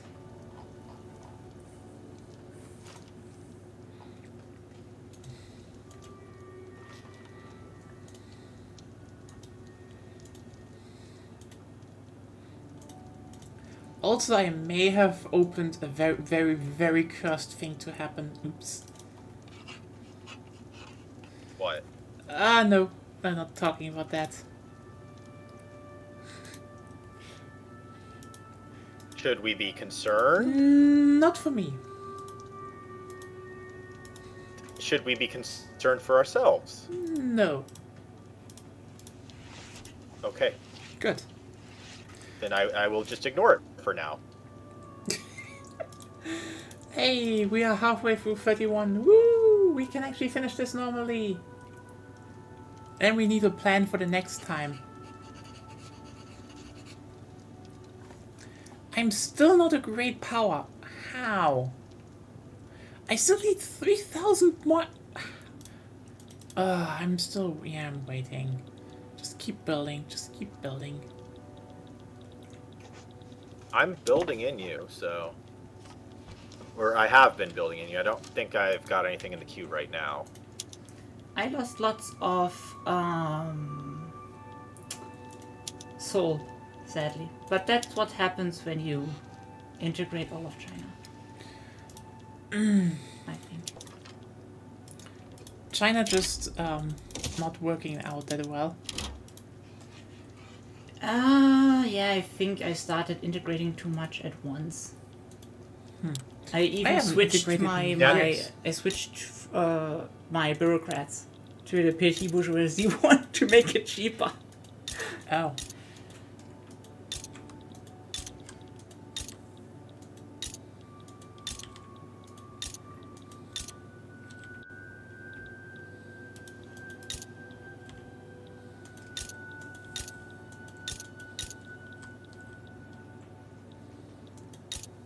But it lags too much. I can't micromanage my construction queue like I'm used to.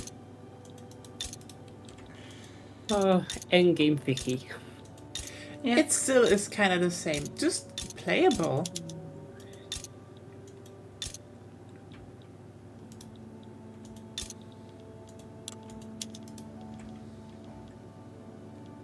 Yeah, kind of.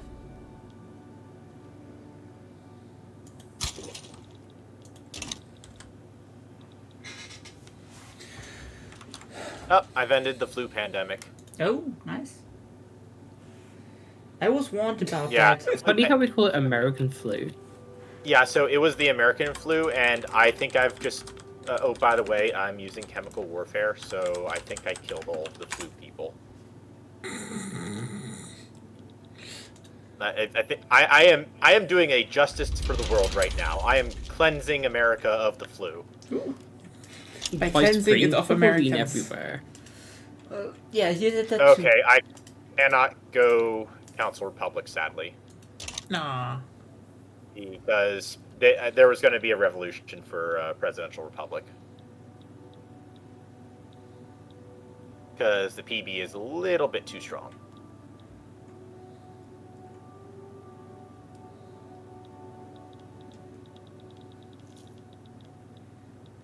Alright, now time to go invade Aquitaine. Let's send the Rhine army.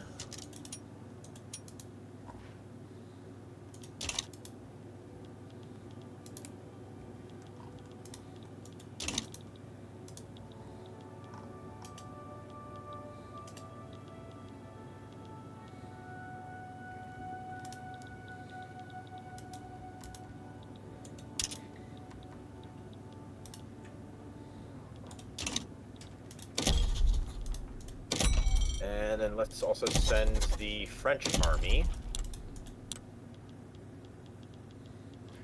down to Algeria, which, thinking about it now, is quite the thing. One of my armies is basically just French people, and I am having them invade Algeria for the Dutch.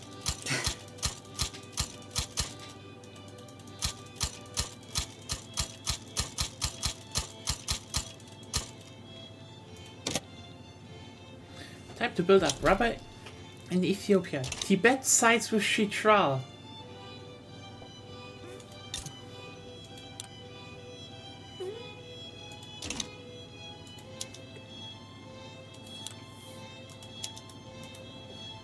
Oh, by the way, the Mormons are, they have been freed. Ew. I could conquer stuff in Tibet now, but You can try. This would be very funny. No, I just don't do any of that. Yeah, you would be puppeted. By you? Yeah. No! Stop that.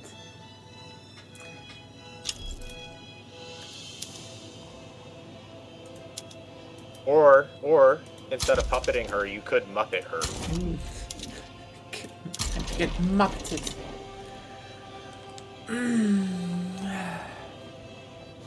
Not here.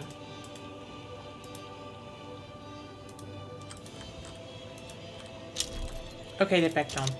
Lol. Where's Hatha Wadi anyway?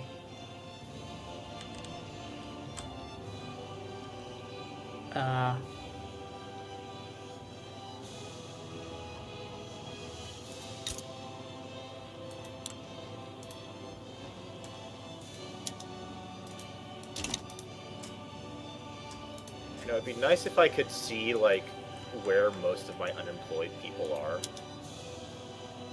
I think you can, or at least job Oh seekers. dear.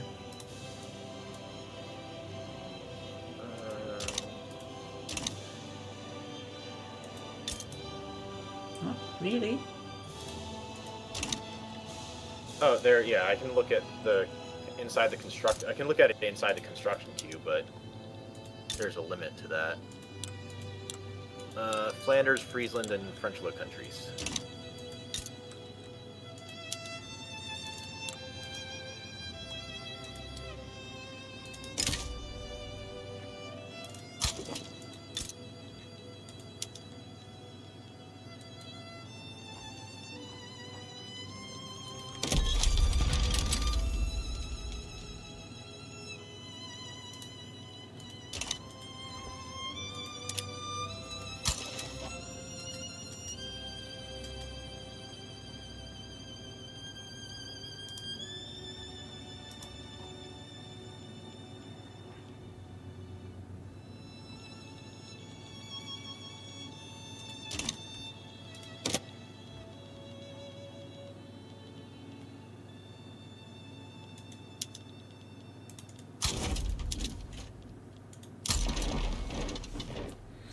Dun, dun, dun, dun, dun, dun, dun, dun, dun.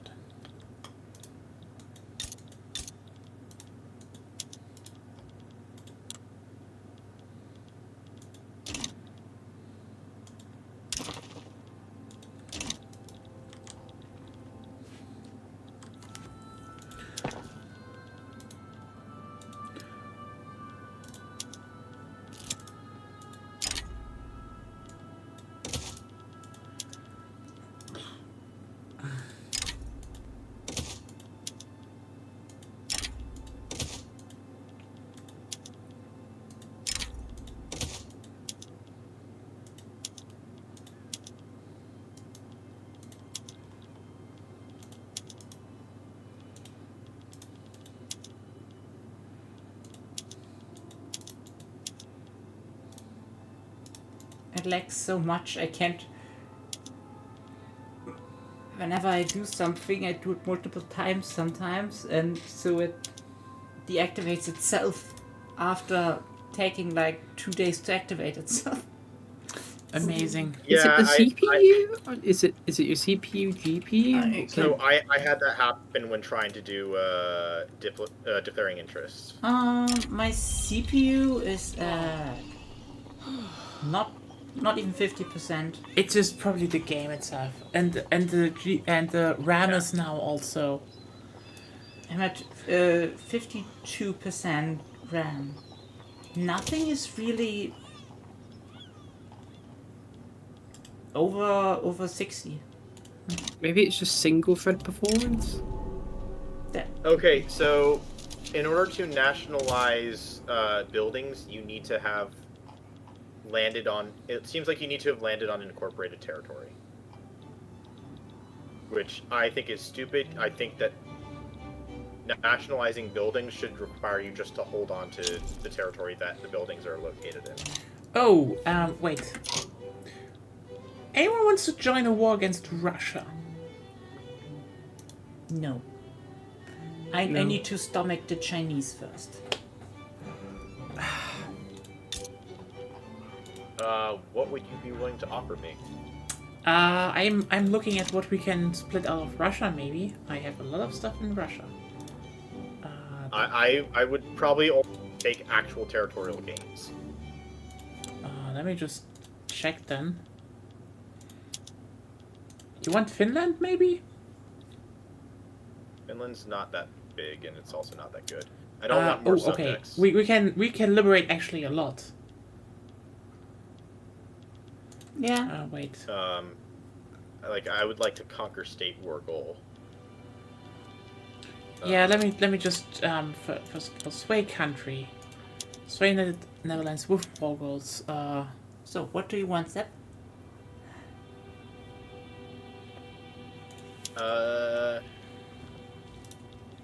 I mean, a state that has oil would be good for the market. There's a state NENETSIA. If that is an option, I will take that. Which one? NENETSIA.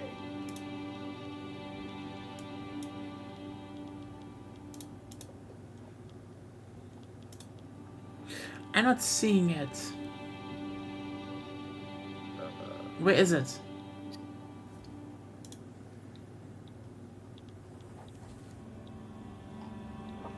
Is it over here? I see it. Yeah, where is it? Preempt me, I don't care.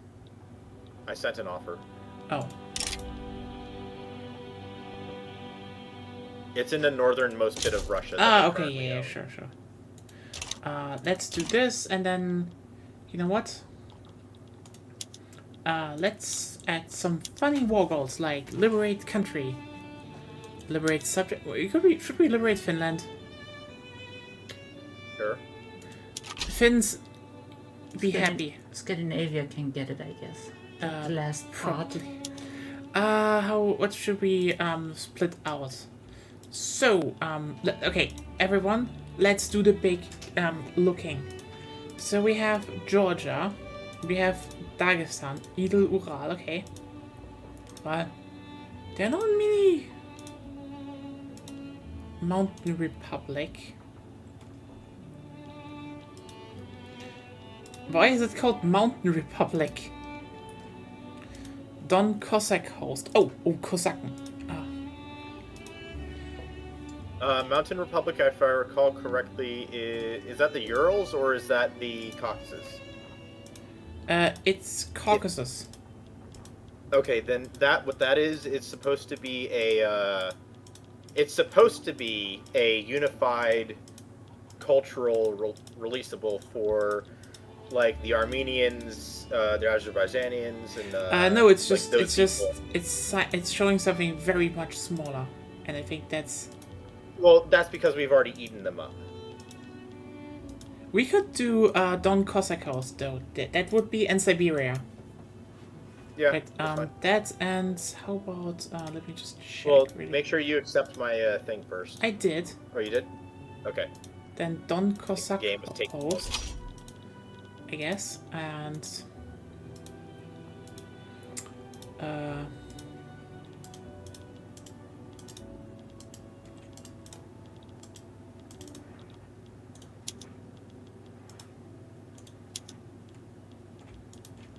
there's Ural, okay, but I think Siberia is bigger. We want to liberate Siberia? Why not? Let's do Siberia. Yeah, I don't care. Okay, do we can still maybe do some small no liberate conquer stuff. Oh, I know what I want. I want revoke claim on Turkmenia, I think was it. Yeah, sure. Because I think the colonization thing, where is that? There is no colonization thing. Yeah, revoke claim on Turkmenia because then I can actually colonize this one. Yeah. Okay, Make them primary, maybe. I can't. You can't? Nope, can't. Why not? Didn't look grayed out, so you should be able to. I don't have any points left. They're grayed out. Ah, I didn't see it down correctly. So then, Unpause, please. I think I'm gonna give up on landing in Ostania. They've got so many troops that are just sitting there Yeah. that it's gonna be annoying. So I'm just gonna starve them. And maybe I'll try landing when if they move a lot of their troops to Algeria.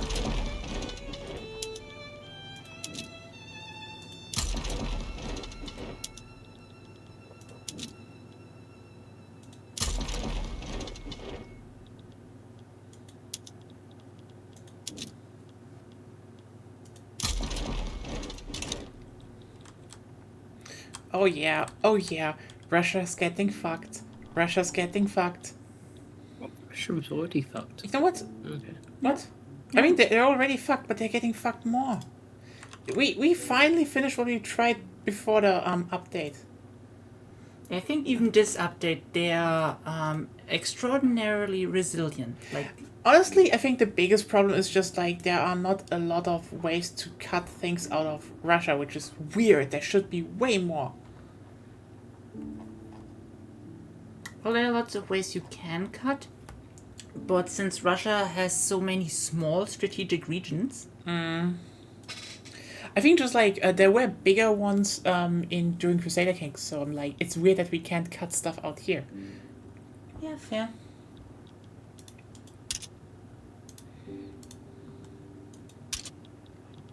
I think they definitely need to get a bit more active with releasing flavor packs. Yeah, like Which I know. So I say this despite also having been on the side of the people who said the exact opposite about other Paradox games.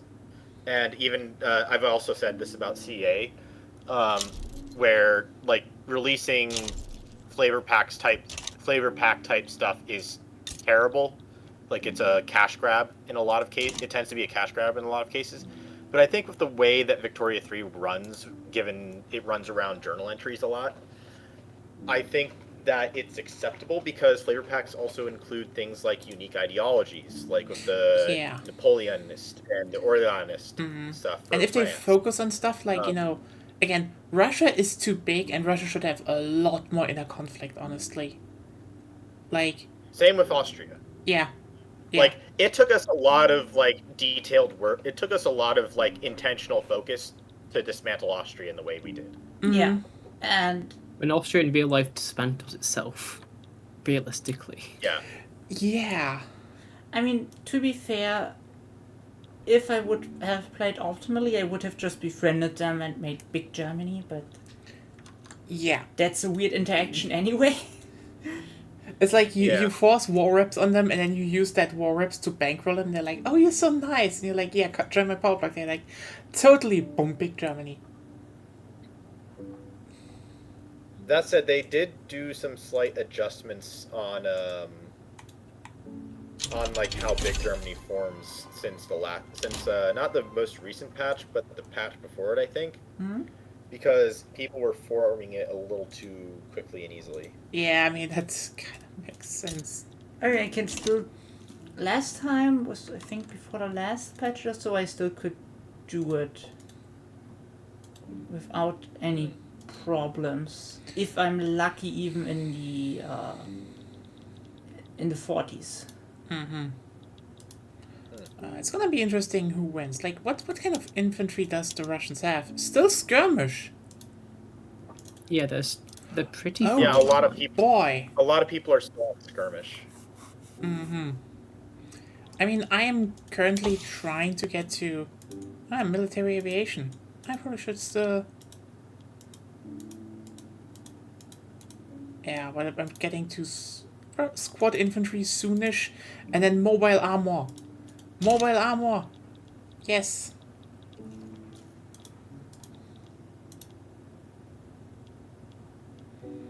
I should have just swallowed cars, honestly, but it's funny that it's there.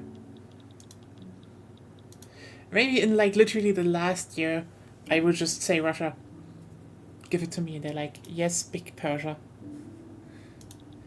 Ooh.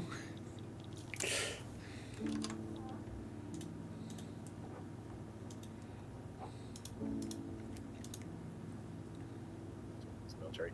Jesus Christ. Venezuela has 126 battalions. Nice. Yeah, it's nice. It's just annexing them is going to be a pain. Yeah, So I'm probably not. the AI I'm is probably not going to do that. the AI is basically more resilient in terms of they now tend to just build conscripts en masse. And the longer the game goes, the harder it will be to go against that, because defense gets stronger the longer the game goes.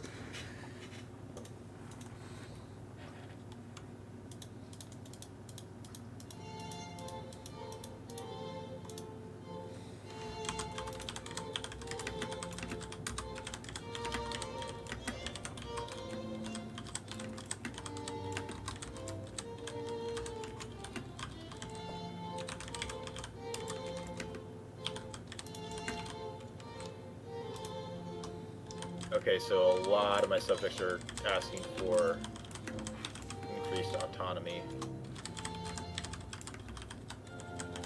Just give me a second to figure this out. Sure.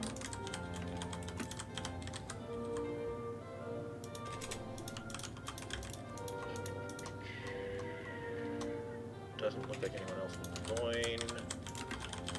I'm quite literally just researching my last research thing, so.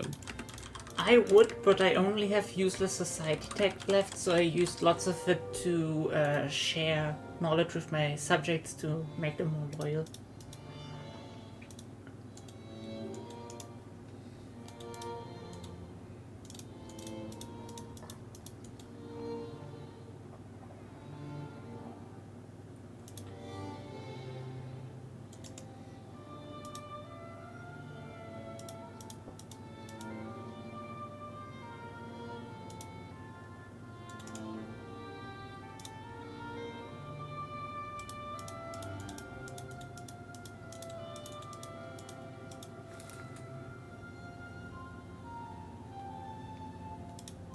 Where is that state?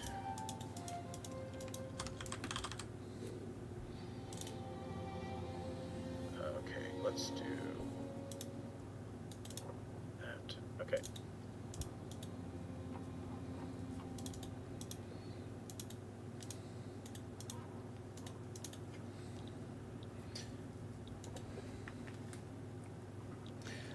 It's gonna be fun. Oh yeah, also I'm mapping the whole like nearby area in Spawn on Minecraft. Because I'm kind of playing both at the same time. Ooh. Oh, damn, what? Oh, you mean you... So there's not really much for my country to do right now. Mhm. It's trying to stop it. Yeah, so you're basically Petty bourgeoisie. a normal map or like a bigger map? A bigger map. Like the one in Terms the of- library.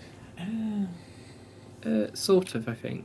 Honestly, I really, really need to look for like a good map viewer tool. I have no clue what to use there because I kind of want to make one for the community server that that you all can look at it and be like, oh look, it's Well, I should be able to copy the maps as well, I think. Yeah, we Yeah. were more like an interactive web map. Yeah, that you can Yeah, of just course, that you yeah. can actually be like, oh hey, I can just open it and be like, look, that looks good, that is fun. You can scroll around and see everything, There's a very point. and then you can Except- look at the cube. Except died again. Yep.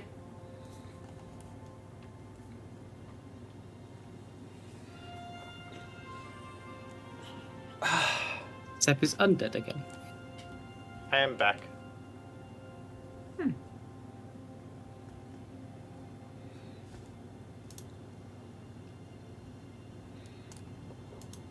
Welcome back.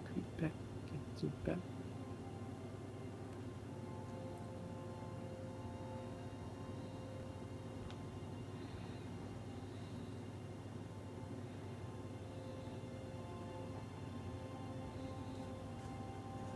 Okay, this kind of annoys me. I should, I can't. The Dutch East Indies is opposing me, and they are a puppet. I should be able to have the option to annex them.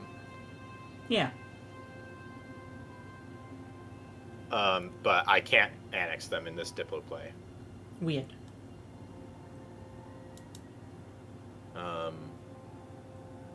At least if there is an option, it's not visible to me. In which case, I just need to do conquer stuff. So Borneo.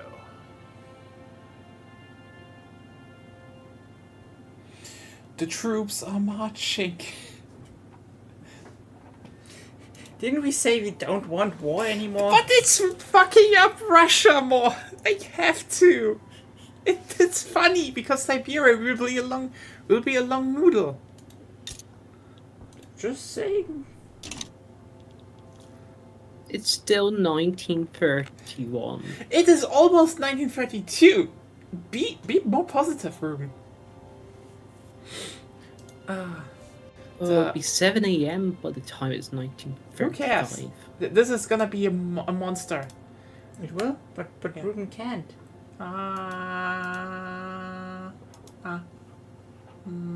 Okay, yeah. Sorry, Ruben but also I slowly losing his mind. didn't do this on purpose. It's like just very small country, and then Russia was like beef, beef, beef, beef, beef. Yeah.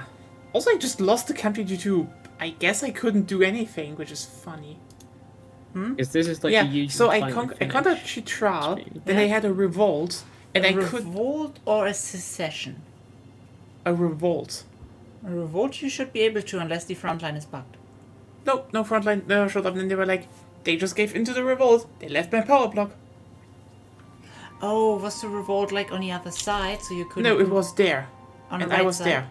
In the left side means if the front line is between them, and the front line doesn't. I could have reached them from either side. This wasn't a problem. It wasn't. No, they just gave in and left my stuff, which is like, did they just did the loophole on themselves? What is a loophole? I don't know. Maybe that would be funny, but still. Hey everyone, I actually have to. I'm back in a second. I have to head to the toilet.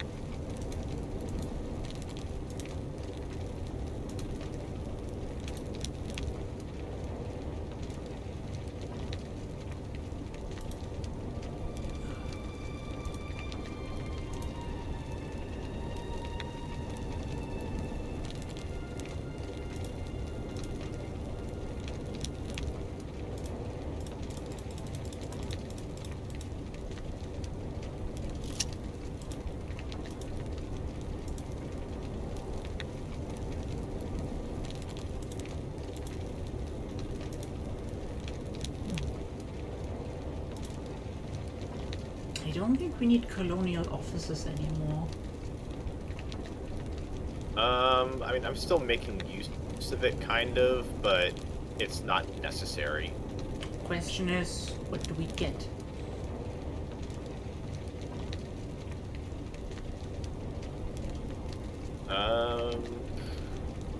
Take a look.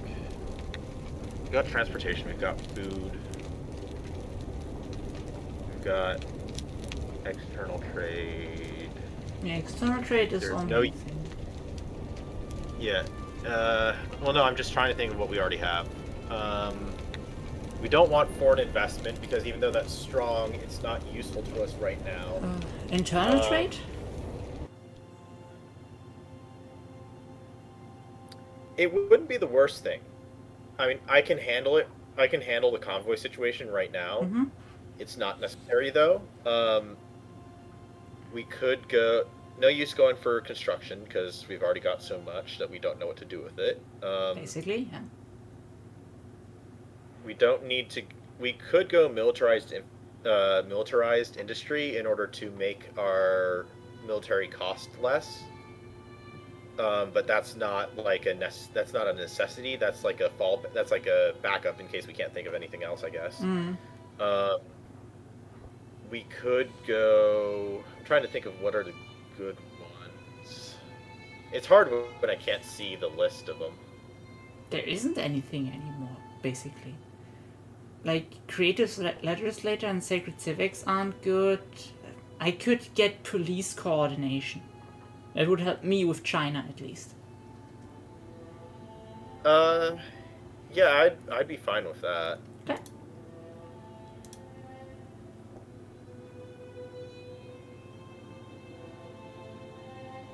I think I'm gonna try and get off of private health insurance because it's making my petite bourgeoisie too strong. Yeah, that's fair. In the long run. Even at like even at the first level, it's too much. And there I'm kind of lucky that I changed that because I needed to get to elected bureaucrats. Yeah.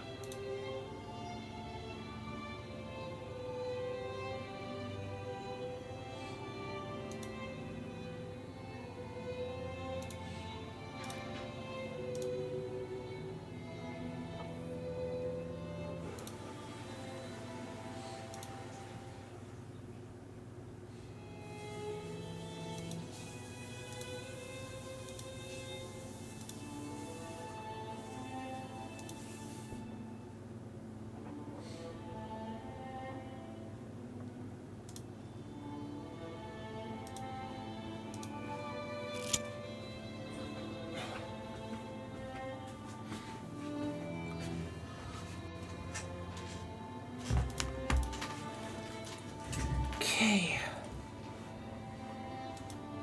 The American flu spreads. Oh no. Oh wow. The Council Republic is at voting. Nice. Yes.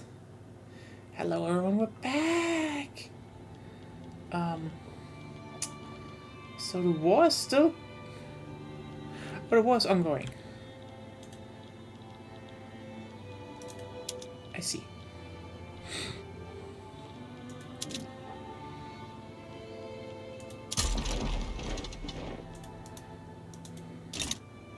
I mean, like, so I could kind of use, I could have kind of used the creative legislature thing just because it's useful for, like, getting rid of political instability within your country.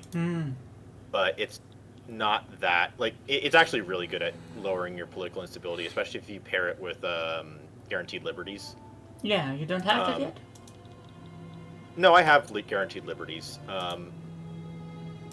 But it's not that significant of a thing to have, I'd say, at this stage of it. I think that what we chose was good anyways. Because making the police bureaucratic institution cheaper is nice.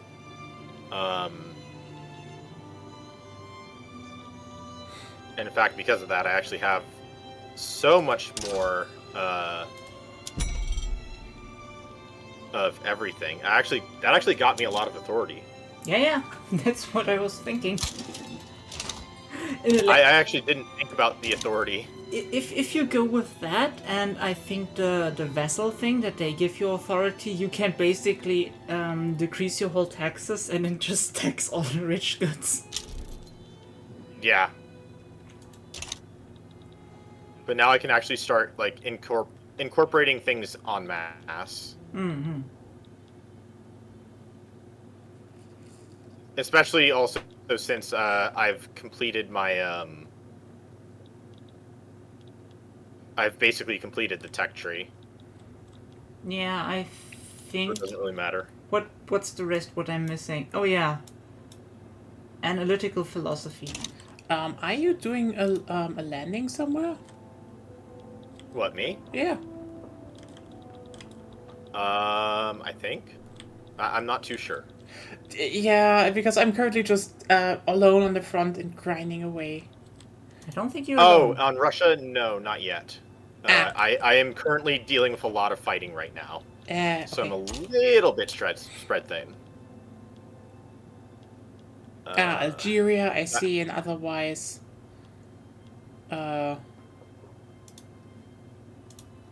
Brittany? Brittany.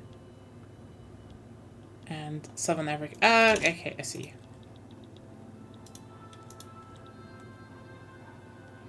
More oil in Indonesia for me. As long as you hurry up with that. Yep, I understand.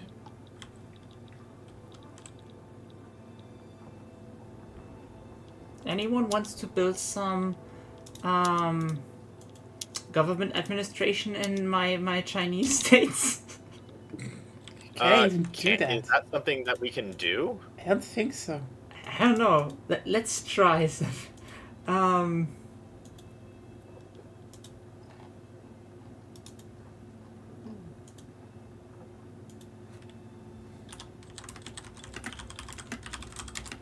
Nope, can't do that. For me, at least. Oh, we have investment rights stuff.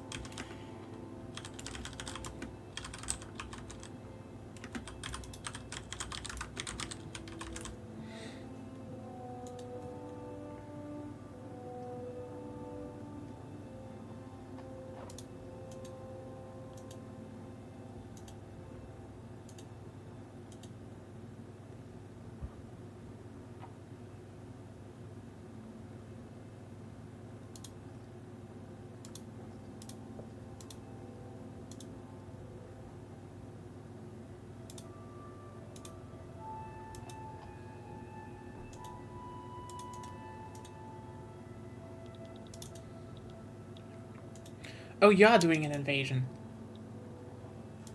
Yes. Because I finally had a chance to now that I've finished my invasion of Algeria. Well, yeah. I see. Now, troops are getting shifted around. Yes, they are going to many places. The Russians are still holding that line, damn. It's gonna be fun. This is gonna be so fun if we liberate more. They are just gonna be like this small thing again, like they're supposed to. Say that you can't get out all of Karelia as a thing. That should be something, right? Maybe.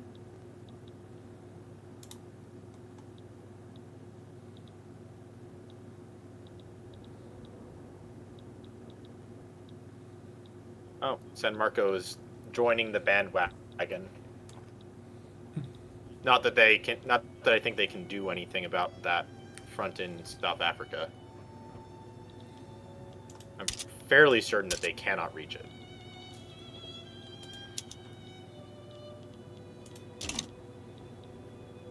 Although they might be able to since they're in the market. I'm unsure.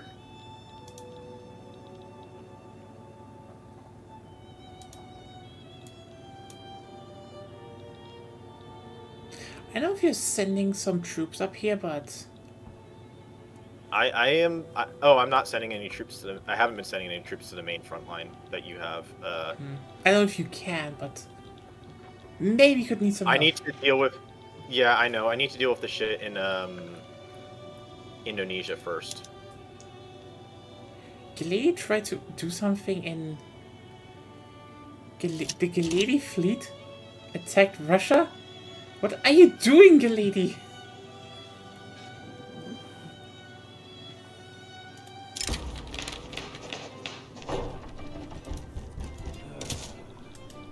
Oh, workers are allowed to run a factory now. Okay, so apparently Algeria just. Oh wait, no, Algeria was always in this war. That was stupid of me. Mm-hmm. I had two. I essentially had 2 wars with Algeria. Ah. And I don't think I can actually afford to do the naval invasion anymore. Just because of, like, there's too much that I need to get done. Okay. Because, like, all of a sudden, all of my people started revolting against me. Hmm.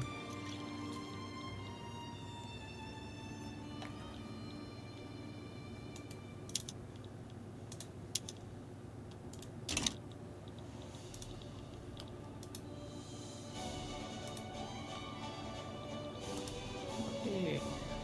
Almost finished the third map.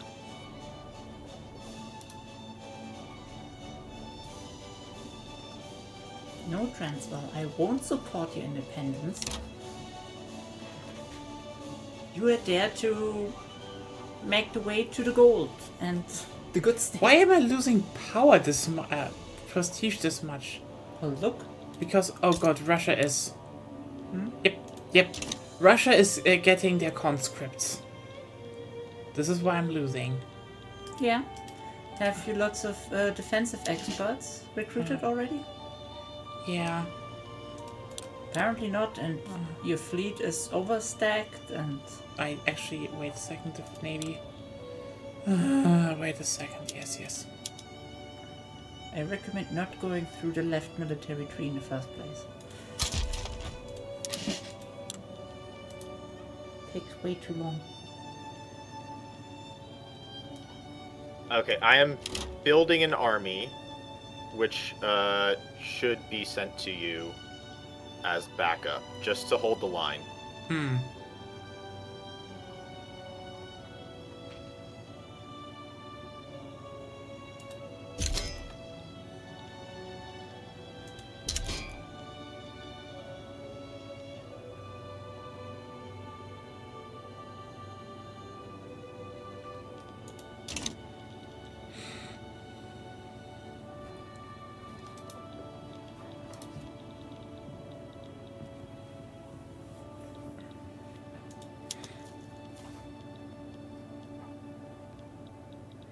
Dutch East Indies are trying to land in the Netherlands.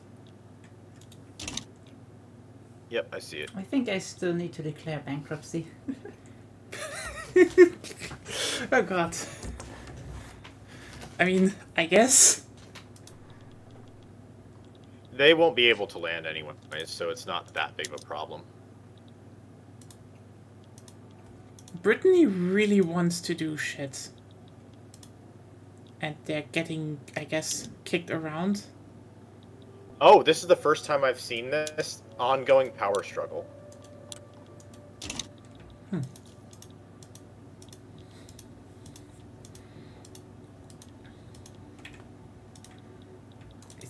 Is Russia maybe going into default? No.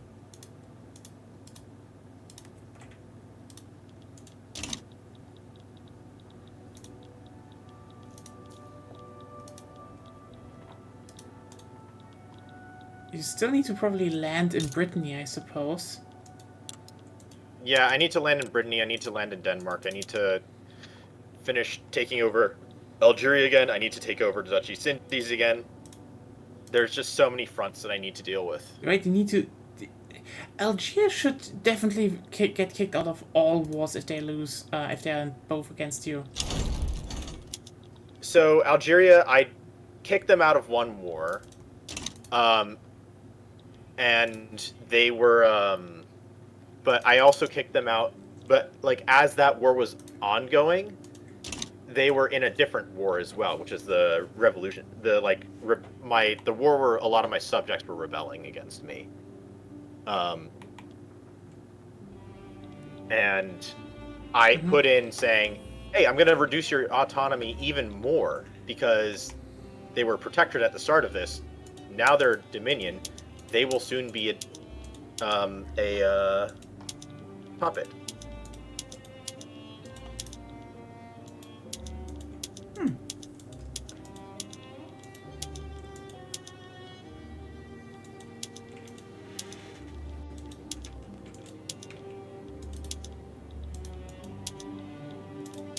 Oh.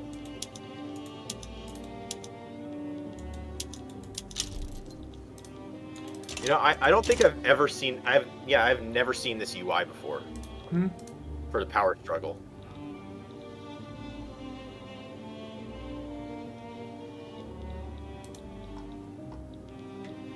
Oh, that was part of my problem. The Philippines are in this war, because Spain is in this war. Okay. Now I know. But yeah, the AI will never get the naval supremacy that they need to land in Holland. So I'm not concerned.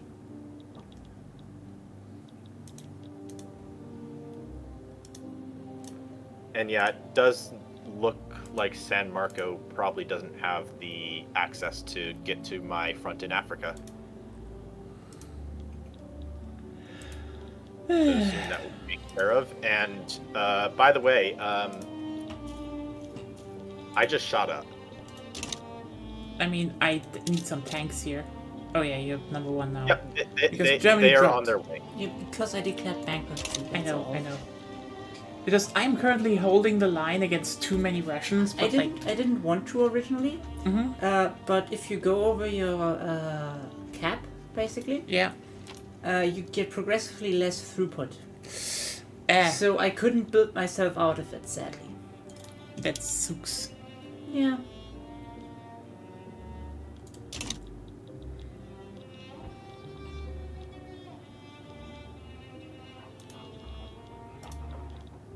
I think this is the first time where like my economy is so strong that infrastructure problems are not actually being problematic. I mean, we have to train mandate. That thing basically makes infrastructure not exist anymore. Can I say that it is really funny that the mechanized infantry is the German tank, which they know, just it's built so like two. weird. They built like two, and like I know the brick tank is iconic, but like, it was just a slapdash thing. The British tank probably looks too much like a tank. So it's artillery now, and the cavalry is the French one, the French light tank, which is, I mean, I get it, but also like, here's the thing: you wanted a tank that was actually used with infantry stuff. The French built some during World War One.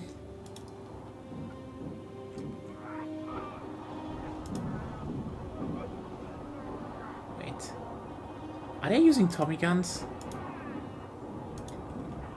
No, You're don't forget you're that using Tommy detail. guns. Those are Tommy guns. Why are they using Tommy guns? Like, those were built at the end of World War One. Yes, and this is 1930s. They should like, oh hey, but what about They should exist right now. But what about automatic stuff? A, MP18, if you want that. B, Shah, the Shosha, or the BAR. Sorry.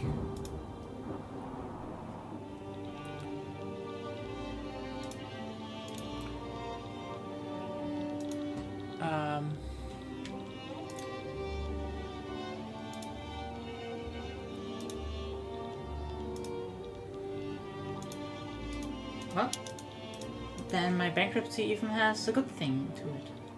You know? Oh? Well, we can see the power struggle mechanic. Oh, I oh can yeah, see that, it. yeah, that but is why. Yeah.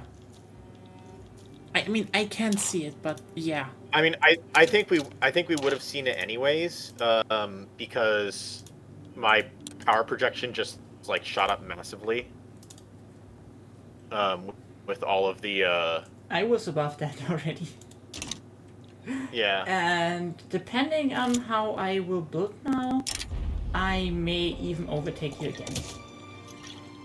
Yeah, that's possible. Possible. I have the souls for that, okay? So I guess we have at least a semi-World War One going on. Yeah, except the World War One is like me versus a whole bunch of other people. I wish I had at least some of, like, I mean, my trench infantry is holding the line, but I really need some help. I mean, I don't Want me think to the bank Russians will. I don't Look, think my the army is on Russian- the way, but it's taking so long because I have to go through China. I'm sorry, I haven't put much railway on there yet. Why can't you go through Iran? Because the army that I'm sending over is an army that originated in California. Oh, so it's still faster to go through China, I suppose, to end up at the Yeah, I see a Dutch army. Oh, lots of tanks. Okay, not a lot of cavalry tanks, but like lots of tanks. Hopefully, get breaching through the Russian lines then, because they're slowly getting Palestine.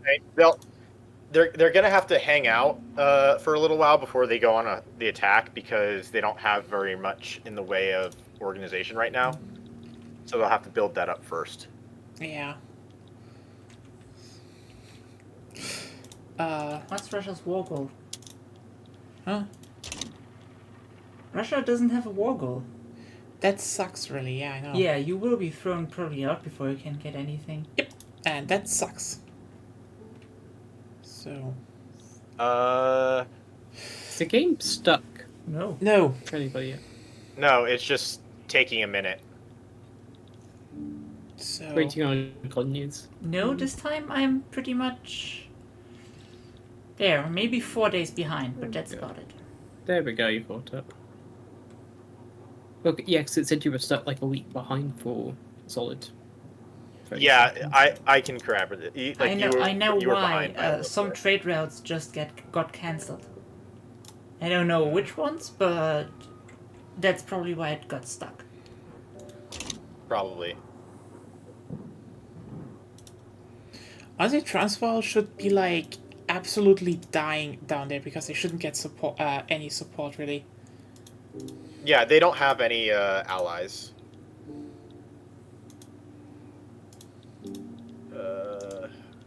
You know what?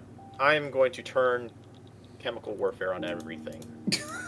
I don't think we have the oil for that yet. I have It's the not. oil. It doesn't use oil. Can It uses fertilizer. Oh, Yeah, I mean that makes sense, I guess. you know what? Let me do that too. We can be war criminals together. Yeah.